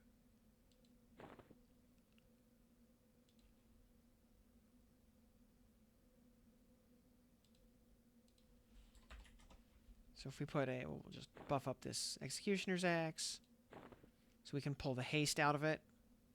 So if we try to put this, because the Exaltation here is Warrior Berserker, and if we try to put this into our Fiery Avenger,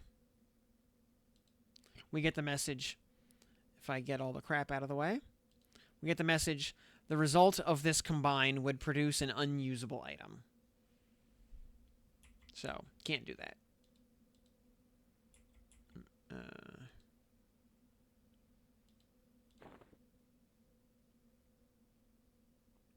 But yeah, that Executioner's Axe now we can just delete.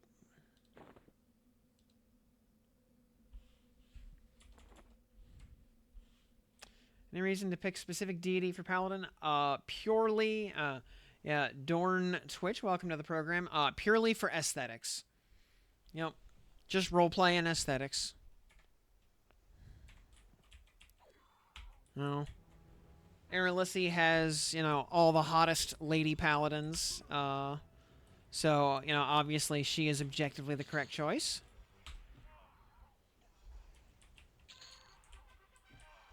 We dinged an AA off the green con. Otherwise, there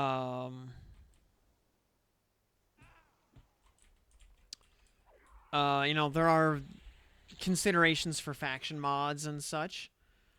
And, there are, it wouldn't apply to paladins, but there are a few deity-specific items in the game. They are mostly for clerics. And those are mostly low-level items, that, stop mattering by the time you hit, like, level 20.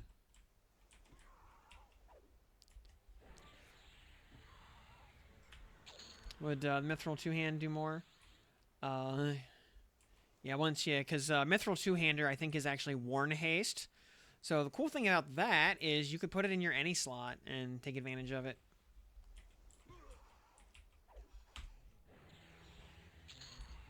We gotta wait. We got 3 minutes here. Cool. All right.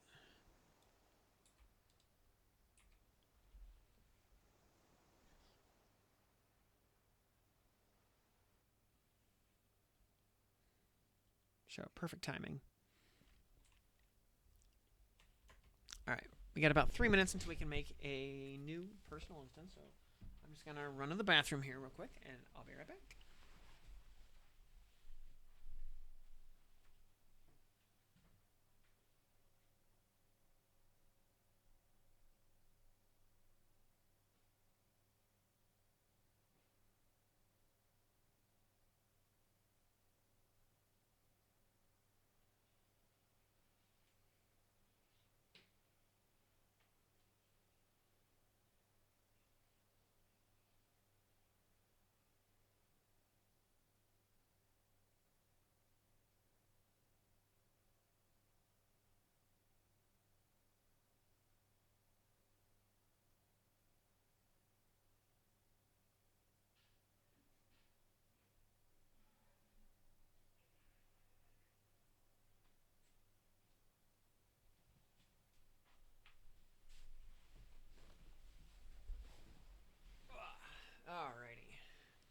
Also, by the way, just a quick note for anybody watching the VOD, or who was like just tuning in.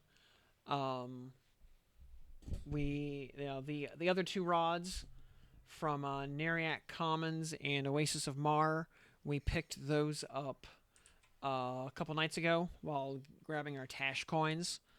So that was why we did not have to grab them right here. And we got 60 seconds before we can make an instance.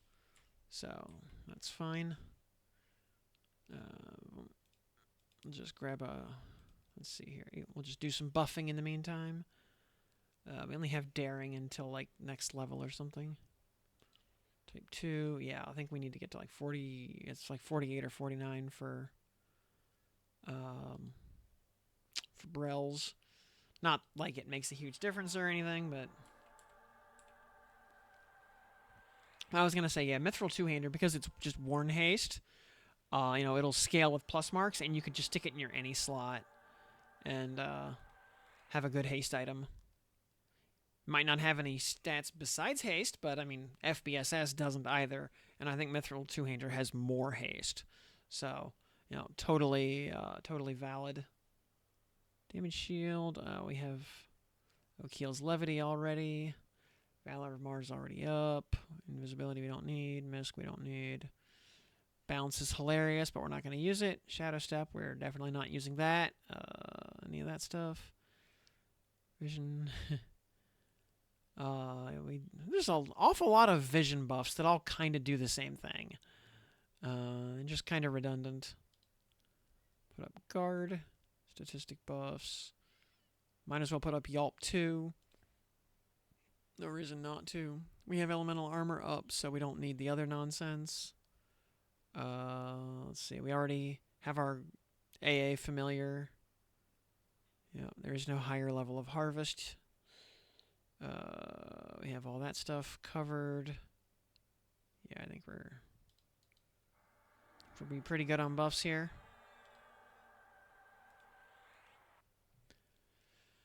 Alrighty. And also, just to double check, spells. Yeah, from 40. Pretty sure 46. We don't really, other than. Oh, we get rend at 47. Okay. Pretty good. Just as an alternative to conflagration. Yeah, because conflagration is 250 for 900. Rend is 227 for 855 on a magic check instead of a fire check. So maybe worth. 47 is also Markar's Clash for the next for the Mega Stun. We will actually probably use that. We'll probably use that for damage mitigation. Wrath of Alcabor. Once again, the Alcabor spells are unimpressive. So 48 is not a big deal. Yeah, 49 is when Ice Comet cometh. We also get Retribution at 49, which we will not have a reason to cast. Brells. 50 is Mana Detonation, which we don't really need, at least in here.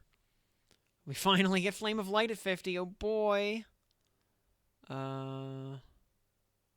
Okay, so anyway. We have Froststorm. Alright, so we're not going to ever replace Froststorm. It's just that's going to be our rain nuke forever. Let's see. Yeah, Supernova is going to hold as our big single shot AoE. Yeah, Rend, we will end up putting Rend on here at some point. So in the 6th slot was... Actually, it was probably Force Strike. It just has an extra... Yeah, put Force Strike in there. 7 is always where Dispel goes. Planning on using Ice Comet? Hell yeah. We will absolutely use it. Yeah, and okay, yeah, Mithril 2 is 31% haste. So, yep, absolutely. Absolutely better than FBSS. Yeah. I mean, and we'll hold you basically until you get an RBB or a COF. And probably won't go quite as fast as Charmed Abhorrent, and it will not. Not a chance. Also, because we don't have Mez, we gotta actually like calm things and single pull them. And I guess 9 is gonna be what do we have? We don't need any. Oh, you know what? We might actually put up Bonds of Force for like snaring golems, maybe. I don't think we need that. Flash. I'm just checking if there's any other stuff that might be at all useful. Because we've got all this other stuff. Could put like an alternate nuke or something on 9. Holy magic, force strike, grab flux, fire. Oh, we could put enticement of flame up there just for the occasional lore. Actually, you know what? That's probably the right play. Yeah. Or wait, mana ignition is 200 mana for 400 damage. Versus yeah, enticement of flame is fire minus 100. That's good enough for a lore. And yeah. All right, disable. We'll just do it on 0. We're gonna play easy mode. And yeah, personal, solo, no respawns. There we go. Ice Comet, single target.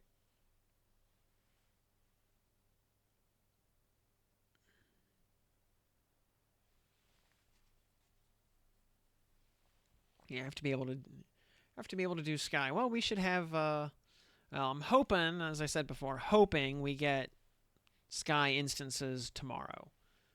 They have not said yay or nay on that. So, but we do know that it's been very much a work in progress lately, as they've been trying to get that ready for deployment.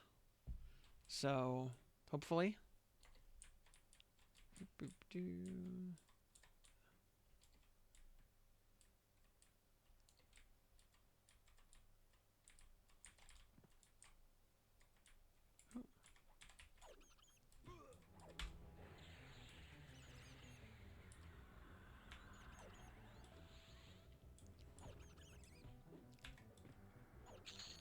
All right, hey, you know what? Nukes, go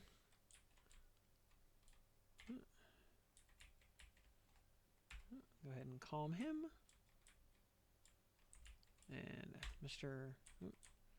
Abhorrent. Hey there. This is Bobby's cousin over here.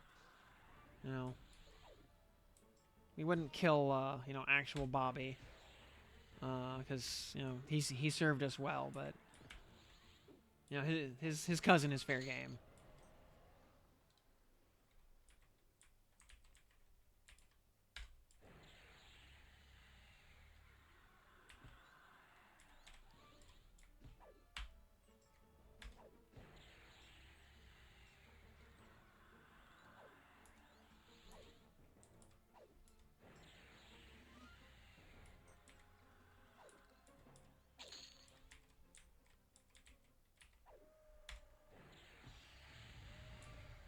Oof, nice 28-27 crit right there.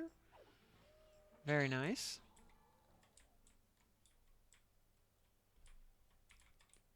Ugh, you know what? I actually need to get rid of levitation. It's actually annoying.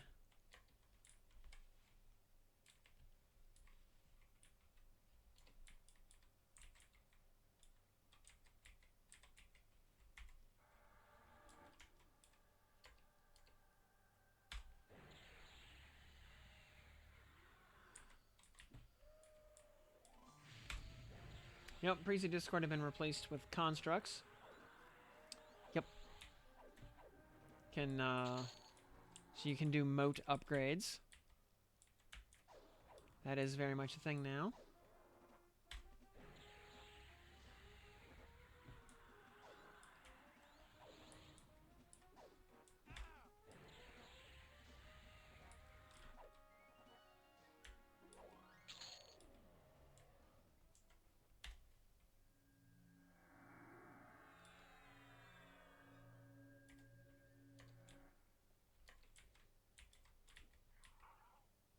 come into the house, please.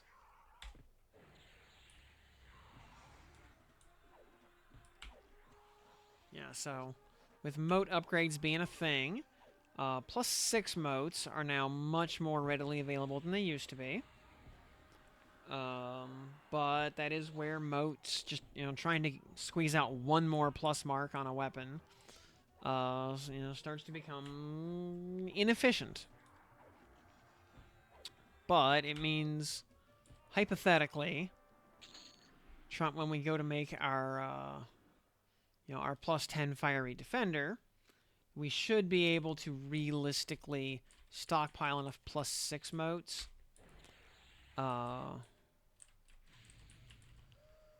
to be able to just upgrade each individual fiery defender to +6. And so we only need 16 of them, instead of needing 32 +5s.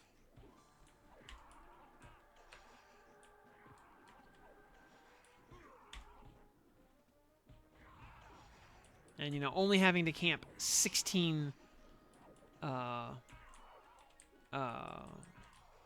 Ghoulbanes is far preferable to having to camp 32 of them. Oh my god. We need to pull these idiots into the house so we stop getting ads.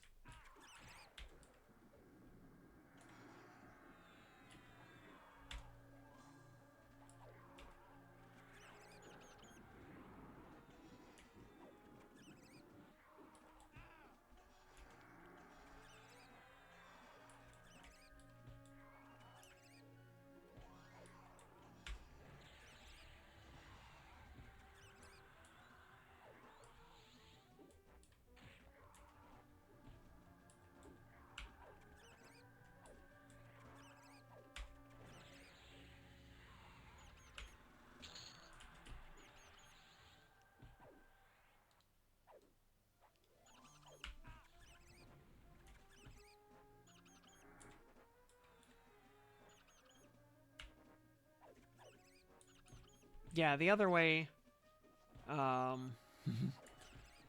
they're talking about weekly rewards as a way to boost gear. But kind of my goofy plan is more for just getting Fiery Defender up to +10 on day 1, just for the memes of it. So, totally unnecessary, but just a fun project to do, yeah, for fun. I mean, to the extent that camping Shinlord 16 times could ever possibly be considered fun. Also, Renvain and Gapco, good evening to both of you. Is that your work outfit? This is just my streaming outfit for today. I wore a normal suit jacket and whatnot for work today.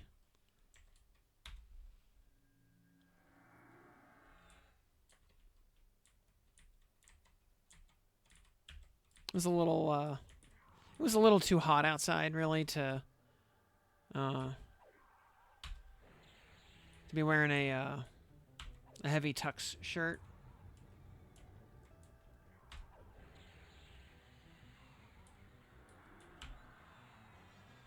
Yeah, the shirt is heavier than it looks.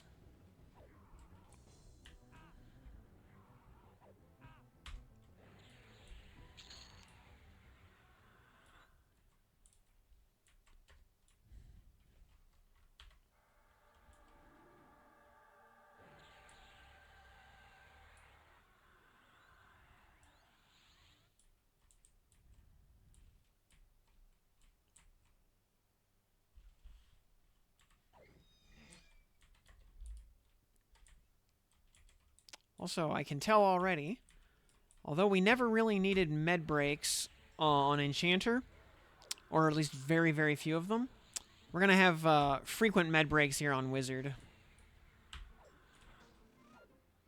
Hey, Full Folly, how's it going? Welcome to the program. Does have any noteworthy AAs? Well, we can improve familiar Probably the big one.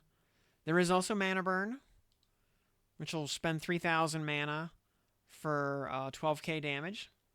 Also, it's worth noting, Mana Burn here has a resist check of minus 1,000, so it is basically unresistible.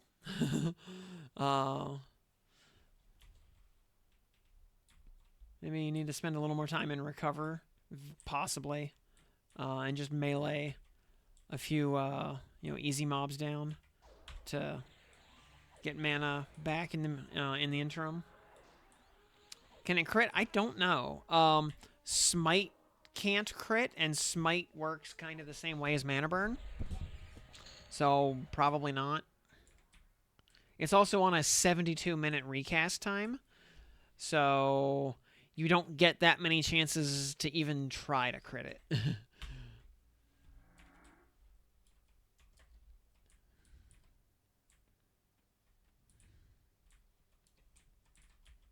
All right, Mr. Revoltant Rat. Hello there.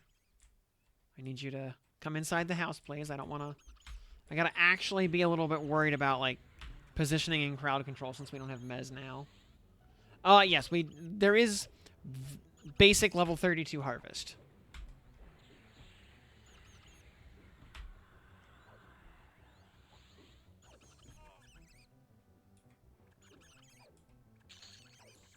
So that is a thing, at least.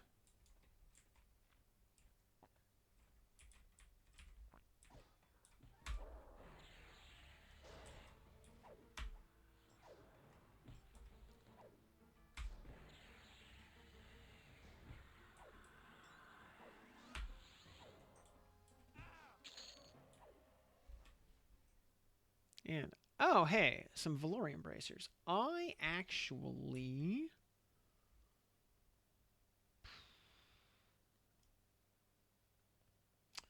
am actually going to not merge those. I'm going to just loot those.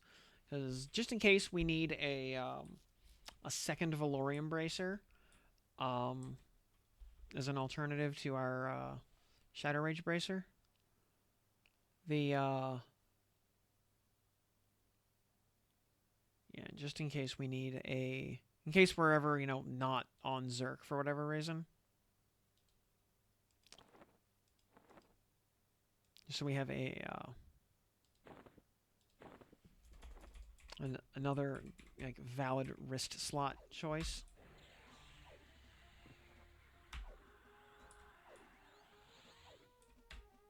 Yeah, Harvest also needs a much shorter recast than what it has right now, because Harvest right now is a 10-minute recast for something that gives me like 5 or 8% mana back.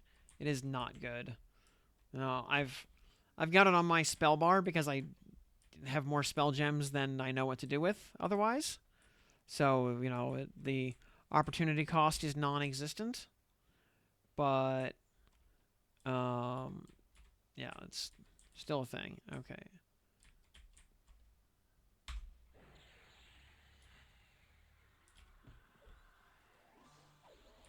Why non-respawning? Because there's so many mobs here that I don't need repops. We will not run out of mobs. And this way we kill the wanderers out in the hallway, and then we don't have to worry about them coming back later. There's enough mobs just on the bottom floor of Hate to get us to like level 48 and a half, if not 49. There's just a huge population of mobs in this zone. Reset on Power Range Wiz at first, but lately thinking, yeah, oh, we got some Lustrous Russet Boots. Okay. Those are actually good. Actually, how do those compare to my Leatherfoot sandals? 12 AC, 50 mana, Strength, Wisdom, Agility versus Int, Wisdom, Agility, Poison and Disease. I mean, the main thing the Leatherfoot sandals have going for them is huge magic resist, which is probably the single most important resist, as well as a little bit of mana. So, these are not not super, not really a better choice unless you know, Paladin can already use Leatherfoot sandals, so we don't have to worry about class change problems. Oh, I see a wanderer. I think it's probably a rat going through this house. We're gonna. Oh, that is actually a spike golem. Hello, spike golem. Can we land conflagration? No. Of course not. Why would we be able to afford land that on a spike golem of all things?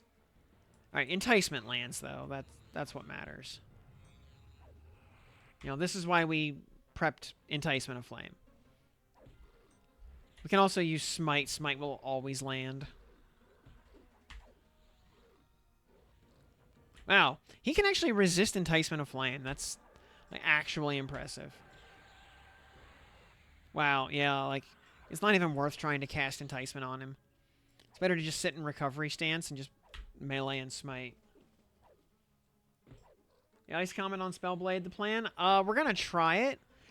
Although my experience thus far, leveling to now 46, is that the problem with Spellblade is that it is RNG dependent.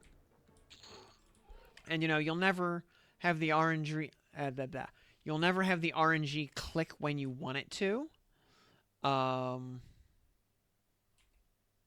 Versus just using inversion to cast it really fast for a nominal cost. And yeah, Spellblade does also reduce the cost of the spell. But yeah, again, it makes it RNG based. Versus inversion, you just cast it between swings. I would, like, actually go so far as to say, like, you know, you want to actually play, like, a Mage Knight type of build. Just live in inversion, basically. Would it be more viable with dual build? I'm not sure necessarily because if Spellblade is based on total procs per minute, having 2 weapons versus 1, you know, would not change your proc per minute ratio. It would just, it would just half your proc per swing ratio. So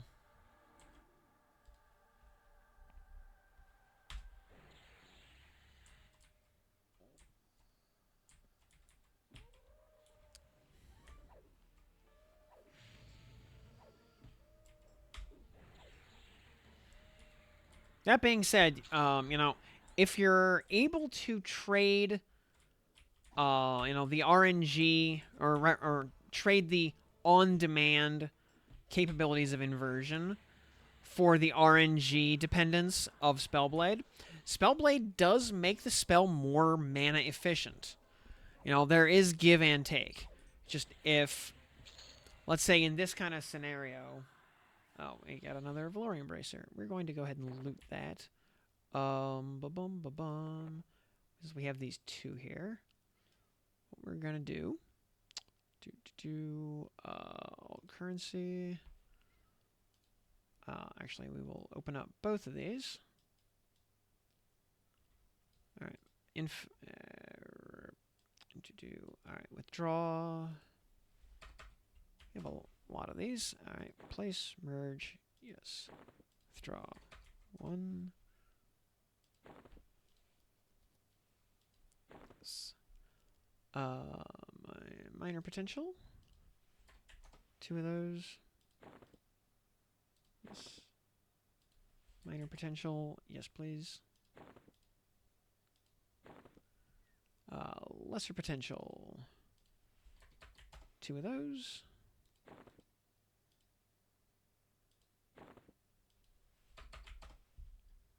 Lesser potential. 2 of those. Regular potential. 2 of those. Regular potential. 2 over there. Boop. And major potential. We need 4 of these. Draw 4 of these.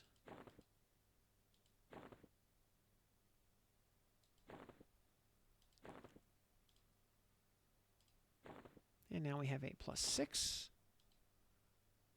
It will go into that slot. We'll pull the Serpentine Bracer Focus out. Put it in the real one. And okay. Now we have the real one equipped, and the lesser one as the backup to replace that, the Berserker Wrist, should the need arise. I see another fast-moving wanderer over here. He's probably a spike golem if he's moving that fast. Yep, he is. Hello, Mr. Spike Golem. We're going to pull you into the house, please. Is it a proc per minute? I assume so.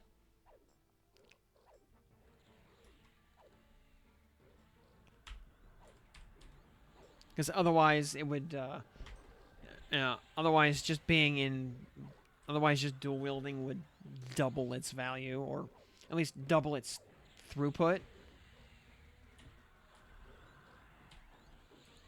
compared to two-handing. Plus, I mean, pretty much every other proc effect in the world is based on per minute ratios instead of per swing ratios. So I see no reason for this one to be any different.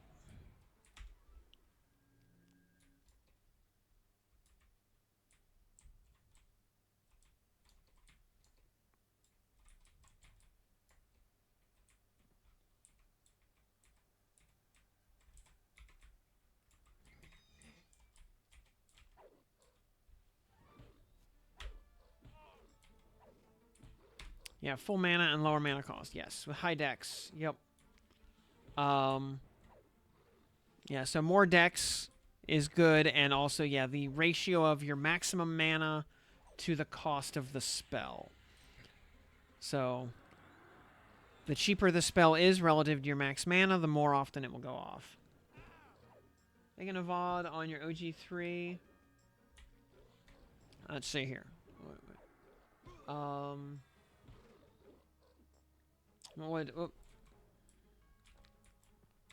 Hang on. Gotta chase this jabroni. Hey. Spike Golem. Buddy. Oh. Hey. Hey, get. There we go. 3, and what would best in slot be? Yeah. Yeah, the thing is, yeah, honestly, best in slot is pretty much the same. Or half of best in slot is the same for basically everybody because there's so little jewelry in the world. Yeah, I mean, it's basically class armor for visible slots, Inneruk drops for everything else. Range slot doesn't have that many options. I mean, like, Ball of Ever-Living Golem is one of the only options for non-rangers. Any slots have some flexibility. Yeah, dual wield is currently just better than two-hander. So, just on a conceptual level.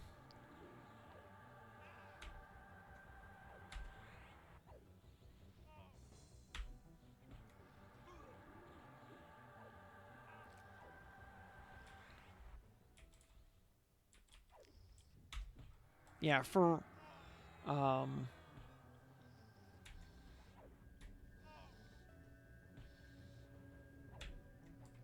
yeah, if you don't mind the RNG factor, yeah, Spellblade is more efficient. But if you want quick throughput in order to you know, kill enemies before they have a chance to do substantial damage to you, Coercer Tavala. I'm gonna skip her, actually. She has a lot of hit points. And she actually hits quite hard. She is, that juice is not worth the squeeze. Why do we have... Oh, wait, hold on. Alright, we gotta calm that one first. And then pull this one over, because we don't quite have Big Boy... Oh, okay, whatever. We don't quite have Big Boy Pacify yet. So, yeah, it's fine.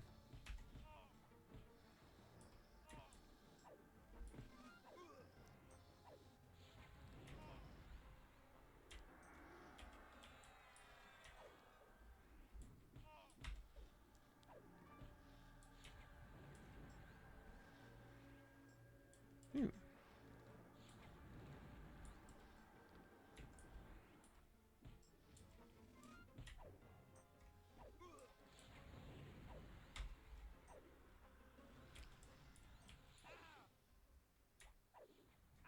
Yep. Yep. Even if you have Spellblade activated, it does not prevent you from clicking the gem. You can still hardcast it if you want.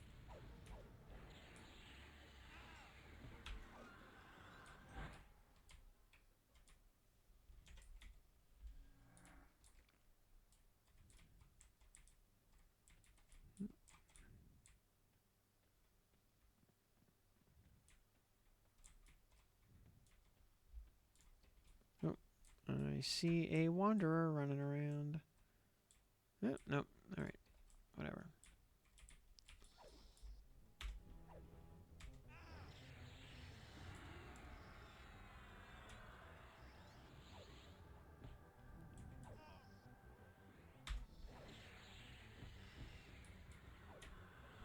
I'll say, yeah, this setup was fine back in Guck, but now that enemies actually fight back, it's becoming somewhat inefficient. You know, we can still blast monsters down, in short order, but things in here hit hard enough that even in that short amount of time, they are able to actually fight back a little bit.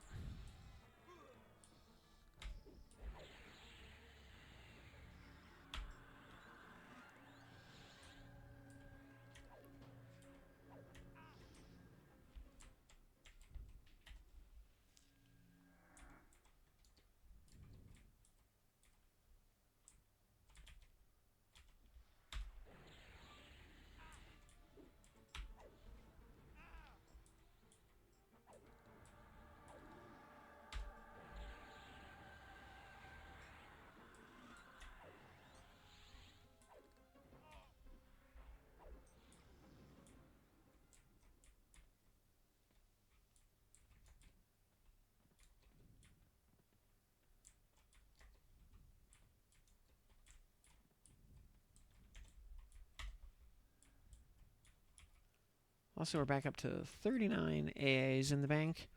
We will have to spend those at some point because we do cap out at 50 in the bank.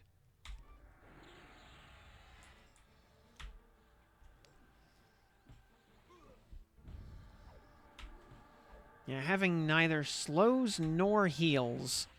Well, I should say, no slows and no good heals here is definitely, you can definitely feel it. Claire, Shaman, Inch.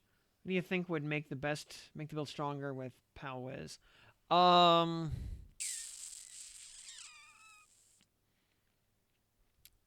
honestly, just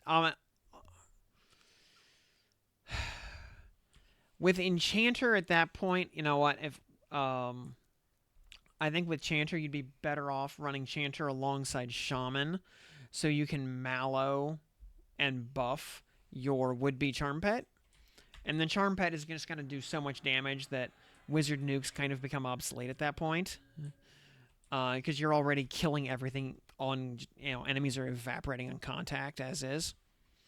So might as well just lean into that harder.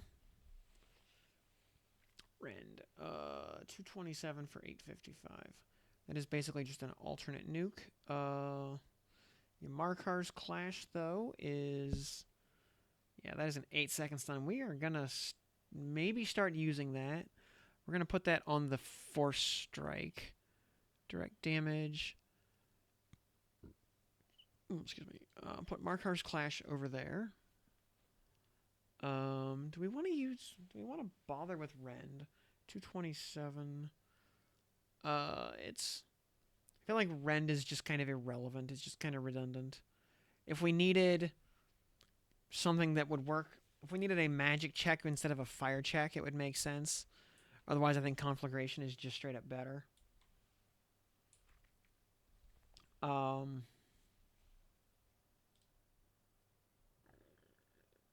Let's see.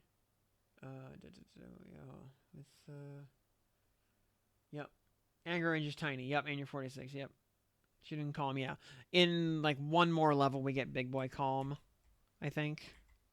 Or nope, 49. We get 49. We finally get pacify. I think I said in my like spell deep dive, I think that pacify should probably be 46 instead of 49, just so you can start using it when you hit the planes. You can play this game on weekdays as well. I mean, only if you do your homework first. Let's see. And otherwise, for Pal Whiz, Shaman, brings you slows, which basically, and a slightly better heal. So, Shaman goes a long way to just making sure, just helping you sustain. Plus, cannibalize is a thing. Otherwise, Cleric also just does plenty of big boy heals, so you don't have to worry so much about downtime. And gives you very mana efficient healing. So again, just so you can just maintain uptime and not have to have med breaks constantly. Well, that's a lot of wanderers right there. We are just gonna is that Loathing Lich? He's 51. Oh, okay. The rat right there. We're gonna go ahead and calm the rat. Okay, rat. And here comes a cleric. All right, he's got some place to be apparently. He's all right. We're just gonna pull with the spell. Pull it in the house so we don't. Because fighting in the hallway is dangerous.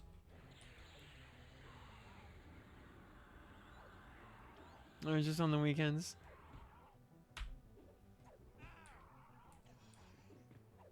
It's like Camelot Unchained.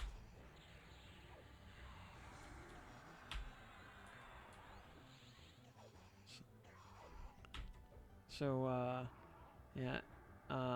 Isma King, good evening. Yeah, happy Monday to everybody just now tuning in. Alright, and then this... Alright, this rat over here. Oop.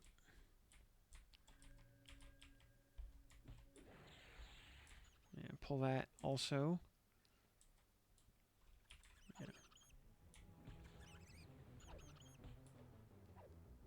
Oh yeah, you can absolutely play every day. You can play for 48 or 72 hours straight if you really want.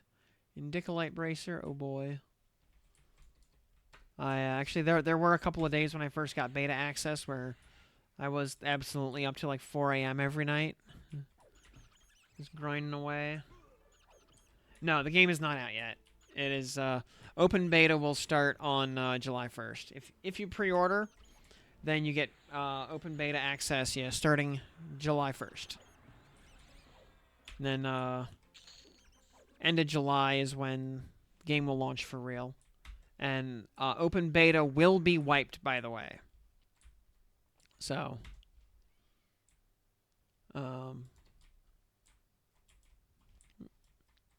hey, Spike Golem, get over here, please. And please follow me into this house. I have candy. You're also going to dispel your Spirit of Wolf. Can I get in now? Yeah, right now you can't. Right now it is only closed beta. So for now you gotta wait until yeah, if you put in a pre-order, then yeah, you can join open beta on July 1st.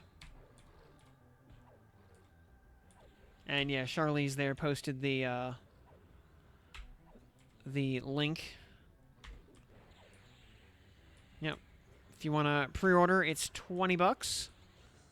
It includes your first month of subscription, which is itself subsequent months will be $10.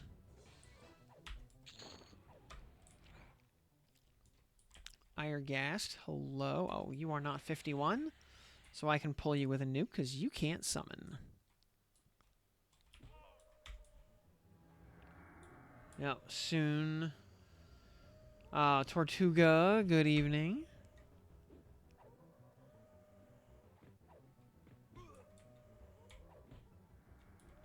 Oh, it is indeed awesome. I have been enjoying the absolute hell out of it up so far. And let's see here. I got beta access on May 8th, and since then, I have put, you know, over 200. I've put about 245 hours into it. So,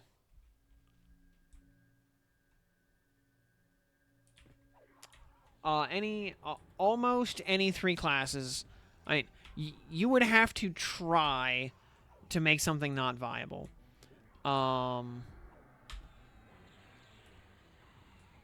know, if you have the ability to cast healing spells that don't suck, the ability to have a hit point pool that doesn't suck, and the ability to do damage that doesn't suck, then the result will be pretty respectable. Oh,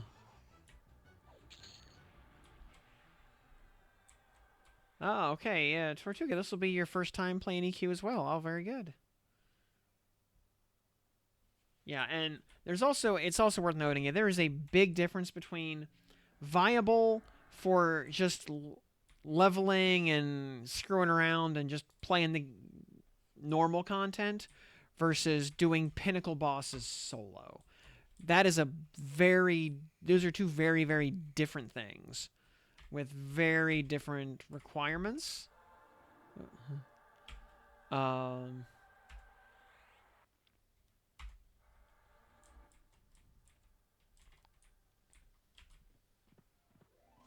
you know, you don't have to use like a super optimized meta build,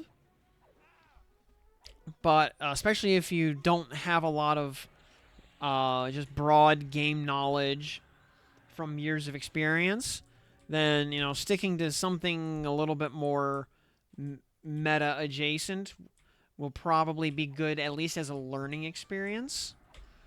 While you get a handle on how the game operates. You know, your basic, you know, holy trinity of tank, healer, damage dealer will not steer you wrong. That holy trinity exists for a reason.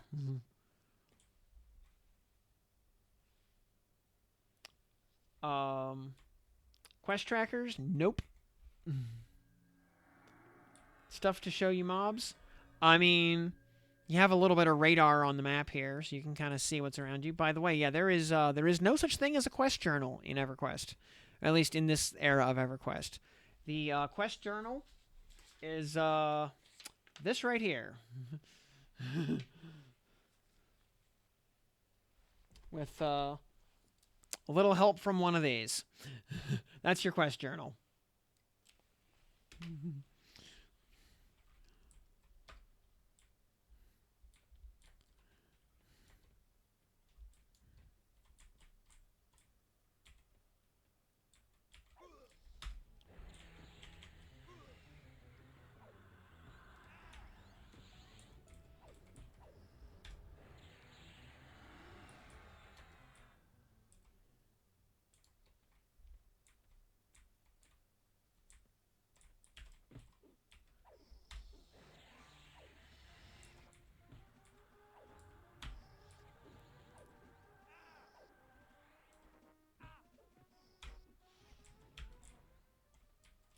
Other big thing is, yeah, quest NPCs do not have giant exclamation points over their heads. You gotta just talk to them. So why did they make this version of EQ? Because it would be fun.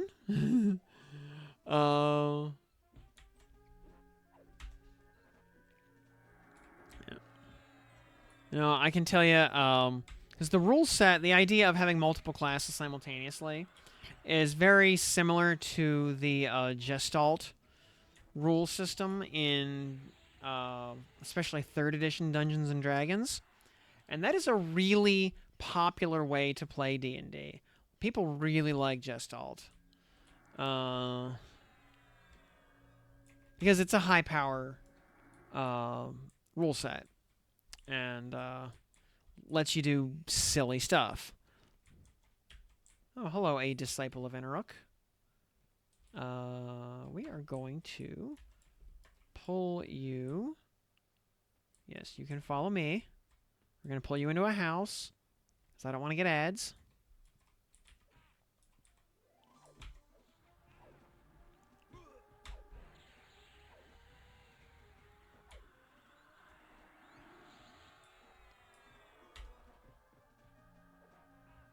You're old, we don't have time like we used to. Man. Oh, the good old days when,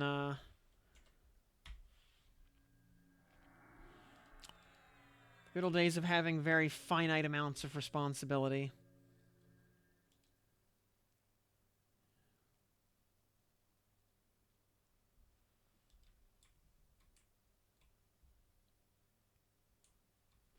Yeah, the,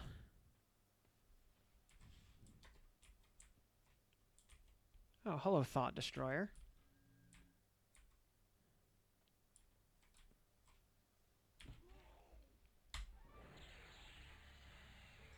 Nice crit.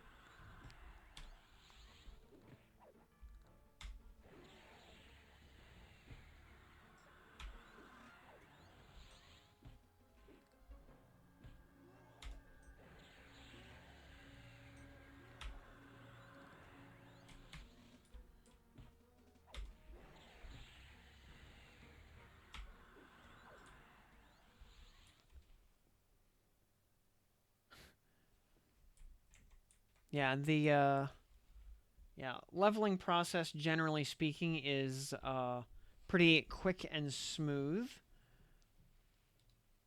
Much better gear is available at lower levels than would have been available back in 1999. And you've got a lot more hit points and mana, generally speaking, on your character than you would have had back then, as well as just a broader toolkit with which to, excuse me, tackle challenges.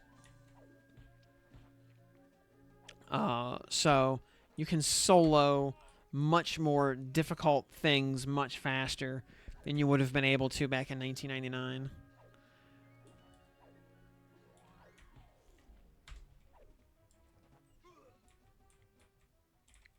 And yeah, as a result, you can gain a lot more XP in a lot less time than you could back in the bad old days.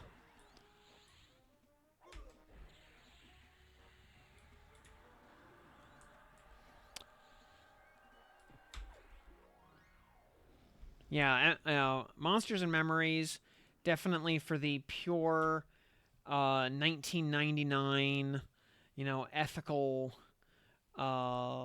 Everything is slow and takes time, but the true 1999 experience uh, is what Eminem is for.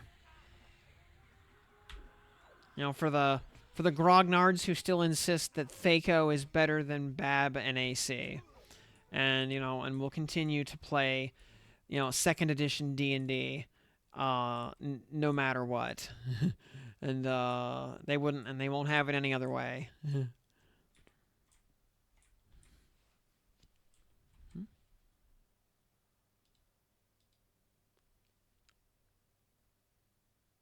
Blood-flecked obsidian shard.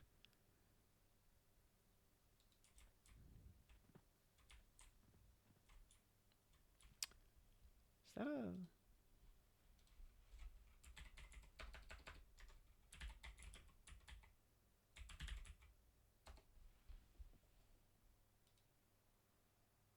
Oh, from just a weird gem apparently. Oh, drops off of elementals in the hole. Okay.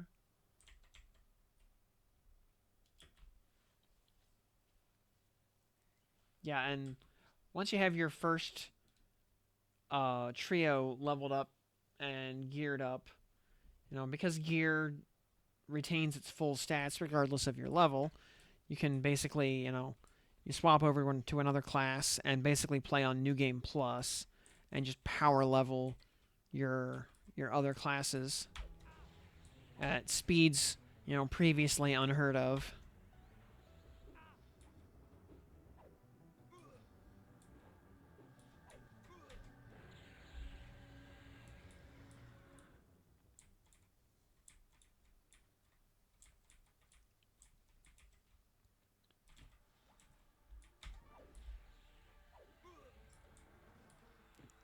Yeah, I have not had hours in the day to interact with Eminem at all. I've been, basically putting every waking moment into this.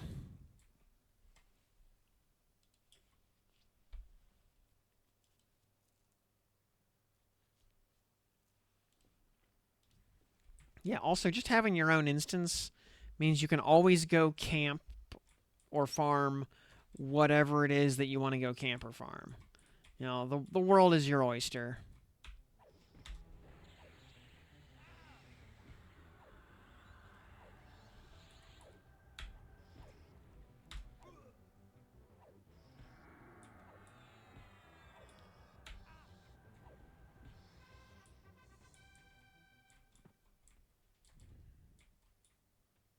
No waiting in line to play the game. Just go do what you want to do.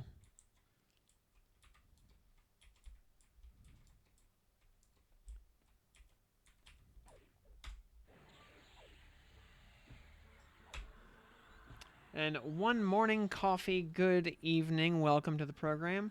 What are resist caps? Resists cap at 1,000. uh, good luck getting there. Meanwhile, attributes cap at 510 currently. Oh, hey, we just got our final chest of good fortune from Shirokart. Thank you, Shirokart.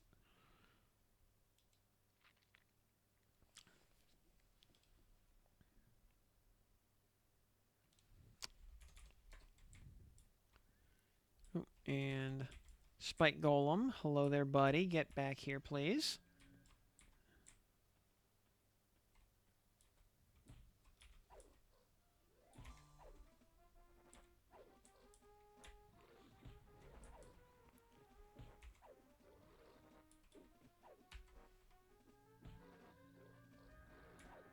Them increase name spawn rate with difficulty. Yeah, they're yeah,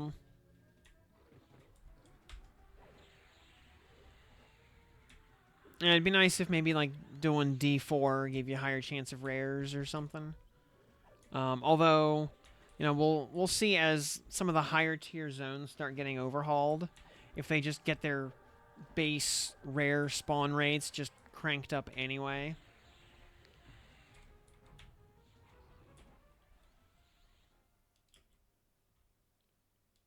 A lot of group content. Um, anything could be done as a group. The kind of generally accepted, or kind of the general strategy so far that people in beta have more largely adopted is kind of solo for XP, grouping for drops. Everybody gets their own set of drops from each mob. So, there is no penalty in terms of drops for having more people in the group. In fact, having 2 people in the group instead of 1 means twice as much loot enters the world. Because the mob's whole loot table gets rolled twice, once per person. But, XP is divided evenly between all party members. So, if the group, having a duo partner does not double the rate at which you kill things, then you are losing XP per hour. On the other hand, if that duo partner means you can grind in like a +4 zone instead of maybe like a +1 or +2 zone, then you're getting far better drops along the way. You know, since everything's going to be dropping at +4 or occasionally +5, and you'll be getting +4 and +5 motes all over the place instead of like +1s.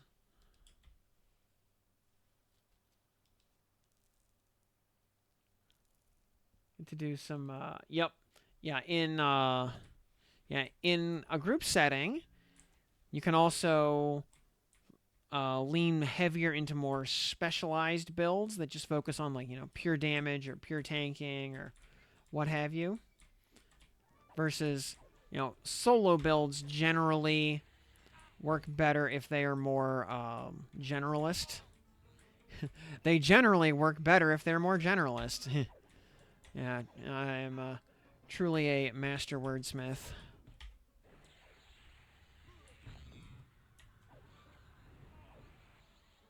Yeah, I should be using Markar's Clash more for damage mitigation. A cunning linguist, yes, I see what you did there.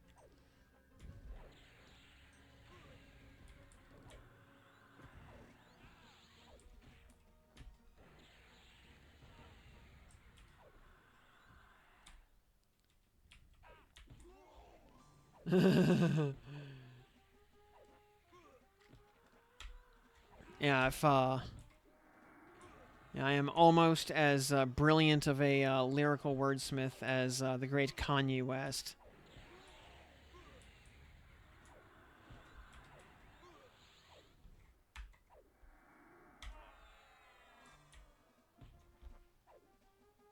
Oh geez, oh geez, oh geez.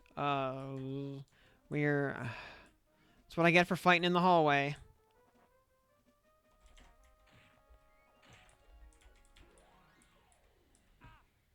I should have known better.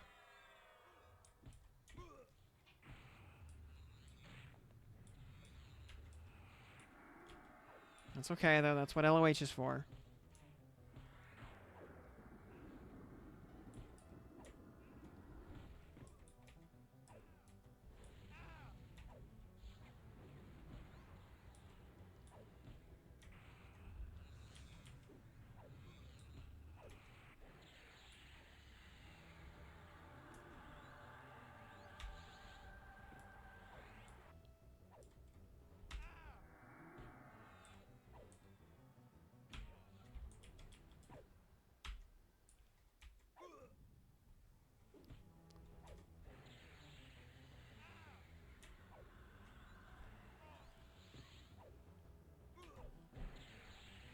Also, what Markar's Clash is for.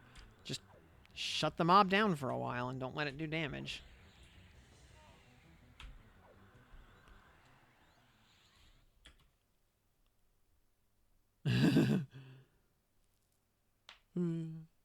Oh, Stonefree, I'm sorry, it was me, not him.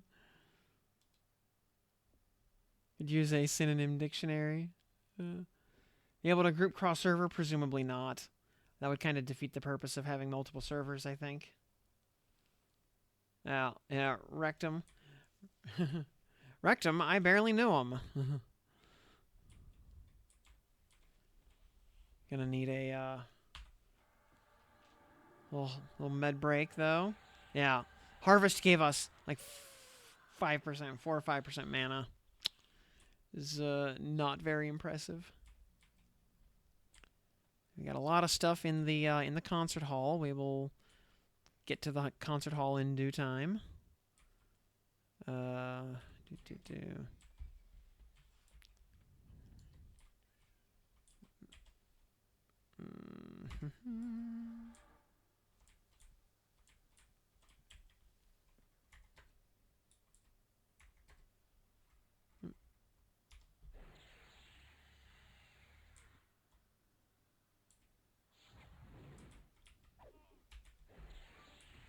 Oh, resisted Markars. What a dick!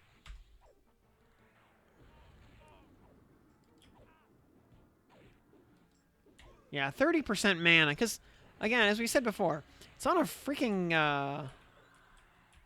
10-minute cooldown. Ooh, what do we get here? Woven Shadow Helm. Do not care. Yeah, Wiz is, fun for all the nuke dopamine, but,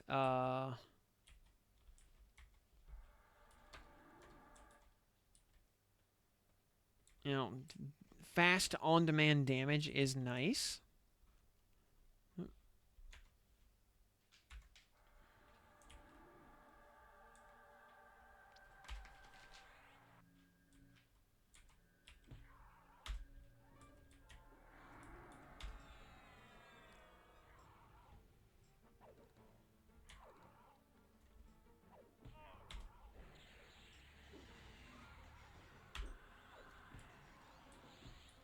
So, yeah, I just wish we had a little bit more sustain.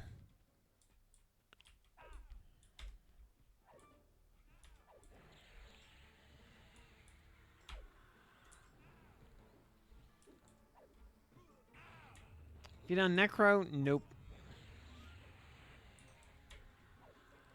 Evil. Evil classes re.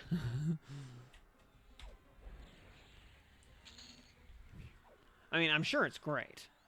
Because because Necro taps are really good.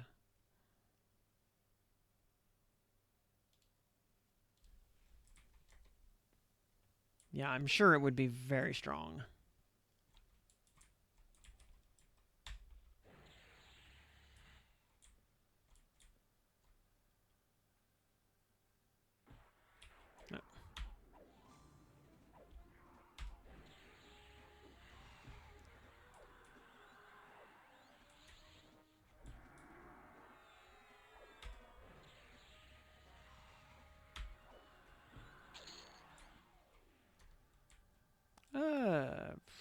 Lord of Ire.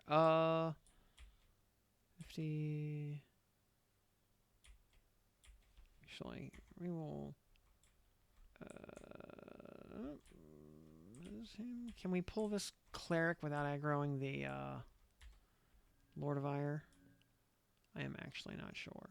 No, we can't. That's what I figured.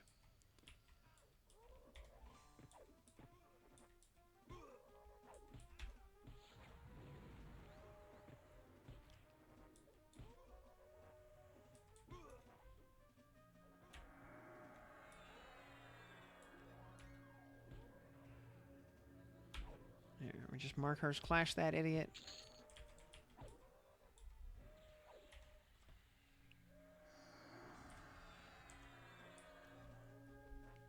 What's the level limit on Markers? 55. Okay.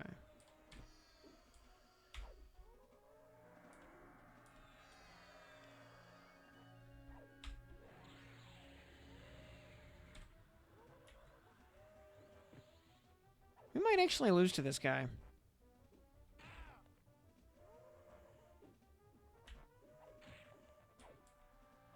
One more. Alright, we're gonna go ahead and hit that. There we go.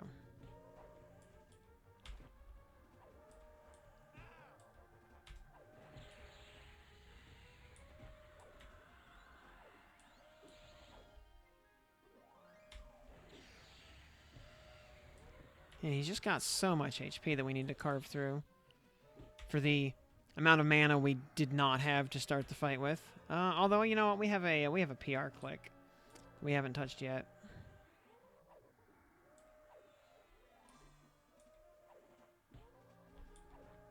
So I think now we're fine. We're fine. I was worried for nothing.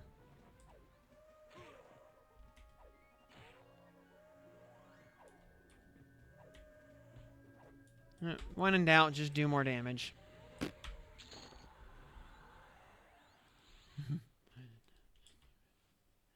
Yep, and yeah, we still had our Soulfire click, so yeah, we were fine.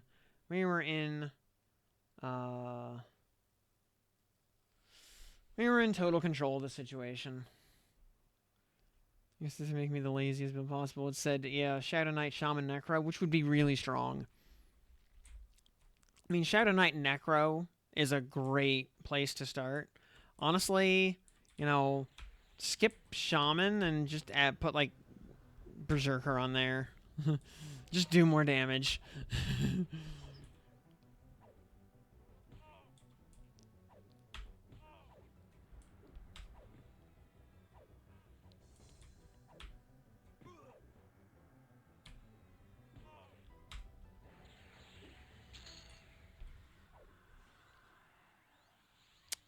Oh, another strength agility. All right, you know what? We'll add the Shadow Rage helm to our collection just for funsies. Let's see, Enchanter, Paladin, Mage. Interesting. Will almost always be in duo or group. Okay.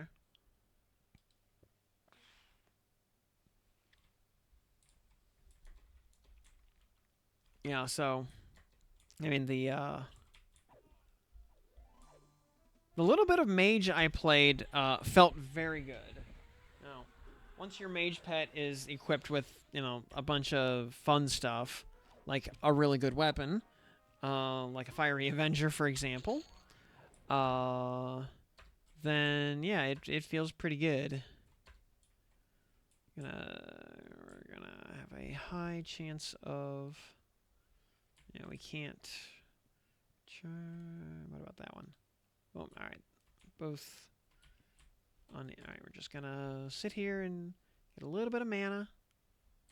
Because I'm afraid we're gonna end up fighting like. Because I know that Loathing Lich right there will wander over here. Swap it out for Necro. Yeah. Does it seem harder or easier to get class armor? I want to say easier, if only because there's more reason to just kill everything. Though, I think it depends also partly on how convenient was your particular class to farm. Like, Paladin armor was really easy to farm because it was the Fetid Fiend hut right next to Zone in Plane of Fear. It was like one of the easiest class sets to farm. On the other hand, if you needed to farm like Glare Lords, A, there's just not that many of them, and B, they're in a really crappy place, and C, they just suck to fight. So your mileage may vary. Also, being able to just go grind body armor. Oh, hey, Moraland TV with 81 Raiders. Welcome, all of y'all. Good evening. Thank you for the raid. How is everybody doing tonight?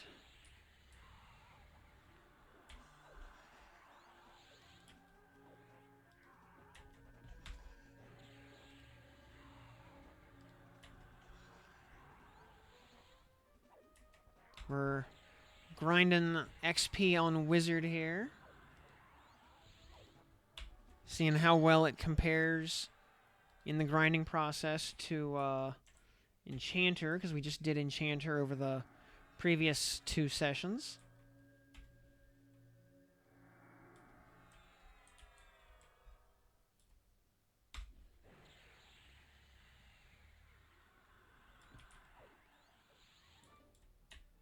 And on one hand, big nuke dopamine is great. On the other hand, charm pets, especially here in Plane of Hate, were crazy strong.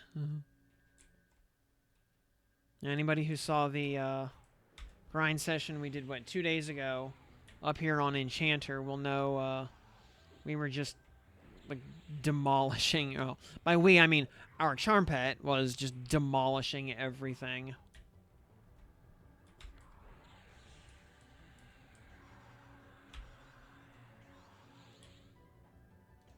We're also doing a little bit of multi-track drifting here. Grinding some Grand Blue Fantasy on the side for all you weeaboo gacha enthusiasts.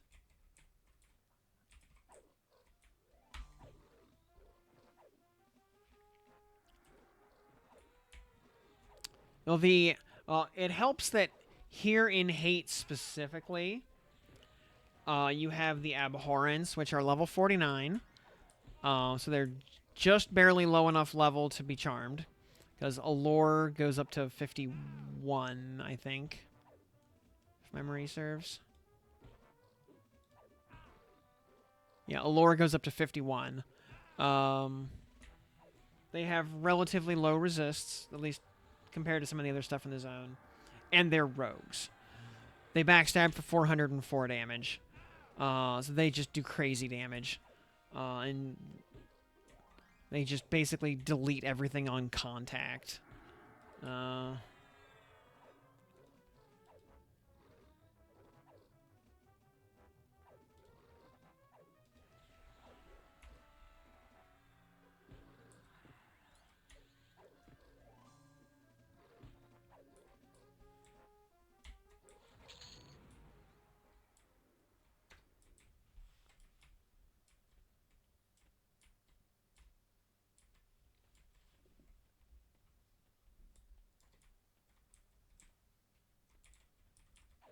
Also, you know, Enchanter has slow and mez. So, plus all the other, you know, fun stuff that Enchanter has as well. So, very big toolkit there. So, made grinding just an absolute breeze.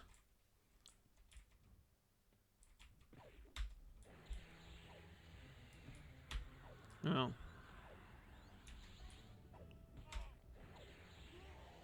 Whereas, you know, on Wizard, as long as we have enough mana for a few nukes, we can basically just, you know, melt everything on contact. You know, that words are hard.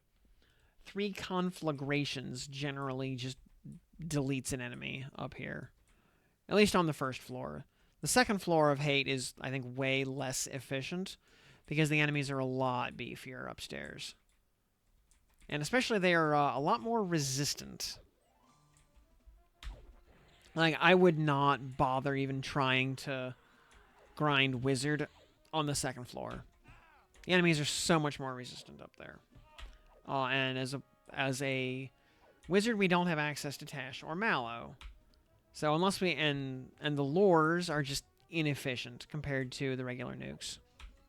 So, like, it would be way more efficient to, you know, instead of grinding upstairs, after clearing the entire bottom floor, just close the instance and make a new one. And just re-clear the bottom floor.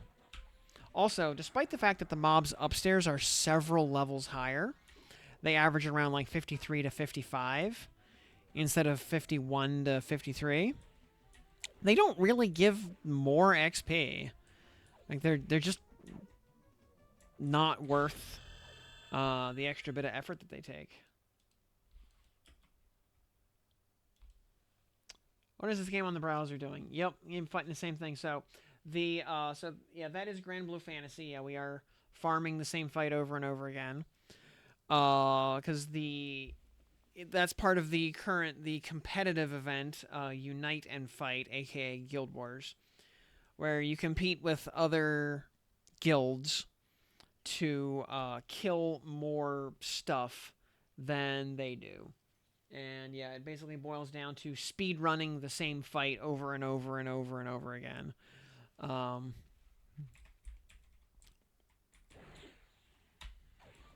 So, you know, a lot of players, especially in Japan, love it. But a lot of players also find this specific competitive event tedious. Because especially keeping up with the way Japanese players love to grind for hours and hours and hours and hours on end. Keeping up with that, or competing against that kind of play style requires you to, you know, do the same thing. Oh, did we get any decent spells at 48? We got, oh yeah, we get Armor of Faith, oh boy. We get Wrath of Al-Kabor, because we all know how good Al-Kabor's spells are. And a new root and Divine Aura. Yeah, so nothing. But, you know, at next level, Ice Comet Cometh. So, what time is it? It's 1:45. Yeah, we'll keep going. We can at least get 49 tonight, if not all the way to 50. I got nowhere to be tomorrow morning.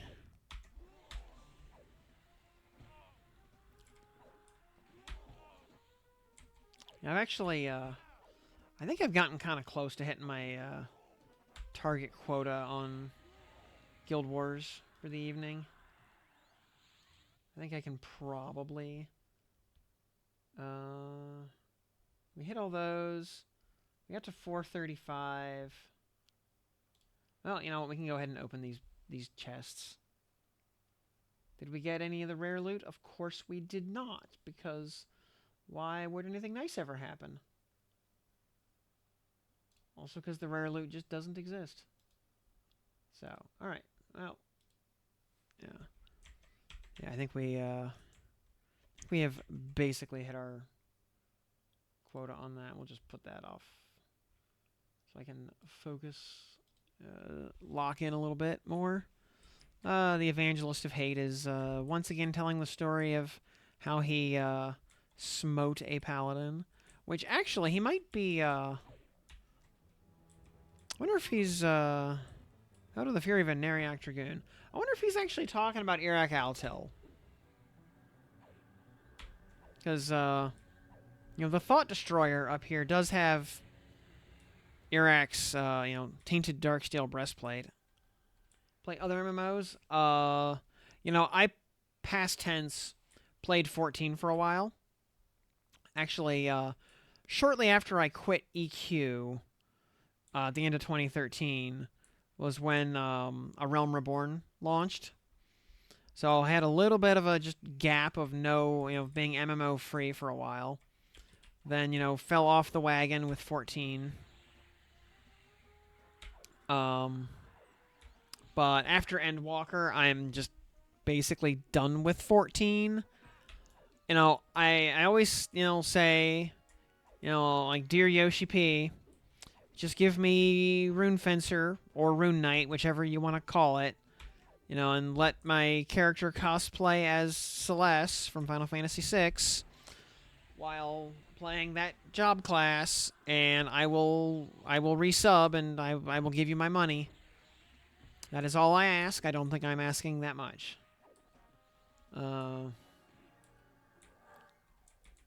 So that that's all I want from the game, is to have my character cosplay as Celeste. And specifically, you know, not the yellow pantsuit. It's got to be the green leotard. This is 100% a deal breaker.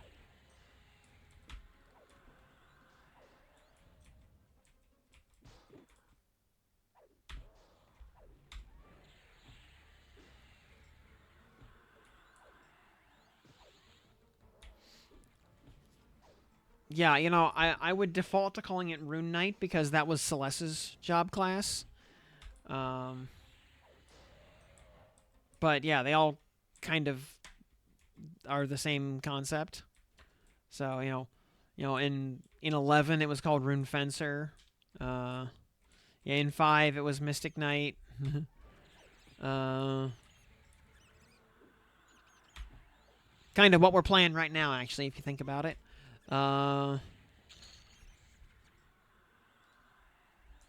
You know, if you squint a little.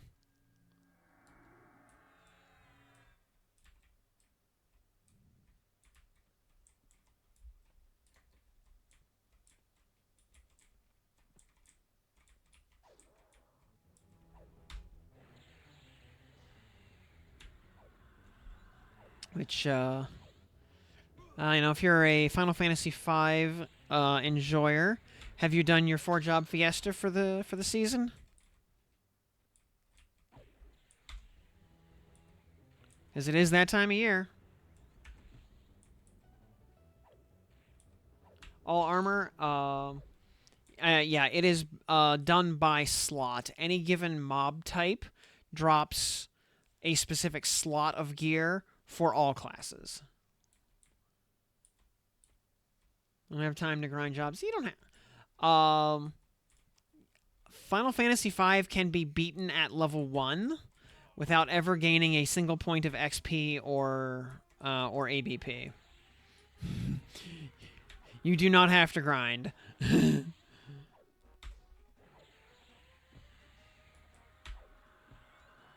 Or, for that matter, Final Fantasy V can be beaten without spending gil or ever opening the menu.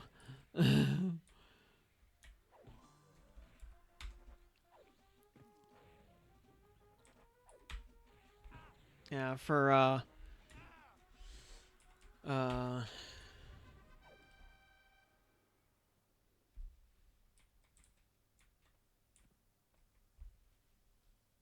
yeah, I will, let me pull this up here. Here, I'll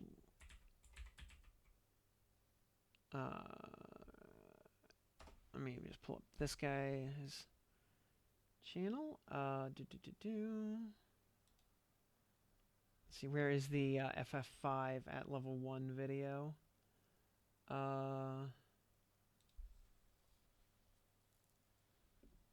Let's see here. It wasn't that long ago.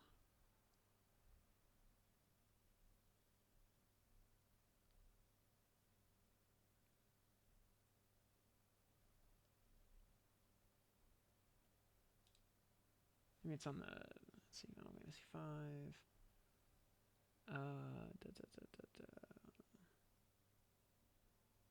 With worst jobs at level 1. Here we go.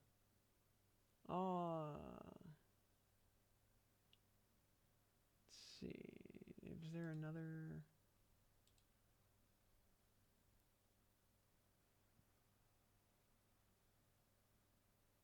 Oh wait, that was the that was 2 years ago. Where was the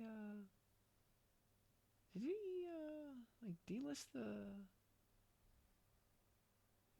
the video? Or maybe it's just not on the homepage. Let's see.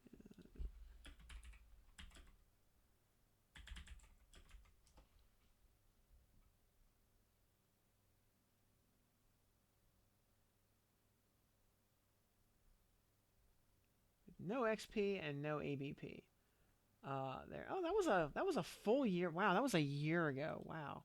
I thought that was more recent than this. Wow, I didn't realize it was okay. We'll link a couple of videos here. Yeah, so yeah, there's FF5 at level 1. Also C5 BAMF. Let's see, do weapon procs upgrade when you merge them? No, they do not. The proc just is what it is, but when you get your weapon to +4, you can pull the proc out as an exaltation and move it to other items.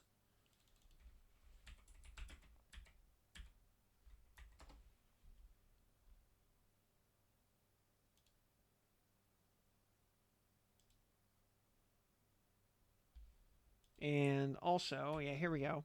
Here's one. FF5 without spending gil or opening the menu. Strongly recommend watching both of those videos. They are both very good. Probably the 2 most heinous challenge runs ever completed on Final Fantasy V.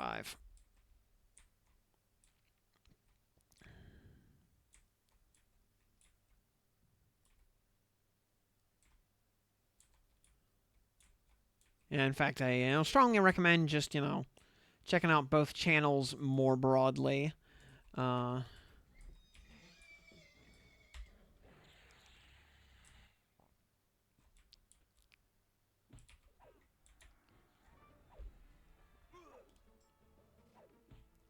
I can,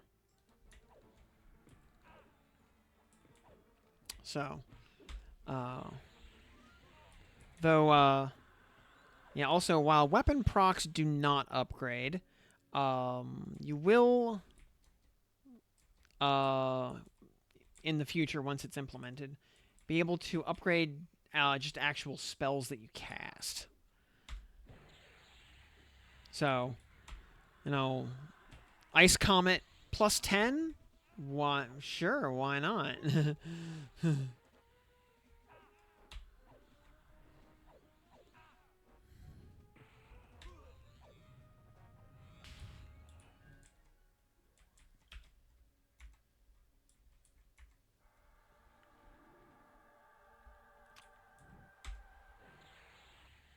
Yep, since, you know, all the facets of a spell, you know, damage, resist check. Oh, geez. Oh, geez. Oh, geez. Oh, geez. That's bad. Let's go ahead and pull these guys far away.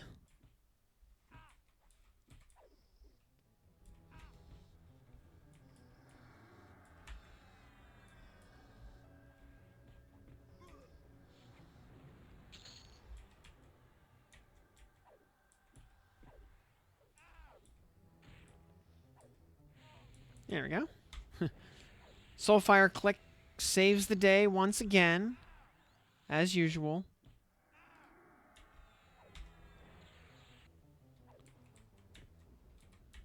FF6,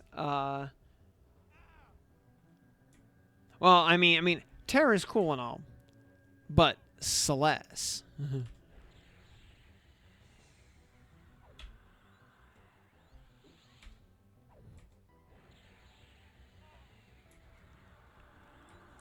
So also totally, you know, or also, I always imagined Kefka, sounding like original '80s Starscream.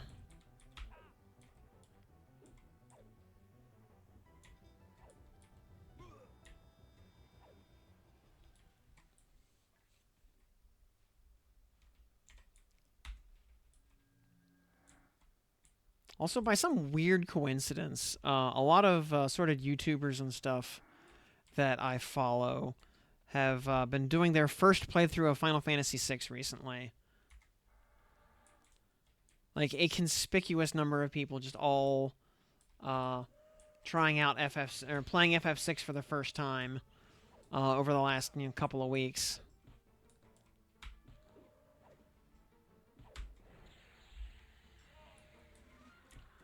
Oh god, Bard songs plus 10. Yeah, like Bard resist song plus 10.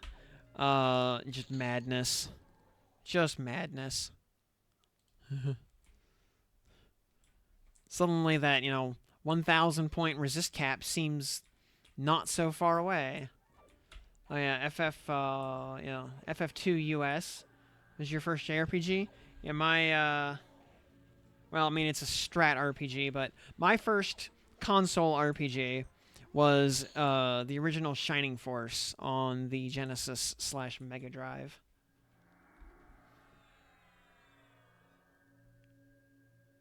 Also, Kefka isn't just the best villain of early Final Fantasy; he's the best Final Fantasy villain. Period. I will die on this hill.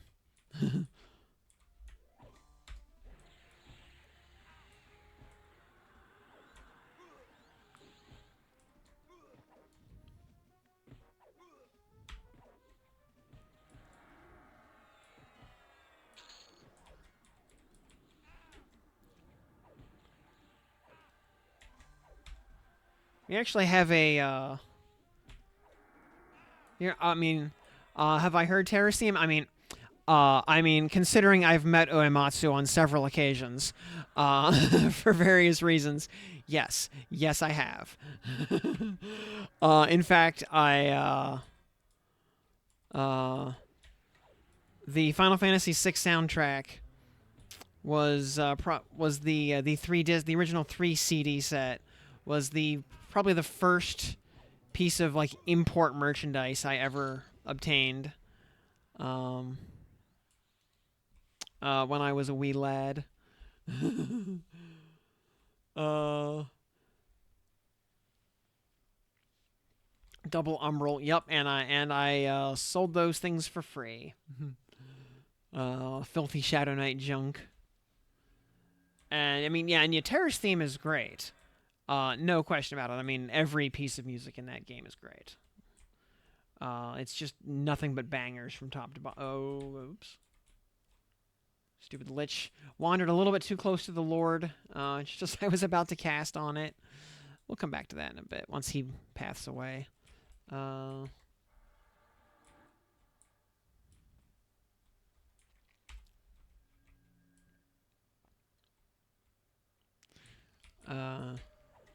Yes, I've been to a couple of Distant Worlds concerts.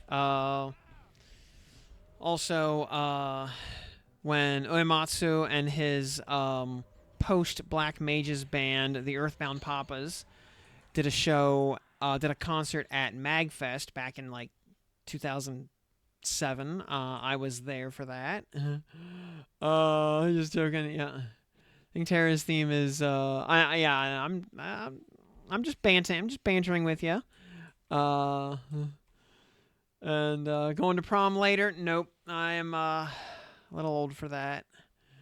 If I showed up at a prom at my age, it would, someone would very rightfully call the police. I have to think Terra's better than Celeste's because you can play it on piano. Okay.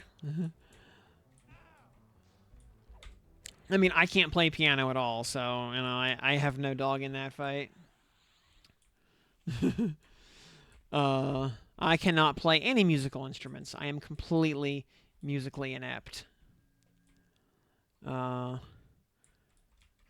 mean, I can do horrifically off-key karaoke, if that counts.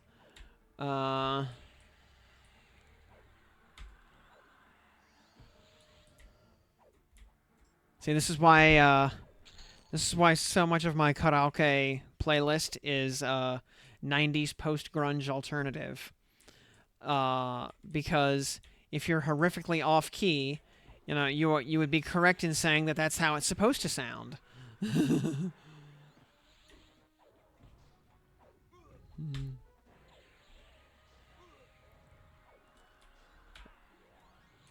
Aerolith, yes, this is Plane of Hate. And welcome to the program. Glad to have you here with us. Yeah, we are actually in the Maestro's concert hall right now. Dude, you're 50. It was like, do you know how much money you could save by going to college locally instead of living in the dorms? Conflagration we're using inversion to fast cast everything. Solo clearing, yep. We're just grinding for XP in here because Plane of Hate is an XP zone now. Yep, and we're in a personal instance, not a raid instance, so there is no Maestro here. Maestro only shows up in the raid instance. Divine Stance would sort of let us, because we'd get heals off of our nukes. Though, it will only heal for the mana cost, which, like, casting Conflagration with specialization and a focus effect is only going to heal us for about 180 per cast. So, and the spell would, instead of casting in like 1 second, would take 4.25 seconds. So, would become very prohibitively slow to cast. Yeah, so the heal is free. But the speed of inversion is just too good to pass up on, especially when we're, in basically a hybrid caster melee situation. Being able to just fast cast everything. And the endurance cost for fast casting is completely negligible. Inversion Stance is, for all intents and purposes, free. You think is the best Final Fantasy song? Alright, so, I mean, also, speaking of the main heroine of Final Fantasy VI, why do people suddenly just, like, spontaneously develop a lisp whenever they mention her name? It's just kind of weird.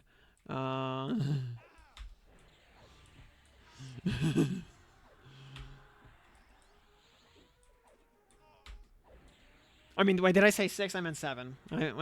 When people mention the main heroine of Final Fantasy VII, they suddenly develop a lisp.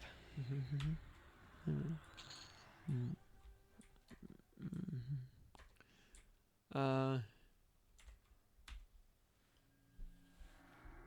don't you miss having a slow source? Yeah, deny 95. You know, the not having slow is unfortunate after kind of getting used to it. Although we're actually playing pretty similarly to how we did with Enchanter, where like with Enchanter, we didn't bother slowing anything other than the named. Uh, we just wiped 70% of her health off because we just killed everything too fast.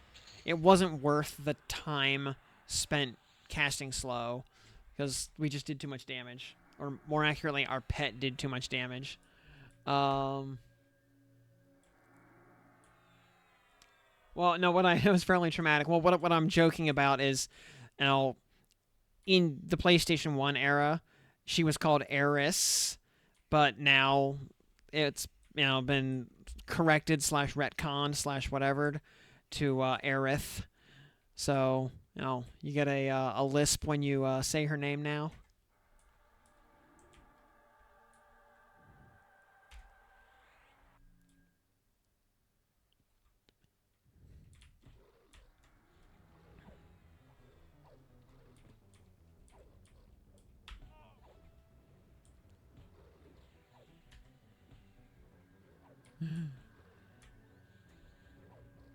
Your Dark Knight, yeah. Yeah, let's switch to Paladin. Although, let's...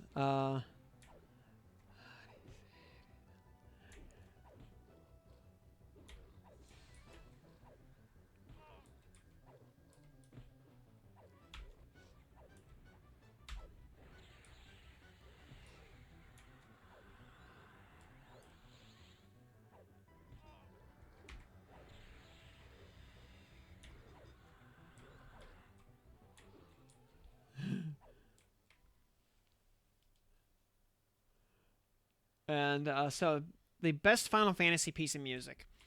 I mean, there are a lot of bangers. I mean, the series is just one banger after another. So I gotta... So yeah, what is the actual best piece of music in Final Fantasy? Um...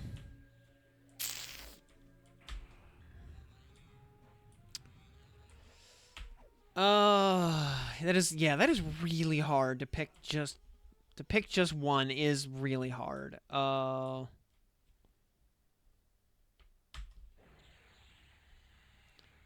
And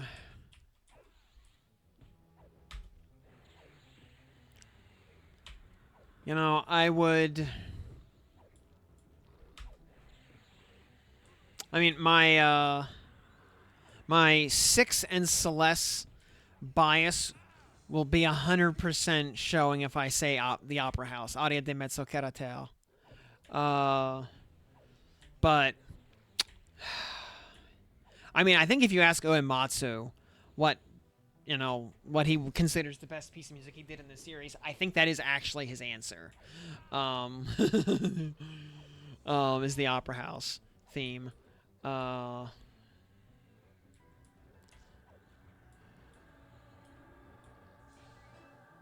Favorite Final Fantasy? 6. Yeah, 6, and it's I like so although here I'll say um I really really really enjoy the hell out of 4 and 5 also.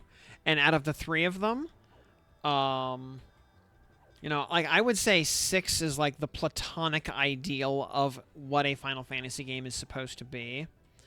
That being said though, I would say that, first of all, 5 is more fun to play and to replay over and over again. Um, and also that 4 is the more revolutionary game. 6 is the perfection of the formula that 4 established. Uh,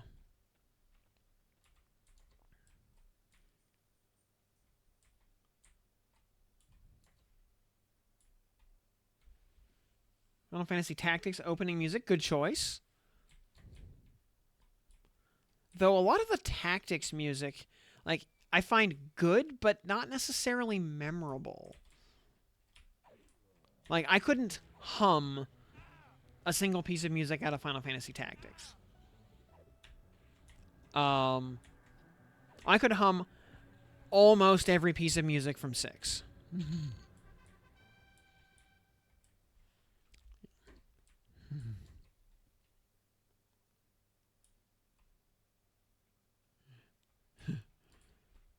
Now, granted, also, it's been 20 years since I played Tactics. You know, the last time I played it was when it was new on PlayStation. So, High Priest Makari, I think we're gonna leave him alone. Actually, I think we're gonna just leave him be. And because we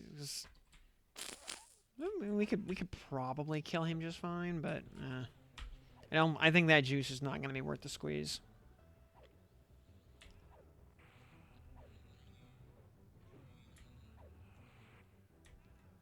You know, like I could also hum a lot of the tunes, not all, but a lot of the tunes from Chrono Trigger. Um,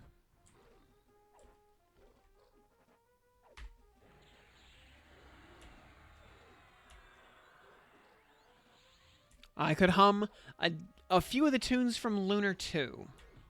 Not all of them, but um, like a few of the important ones.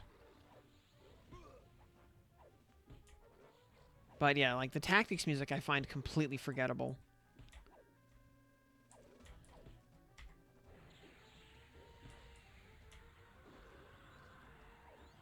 Okay, what's the worst Final Fantasy? 8.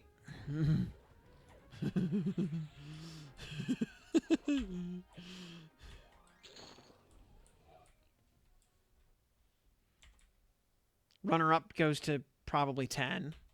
Uh,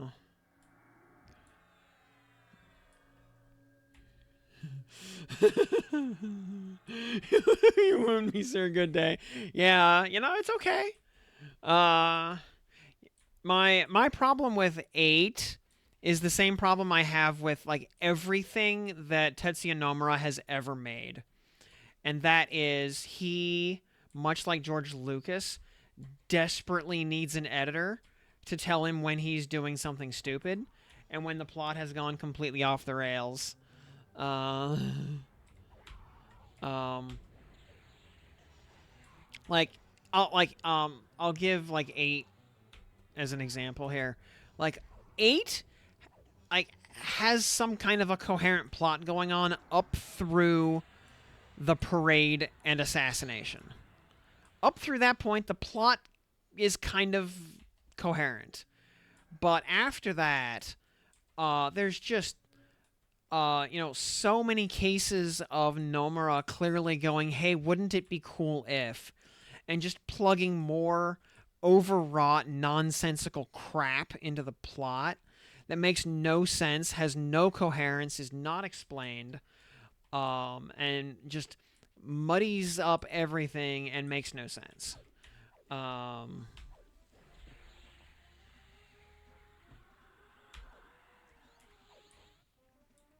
and I'll say like 7 had the same problem, not to as bad an extent, but like I would say in 7, the whole Midgar arc at the beginning is awesome, just fantastic. The rest of disc 1 is really really good, but it's just downhill after that as the plot becomes convoluted and for no good reason. Too many like irrelevant plot threads that don't contribute to the narrative. Too much happening without being explained. Just being like mysterious for the sake of being 3 deep 5U. And yeah, just going completely off the rails and just in dire need of an editor to just take a red pen and just X out half of it. Uh, again, like like the Star Wars prequels. uh, somebody needed to tell George Lucas that everything he was doing was stupid, and that half of the movie needed to just be deleted out of existence.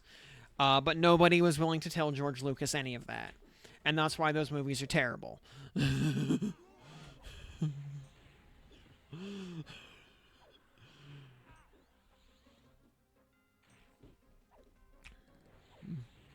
Oh yeah, Ultima Weapon song in 14. Oh yeah, the Maker's Ruin uh, is one of my favorite pieces of music in 14. Uh, Maker's Ruin is awesome. The other half of the Ultimate Weapon theme is really good too, but Maker's Ruin is just god tier. Uh, and Golem is fighting you out of spite, yeah. Uh,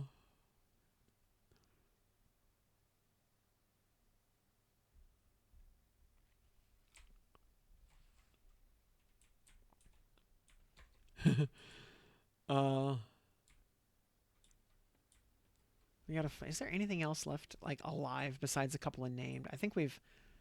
So we don't have the higher level charm to or pacify yet to pull those two clerics off of the Lord. We may have to actually go upstairs. Like I didn't want to go upstairs, but I think we actually ran out of mobs.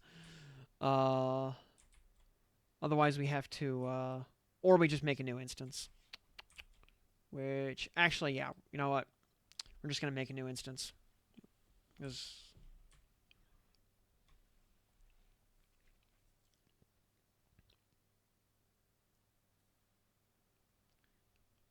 you clear a whole one and get the bonus reward. That is not in game yet. Also, yeah, to do that here, we would have to go clear the whole upstairs, and clearing the upstairs would be a little challenging because there is a building upstairs that has it's like a classroom, and it's got 13 mobs packed into one very small room. If you don't have AoE maze, you're just not pulling that room, or at least feign death. You know. And Stormbringers, man, like I wanted to like Stormbringers because I played a Highlander, so I was like really invested in the Alamigo storyline. Um, but the problem with or I should say Stormblood, is problem with Stormblood was it was like two kind of half-assed expansions stapled together into one kind of not entirely coherent plot line.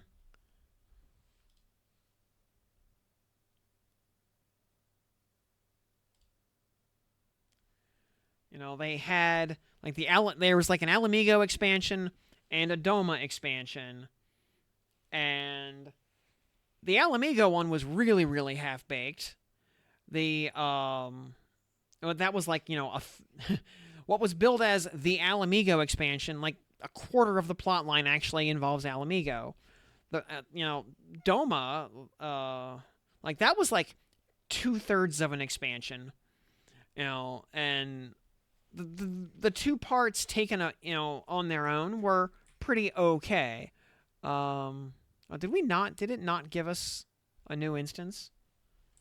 Did Okay, there. Okay, no, we just had to wait for the zone to pop. Okay, I was gonna say like, what did it?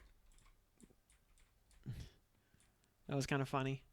Yeah, everything had to actually spawn into existence there.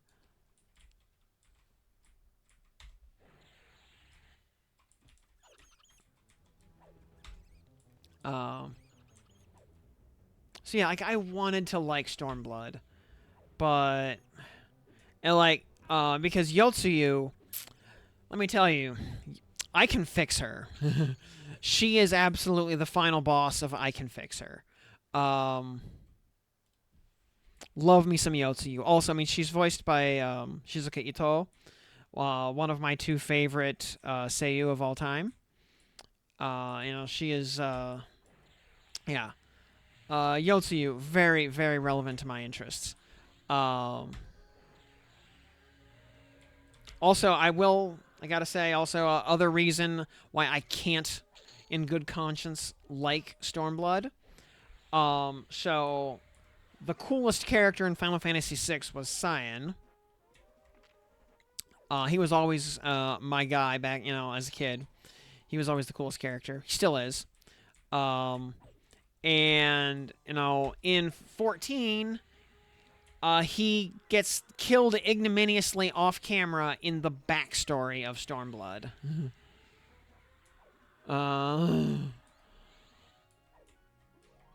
And like, sorry, Yoshi P. There are certain, you know, certain sins I cannot forgive, and that is one of them.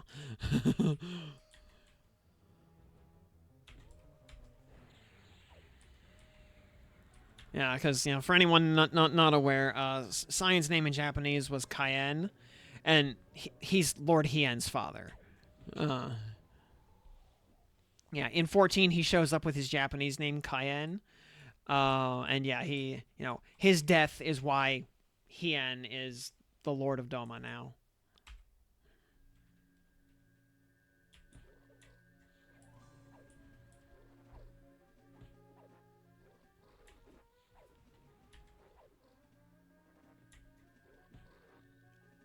And Stormbringer's meant Heavensward. Oh, now, Heavensward, I thoroughly enjoyed Heavensward. I enjoyed the hell out of Heavensward.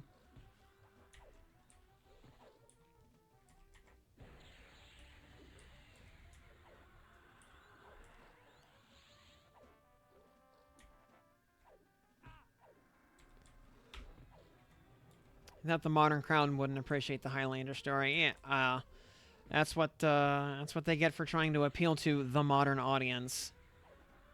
Which mob drops which gear slot? I mean, it was probably on the wiki, if somebody has updated the wiki to account for that yet. If someone hasn't done it yet, they will eventually.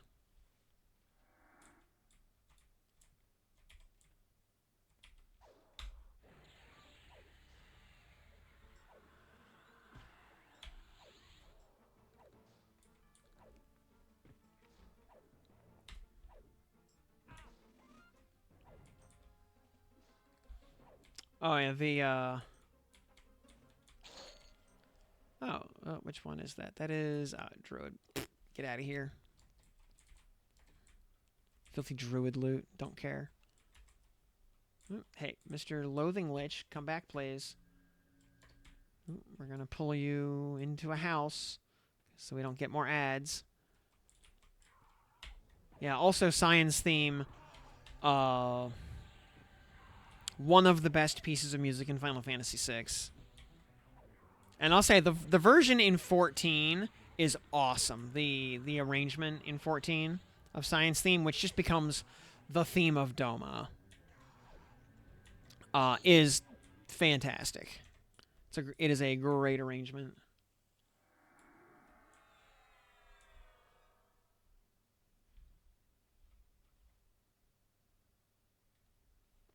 Shadowbringer's theme is peak. Shadowbringer's theme is way up there. Like way up there. I gotta give it to. I don't know. It's a real close tie for me between Footfalls and Close in the Distance. Although, or Hearts Aligned. I mean.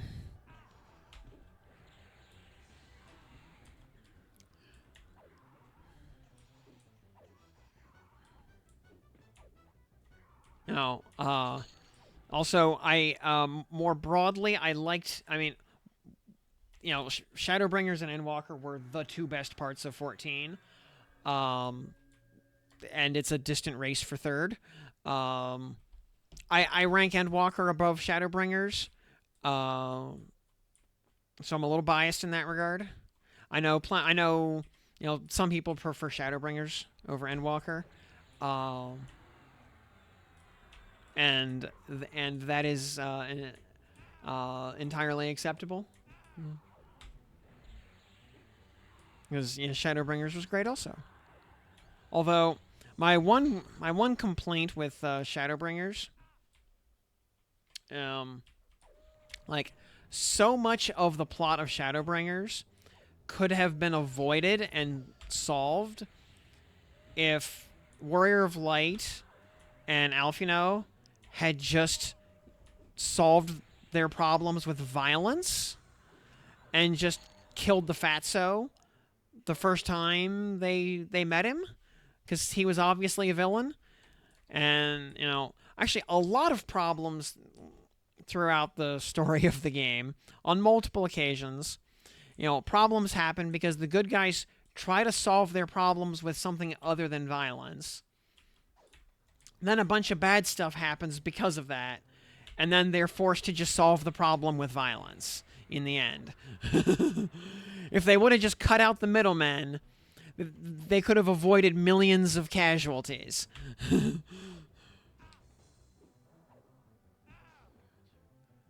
Single best and Walker. You think your answer? I mean, your answer is fantastic. You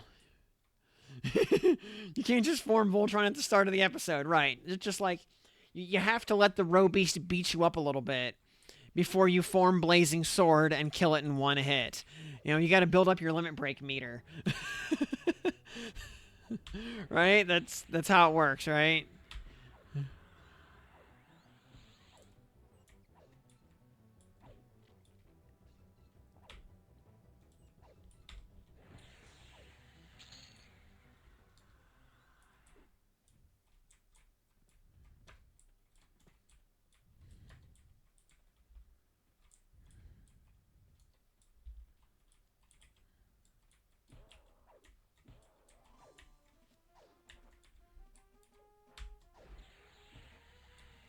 Oh yeah, for sure. Yeah, the way your answer, you know, puts the yeah, brings that particular like musical plot thread full circle. Yeah, is just fantastic. Also, Ding 49, Ice Comet Cometh.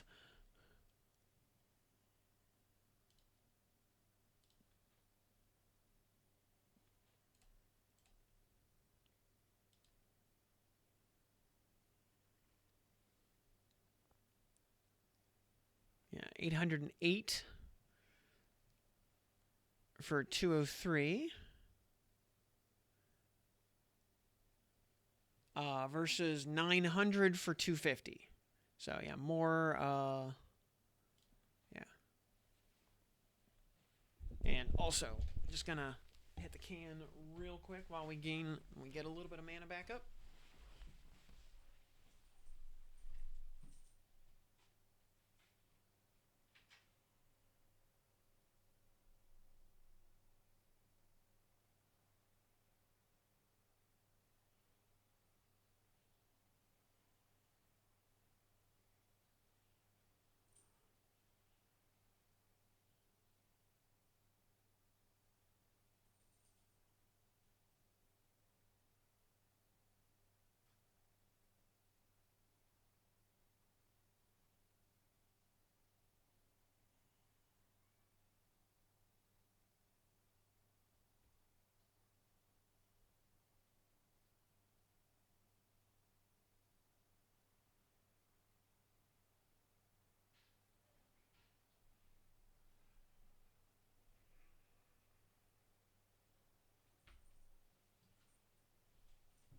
What's up, kitty?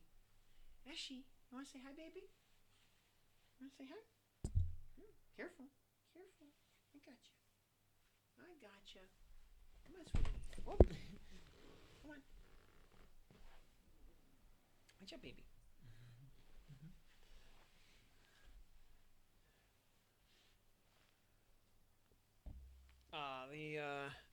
The only fan fest I ever went to was the first one, or the first Vegas fan fest. Have not been to any since. But yeah, seeing him and everybody else back then was excellent. Carrying out Pacify, Brells, Retribution, Ice Comet, yeah, just yeah.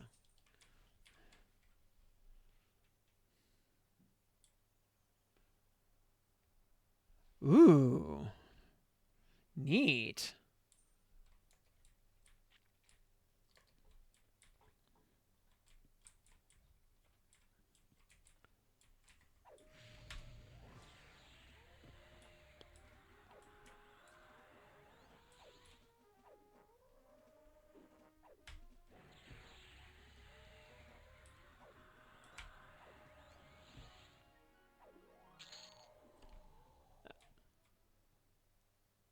Lustrous fan braces. Yeah, there's yep, there's no bot running, so don't worry. Yeah, you can post whatever you like.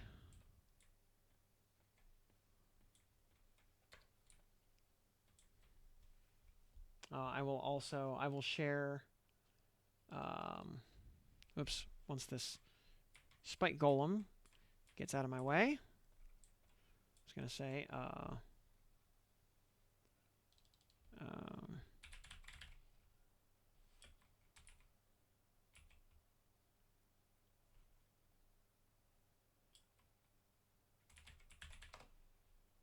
let's see.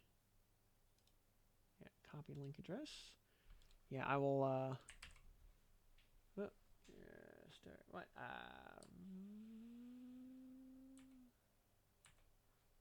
Let me. That was a dirty link. Let me clean that up here.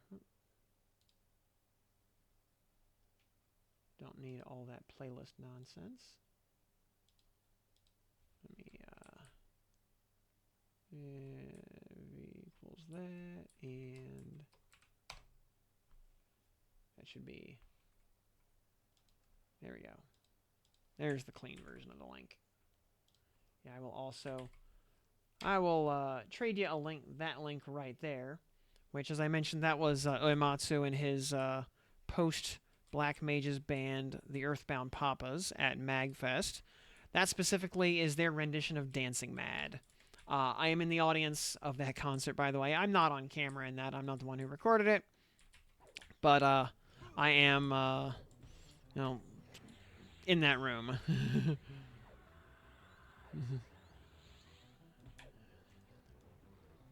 And Virtual Gamer, good evening.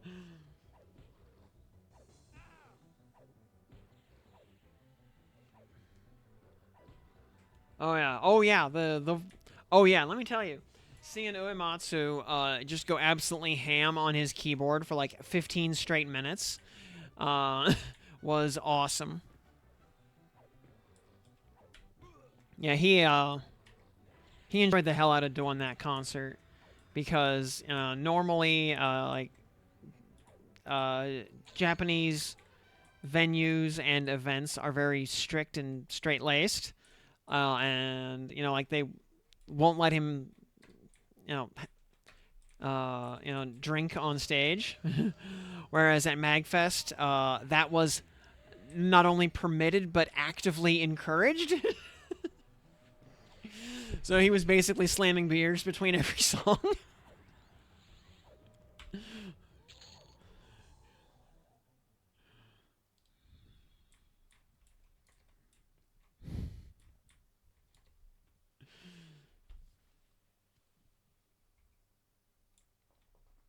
Oh yeah, they did a whole new version for Ultimate. Okay. I did not bother. I did not keep up with any like the progress stuff on Ultimate Kefka. I just knew that it was a thing.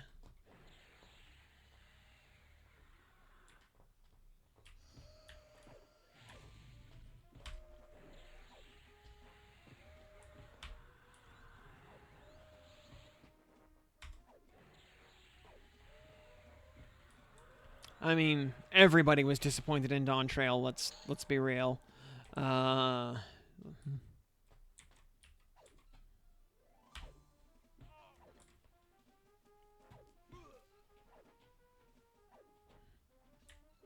only thing I've ever heard people saying they like about Dawn Trail was the raid series.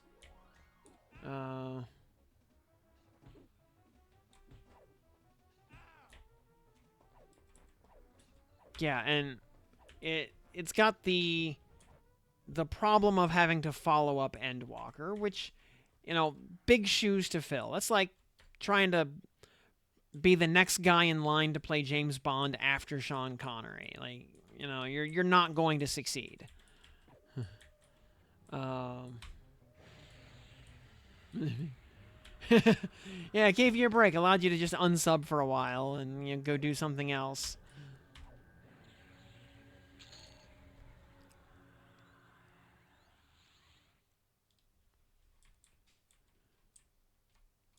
Yeah, it was solidly okay. But yeah, coming off of the just back-to-back gold mine of Shadowbringers and Endwalker, you know, okay, doesn't really cut it anymore. The bar has been raised. And meanwhile, the gameplay sure did not improve at all, which is honestly my biggest gripe with the game. That, 14 is like the only MMO where characters... Oh! Check it out. We finally got a dark metal holy water sprinkler. Based. I mean, it's terrible. We will never use it. But we're going to... You better believe we're going to add it to our collection.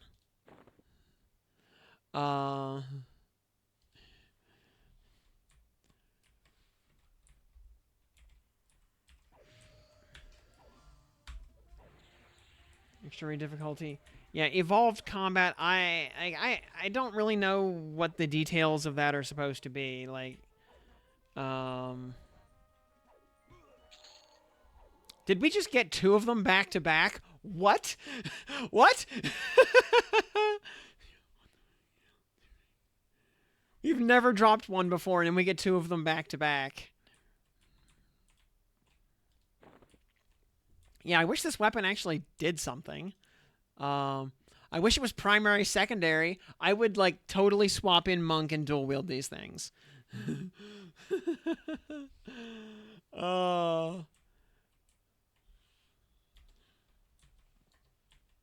Like, I actually, I had almost forgotten that item exists.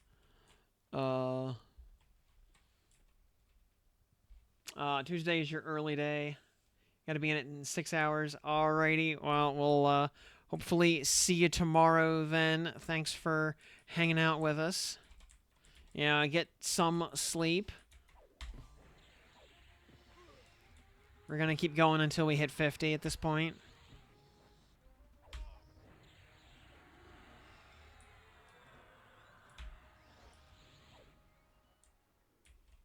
Oh, dual wield the Plane of Sky Cleric Mace. Yeah, if only. Because, I mean, I do have a Thurgist, actually.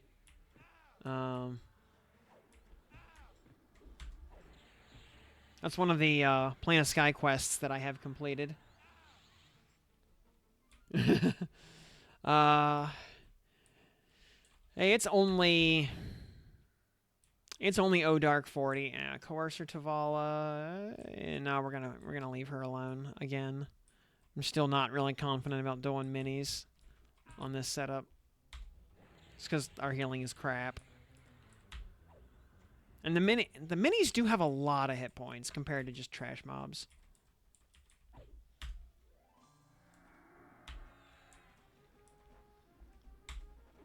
Yeah, I figure it should take, I don't know, about 45 minutes to gain this last level from where we're at now. 45, maybe 50 minutes. We've been pretty consistent so far in taking about an hour to go from 49 to 50. And, across multiple class setups. So,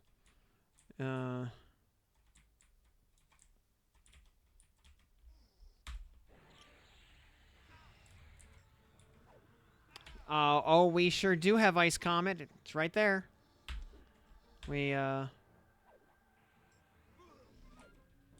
We did the quest for that before we came up here. So that we would have it when we got to 49.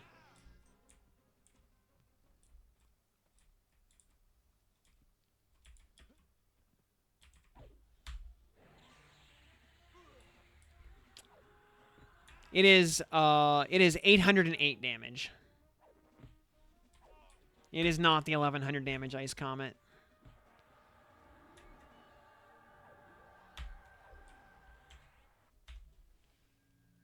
So it's a little bit less damage than Conflagration, but more efficient.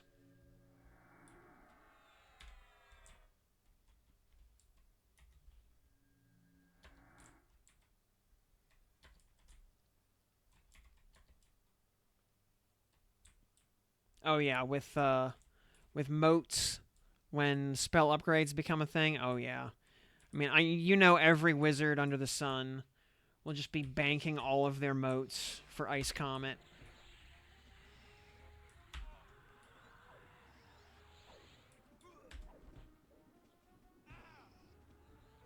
And rightly so. It is the iconic spell, after all.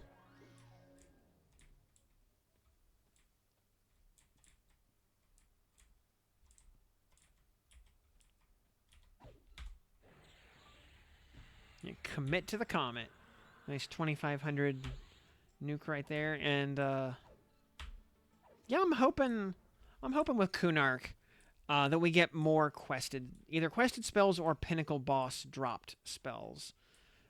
You know, so much of a caster's arsenal just comes off of a vendor in town, which is just so much less exciting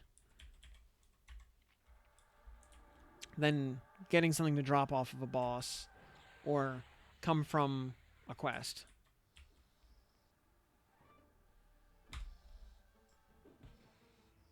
You know, like for melee characters, the only thing they get off a vendor are iron rations and water flasks.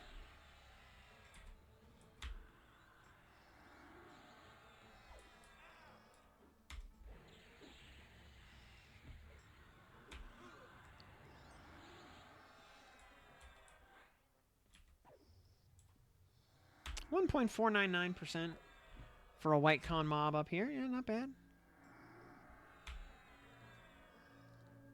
We need to get... I wish we... Oh, nice. 1963. Good crit. I wish we had the improved damage 3 focus from the White Dragon Scale Cloak. We need to get some jewelry, though, to because we have to be able to make the... Or be able to obtain the... like the wedding ring and stuff. Vishimtar 33, hello. I remember farming you many, many times back in the Dawn days.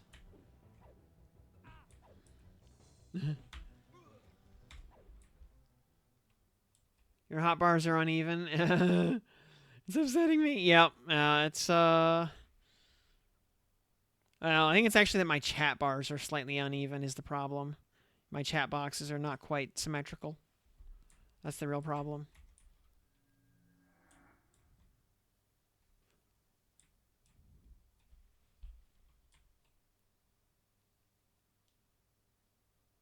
Oh, whoops.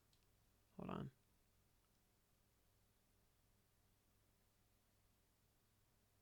Trying to move that down so that we can bring that down.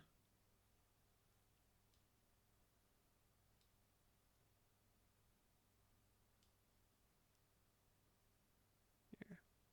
Move this so that it's about one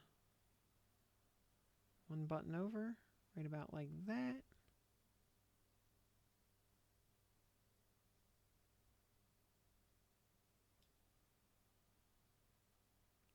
And then, yeah, there. Oh, we still need to be here.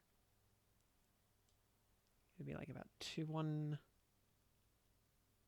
about 1.6 buttons. Actually, I think it's going to end up being like that, about 2 buttons that way. And yeah, getting.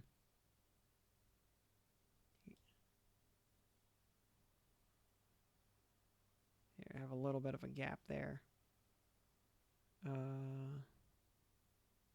So they're not quite symmetrical, but the chat boxes are also by design not quite symmetrical.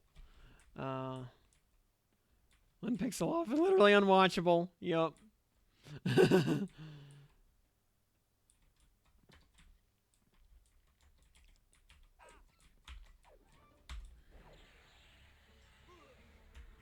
And if you ever get 1 dead pixel on your TV, suddenly that is the only pixel you're capable of staring at.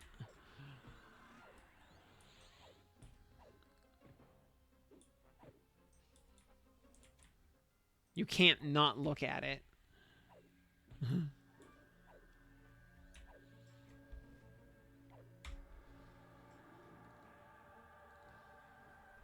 Yep, this is just difficulty 0 in here. Because we're just here for XP. We're not worried about moats or anything. Oops. I just bumped my LOH button for no good reason. Hopefully that doesn't come back to bite us.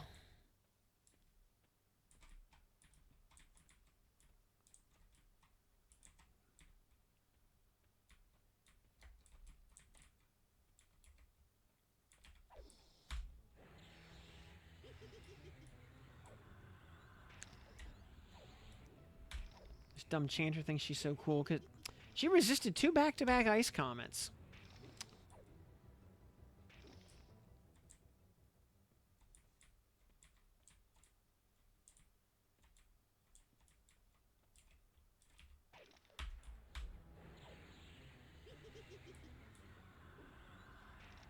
All right, this idiot here wants to cast a lot of spells. We're going to blast him with Markars.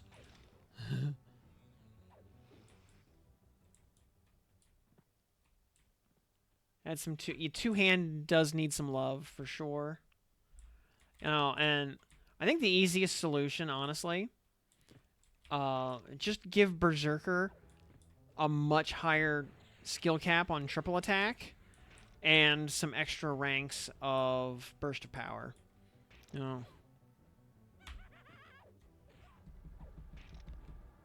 I mean, because we'll definitely be getting more AAs in the foreseeable future. I know for a fact there are a couple that are in the pipeline. They've only kind of briefly hinted about in streams and stuff. So, you know, the dragons are coming, and they're gonna be awesome.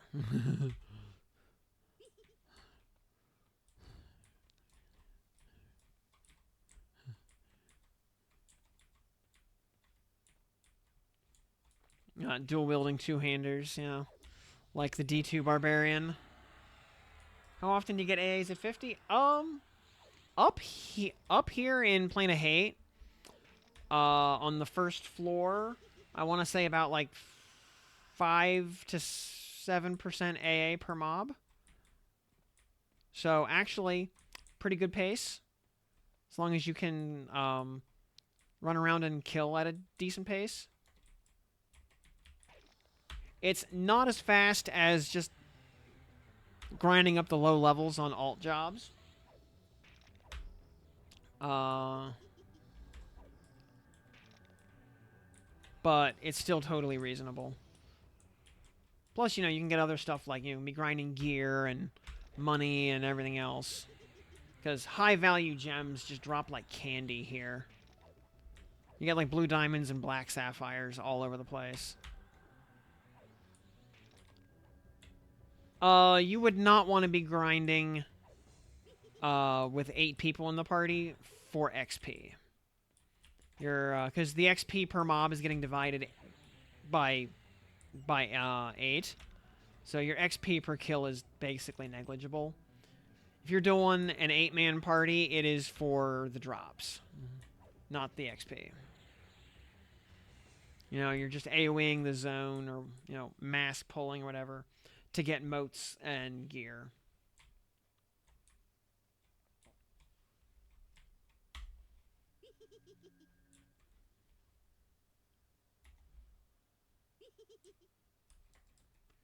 And with as spread out as mobs in Plane of Hate tend to be, I would think you wouldn't even necessarily be mass pulling. You just kind of steamroll through the zone. And so you're only ever fighting like 1 to 3 at a time, but you do it very rapidly.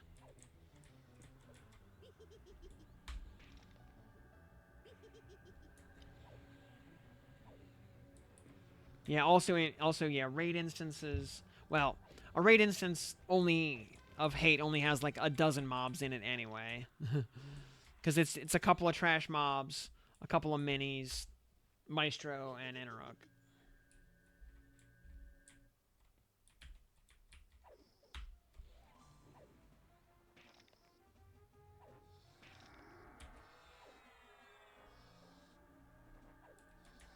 What do you... in XP is zone-wide. I'm not sure what you mean by that. Oh, as far as, like... no, I think... As far as, like, the party being within a certain radius, I'm pretty sure you do need to be within some radius of the mob dying in order to get credit for it. I'm pretty sure. I think it is a fairly generous range, but I think that is a thing. You have to be... you know, at least in the right zip code, more or less.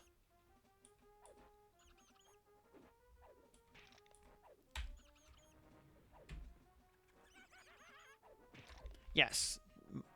dot colors on the map absolutely indicate mob con. Also, the mob's nameplate is also the color of its con. So this rat here con's white, so it had a white name. This Iregast con's yellow, so it has a yellow name and is yellow on the map. He would wipe the floor with me. I don't think he's going to wipe the floor with me. I think it will be the exact opposite of that, as a matter of fact.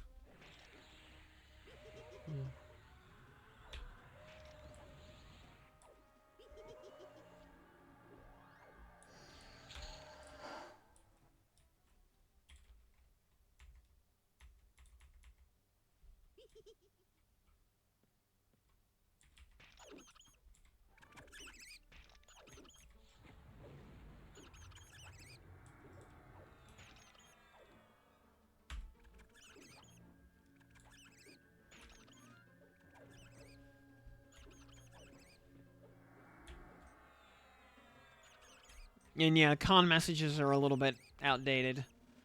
Yellow cons are just not that scary in this game.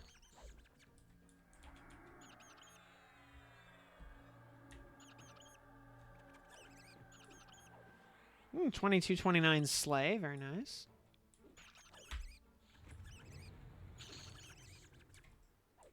Ruby Crown sold for 142 platinum, very nice. We're, I think we've made like 6,000 platinum tonight without even trying.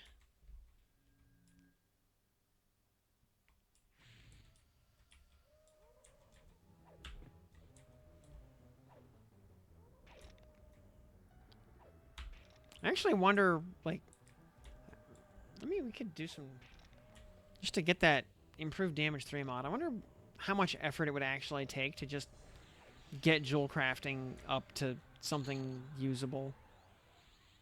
Or let's just russet van braces.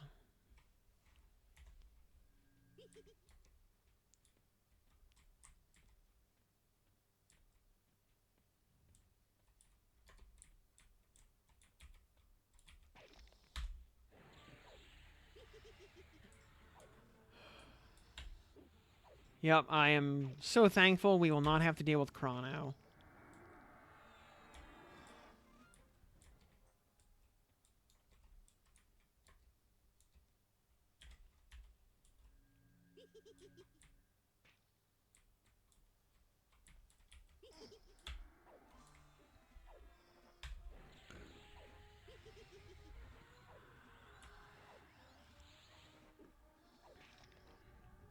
Well, thankfully, you know, everything is basically just licensed rather than actually being run by Daybreak. So I am not worried about that.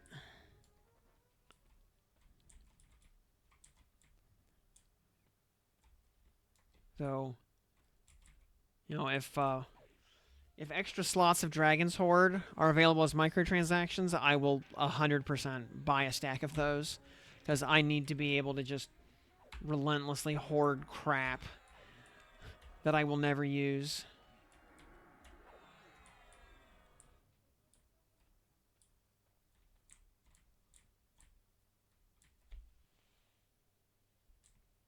Inversion converts 3/4 of the spell's cast time into global recast time. So the spell becomes very fast to cast, but blacks out your whole spell bar for a little while.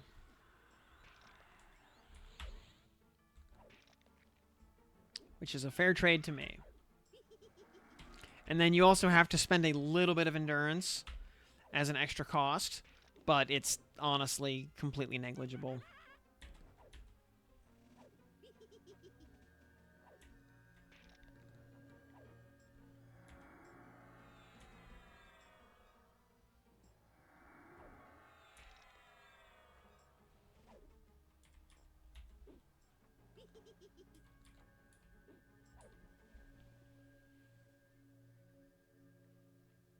Yeah, inversion. Yeah, excuse me, shifts 2/3, not 75%, 66%. 2/3 of spell cast time into the global recovery time. and 20% of the mana cost into half as much in endurance cost.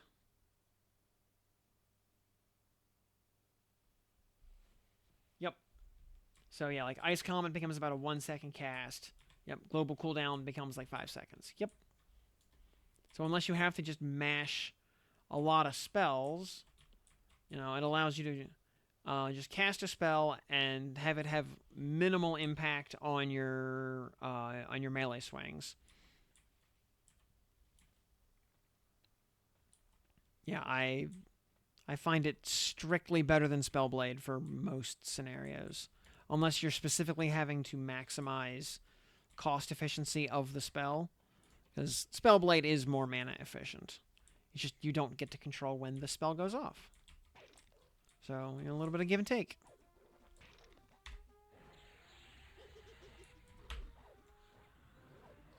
Actually, we'll just sit in recovery for this Spike Golem, because it's just going to resist everything anyway.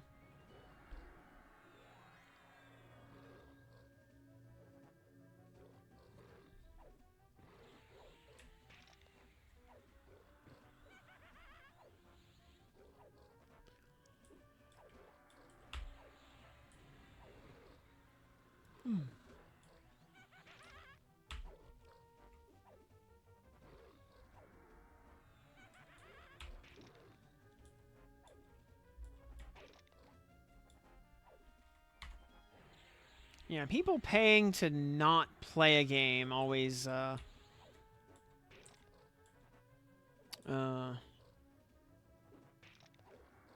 always found to be a strange thing in any game.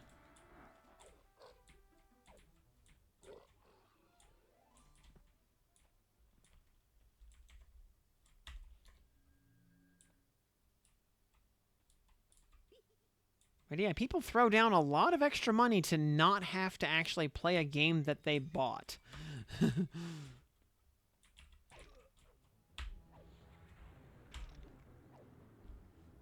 You can see how long Ice Comet takes to cast under normal circumstances. Then we just hit inversion, and wabam. Just instant gratification.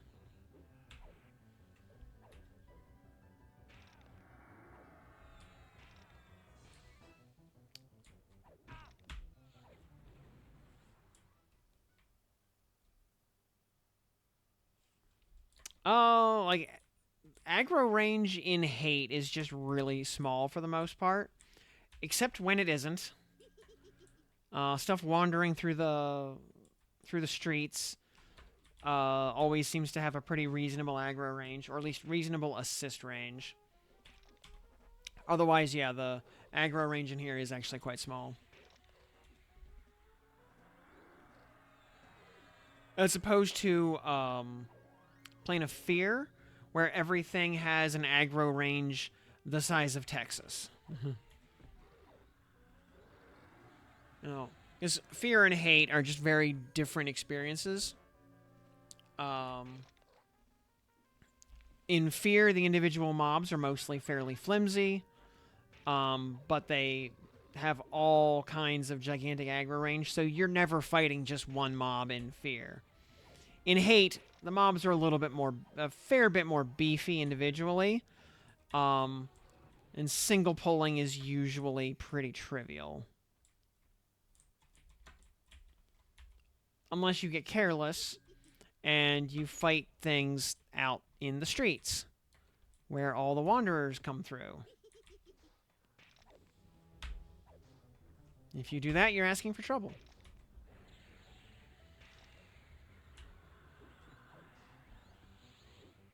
Yeah, original Hate, you had like aggro through the ceiling and all kinds of nonsense. Yeah, been there, done that, got the t-shirt.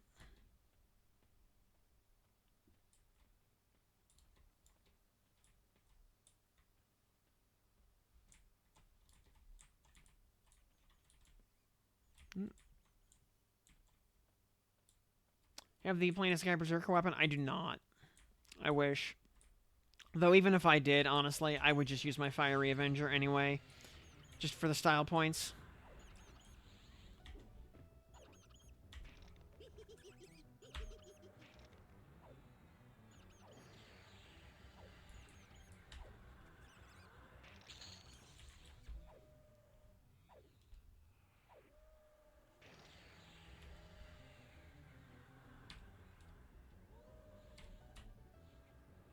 Yep. Also, yeah, we've got Pacify, so we can generally single pull most things in the zone with just a little bit of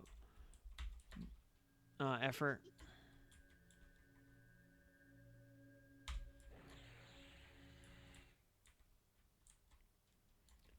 And very few enemies wander into houses. So, as long as you don't fight stuff out on the street, your odds of getting an ad are pretty minimal.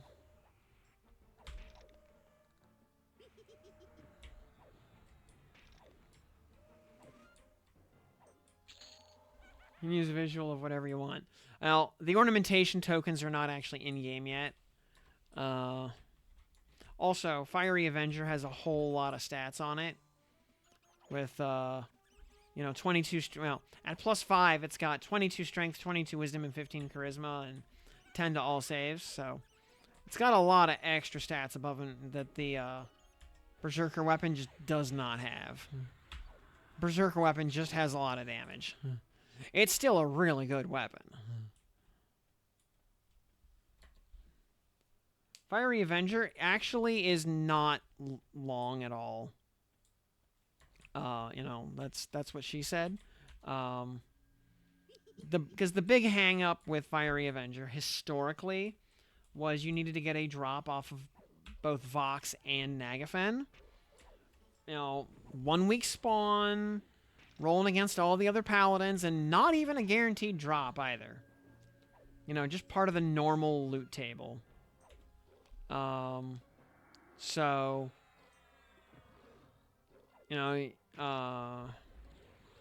you could spend, weeks or months trying to get those two drops, and now that's just not a problem.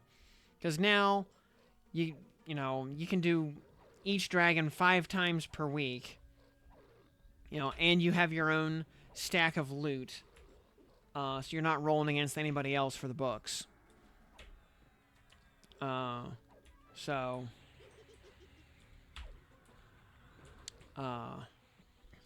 getting the drops, it would be unusual to do both dragons 5 times each and not get the book drops.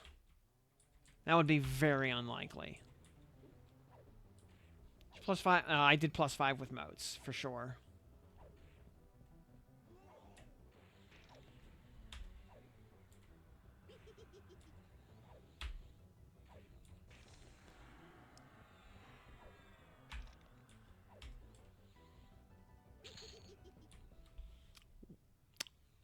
Does Shadow Knight get anything equivalent? Funny you should ask that, because the answer is maybe. Yeah, MMO Enjoyer 5. Because we have some items down here that, would, that maybe lead to something equivalent to, like, a Dark Avenger. But the quest cannot be completed yet, and the NPC is currently disabled. Maybe. Maybe not. We'll find out eventually. But yeah, the moat combiner... the moat combiner was oddly absent from Freeport yesterday when I was checking on him, so I have not gotten to try it out yet. Shadow Knights do get Soul Leech. And they also get the, Kildorn the Blood Drinker from one of their Plane of Sky quests, which is also really good. So, yeah, Kildorn is excellent.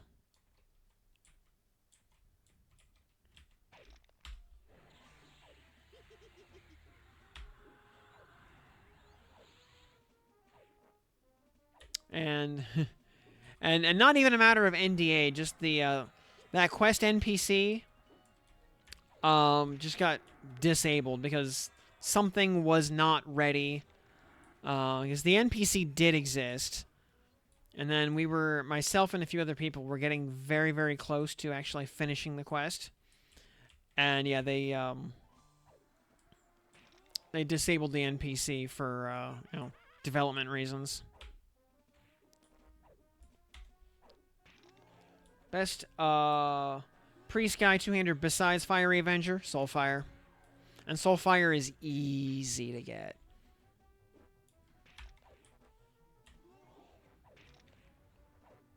Because all you have to do is go camp Zacatl in Mistmoor, which is a great XP camp. It's also where the Diamondine earring drops. You know, one of the only pre-planar earrings in the game worth equipping. And you go kill Lucan, which is totally doable at, like, you know, upper 30s. You know, or, you know, duo in the mid-30s, honestly. Yeah, Babs is good. Babs is really good and really easy to get. There's also a couple of different weapons in Befallen that are all really good. And you get those in the teens to low 20s. Deepwater Harpoon is obtainable at level 1.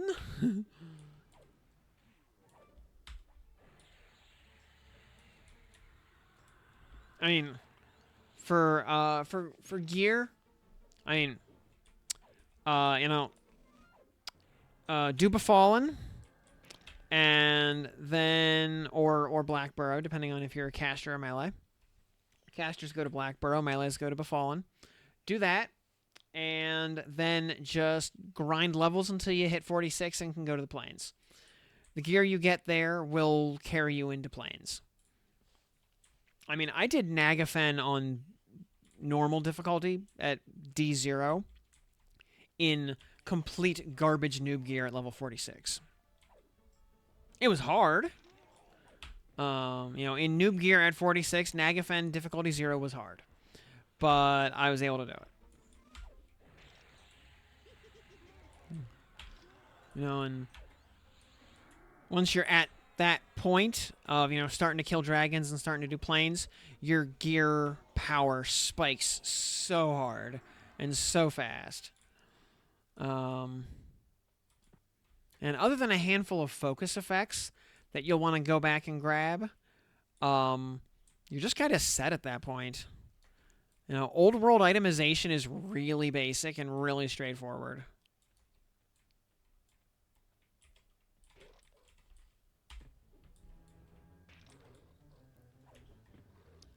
Also, you know, we might see other additions from other revamped zones between now and launch, so certainly keep an eye on that. You know, we know that Unrest is on the to-do list. We know Permafrost is on the to-do list. We know that we'll get Nectropos Castle, which is going to be entirely new. We'll get that somewhere around October. Yeah, Plains meaning Fear, Hate, and Sky. Yep.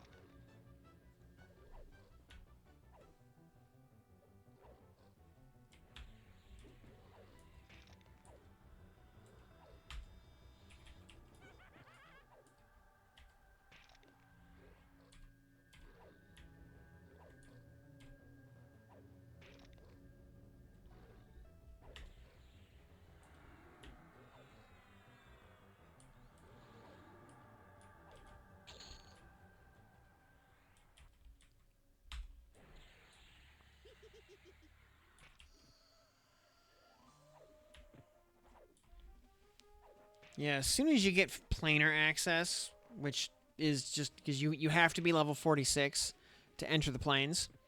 But as soon as you hit that point, yeah, the quality of gear that suddenly starts just raining down upon you is so far above everything you had access to before that. Like, it's not even close. You know, just take grab a group, just go blast, you know, either fear or hate, you know, or, you know, get a group, go blow up the raid instances in particular. You know, get all those glorious boss drops. Because, like, every interrupt kill will drop you, like, 5 or 6 items. You will just, you know, one interrupt kill will, like, completely reinvent your gear.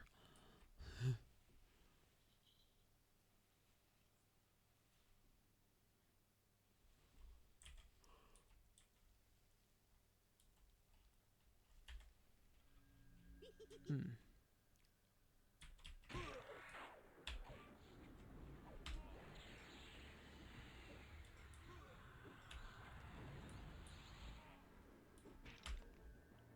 Yeah. Um. we we frenzied for 1 damage and killed him. Uh.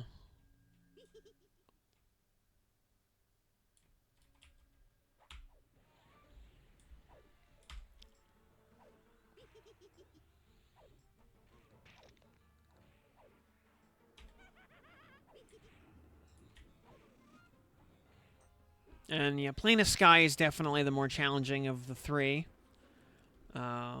It basically, Plane of Sky sort of plays by a whole different set of rules compared to the other 2 zones.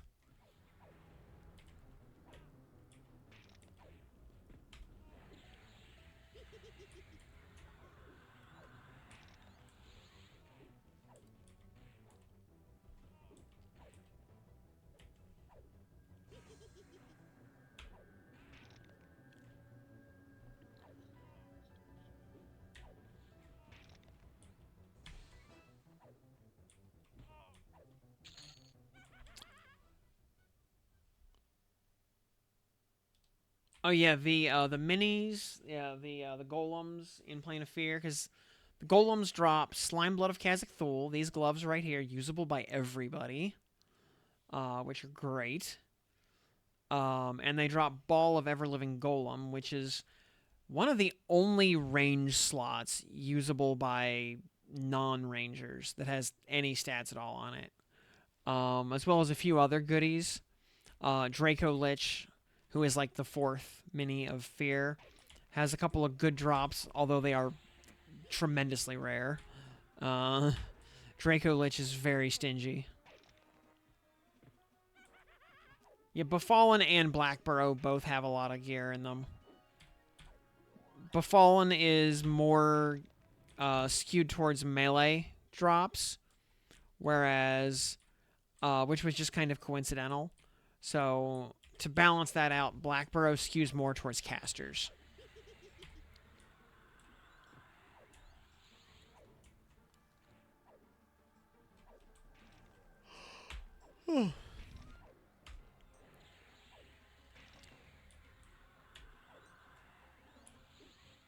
40. We have 47 AAs banked. 368. We're at right now, and we're gonna hit 50 here in like 3 mobs.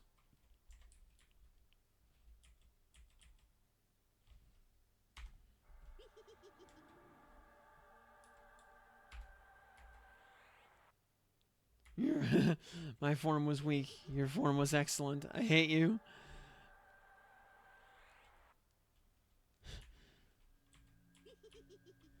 That's just his way of saying, Kakarot, I kneel.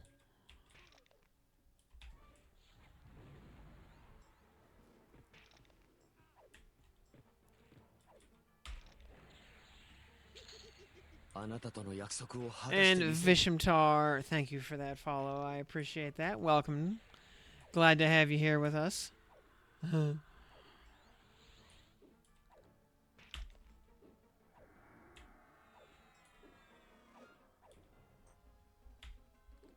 What was the old audio trigger for the Vishimtar raid? Like you feel a like gaze on you or something. I forget the old hell levels. Nope, they are gone forever, and they are not coming back. Yeah, Bailers, welcome, welcome, and Viper XL are planes the current endgame. Yes. Um, the first completely original or new zones will be Lake Nereus and Nectropos Castle, which will come out after release. Currently scheduled for October.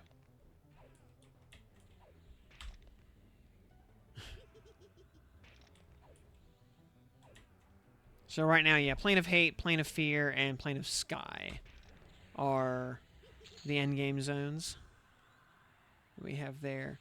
Oh, Lustrous Russet Helm. Okay, we'll add that to the collection. Sure, why not? Actually, that's probably better than our I might actually use that. 14 AC, 5 int and charisma. 14 AC. It's actually wow. It actually has 16. Actually has because it's chain. That's why. Yeah, it's honestly trash. I'm trash. Gonna add more A? Yes.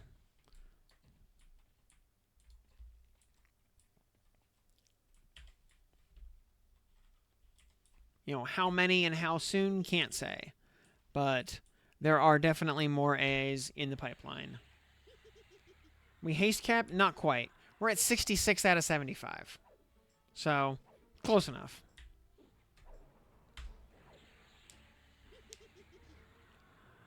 Can you start level 1 naked in D4? You can try. Wouldn't necessarily recommend it. But I'm not your real dad. I can't tell you what to do. And there we go. Ding, 50. Huzzah. We'll kill this Kiraikoi, and then we're going to hit Origin. Yeah, they definitely want to fill in some parts of the map that, you know, because for anyone who had the old cloth map, well, is there a mob upstairs by any chance? Actually, 2 mobs upstairs. Yeah, there was a bunch of stuff on the old cloth map from '99 that never actually showed up in the game.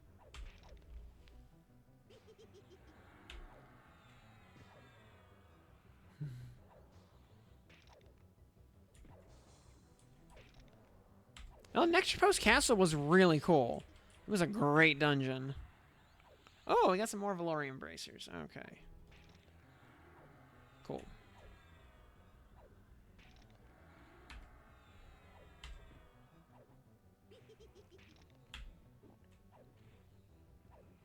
Alright, wizard combat proficiency. Yup. Alrighty. Whoa. Time is it? Yeah, 120. Yeah, it took about... Alright. I said it would take about 45 minutes to ding up to 50, and sure enough, it took 40. So, that was pretty, like, on point for efficiency, I think. How long was this whole play session?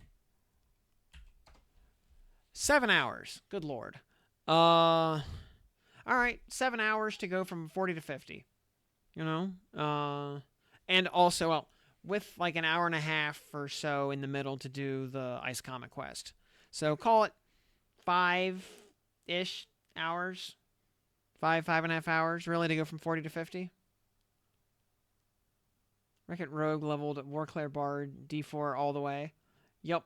Yeah, I mean, also, Warrior Cleric Bard is physically unkillable. So, yeah, that makes sense. Yeah. Yeah. Warrior Cleric Bard can do anything at once. Nothing can stop it. It is actually that good. um...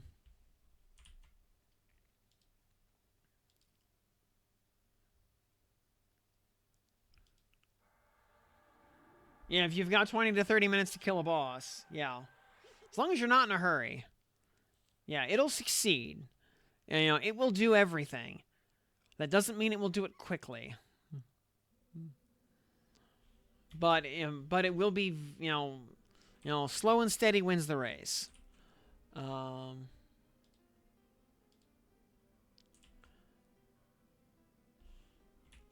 all right, with that, all right, with this leveled up to 50. One thing, all right. First thing I want to do here is swap back to our usual setup.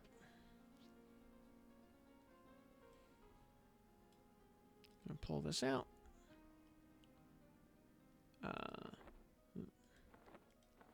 Toss that over there for a sec. Keyrings. Equipment. Lowering bracers +6. Pull those out. And replace them.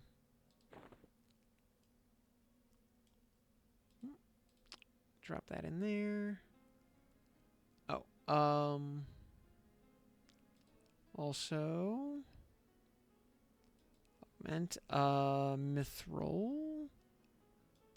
Gotta pull this out. Put this in our armor. There we go. Also, you know what? Major potential. You can pull 4 of those out. Yeah, that gave us 3 extra AC. Sure. Finally move our Valorium chestplate up to +5. Do I have... I don't think I have an extra Valorium chestplate to moat up. Oh, or do I? I have a Tainted Darksteel breastplate. Not that that does anything, but I have one. I don't think I have an extra one. No, I have an Umbral Plate Mail. I have Valorium Greaves. Extra Valorium. Okay. So, one thing I want to do, real quick. Spellblade with Complete Heal viable. Nope, because you can't do that. Because the spell you're thinking of is Promised Renewal. Promised Renewal has a reuse timer longer than its cast time, so you cannot activate Promised Renewal via Spellblade.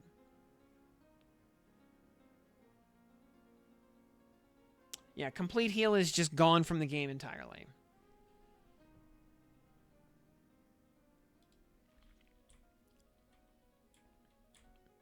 And yeah, different builds, do different things better. Like for really, really hard bosses, just turtling up in defense mode and slowly whittling it down is probably more consistent than trying to outburn it.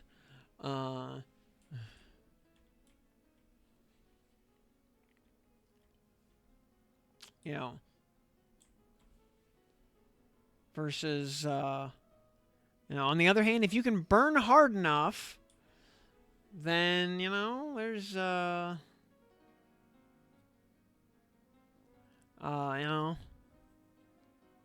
always the potential, if But, yeah, one thing I wanted to check, though. I wanted to see, taking, innate eminence, because we physically have to spend AAs. I want to see, getting 10 extra to all stats. How much life and mana does that actually give us? Where's my notepad? All right, so, but I don't have a notepad open. All right. Or, yeah, I do. There it is. All right, notepad. All right. So right now we have HP is 5141 and mana is 6531. We have a lot more mana than we have HP, interestingly. Though we've got we only have 163 stamina compared to 314 wisdom, so that tracks.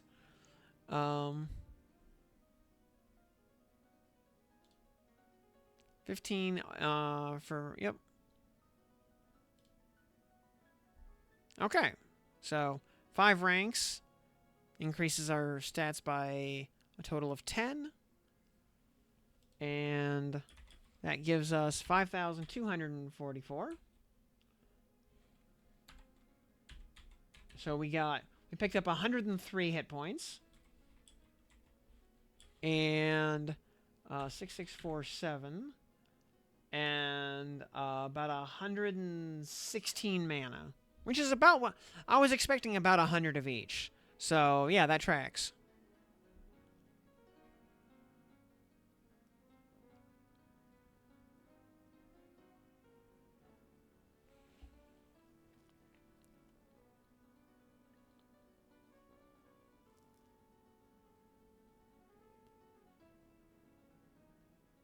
The life of a true warrior. No heals equals dead. Yep.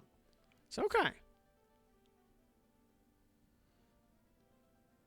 And yeah, then the The spell info, very useful there. Do we have any other AAs that are worth buying, like, right now? Because we still have 32 in the bank. Like, oh boy, we could take innate regeneration. Yay. We're not going to take innate regeneration. We may end up taking, like, double riposte and stuff, just because we're running out of stuff to take. You know,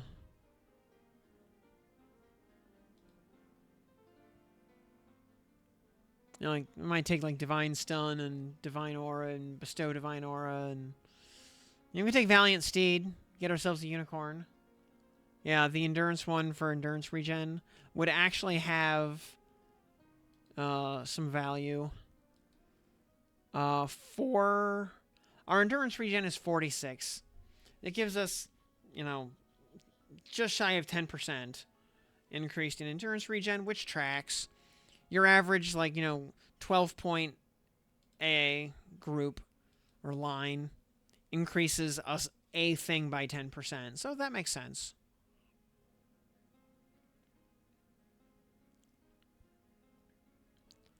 Could always take Pottery Mastery. If we were going to level Monk or something, I would probably take Pack Rat. Because Pack Rat actually matters for Monk. You can also grab Turn Undead if we want. Because Turn Undead's like, you know, we could take Turn Undead, sure. We'll take it, because, you know, why the hell not? Well, where do we put this thing? You know what? We'll put it right there. You know...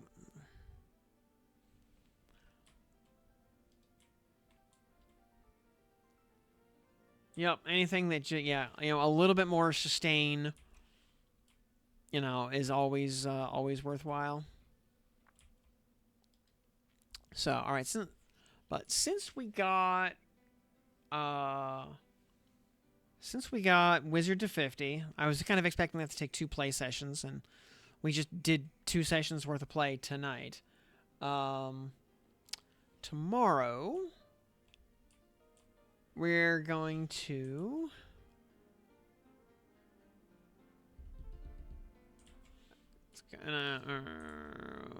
if we get a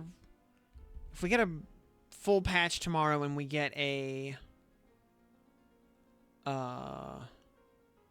timer reset. Oh, I should say. Well, I've got something silly in mind that I want to do. I'd like to maybe do it tomorrow, depending on if we get a patch tomorrow. We may have actual, like, real stuff to work on. We'll find out when we get there. If not, then we're gonna do something goofy for fun. It'll be a surprise. So we'll find out when we get there. I think Mage will be very similar to Wizard in overall playthrough.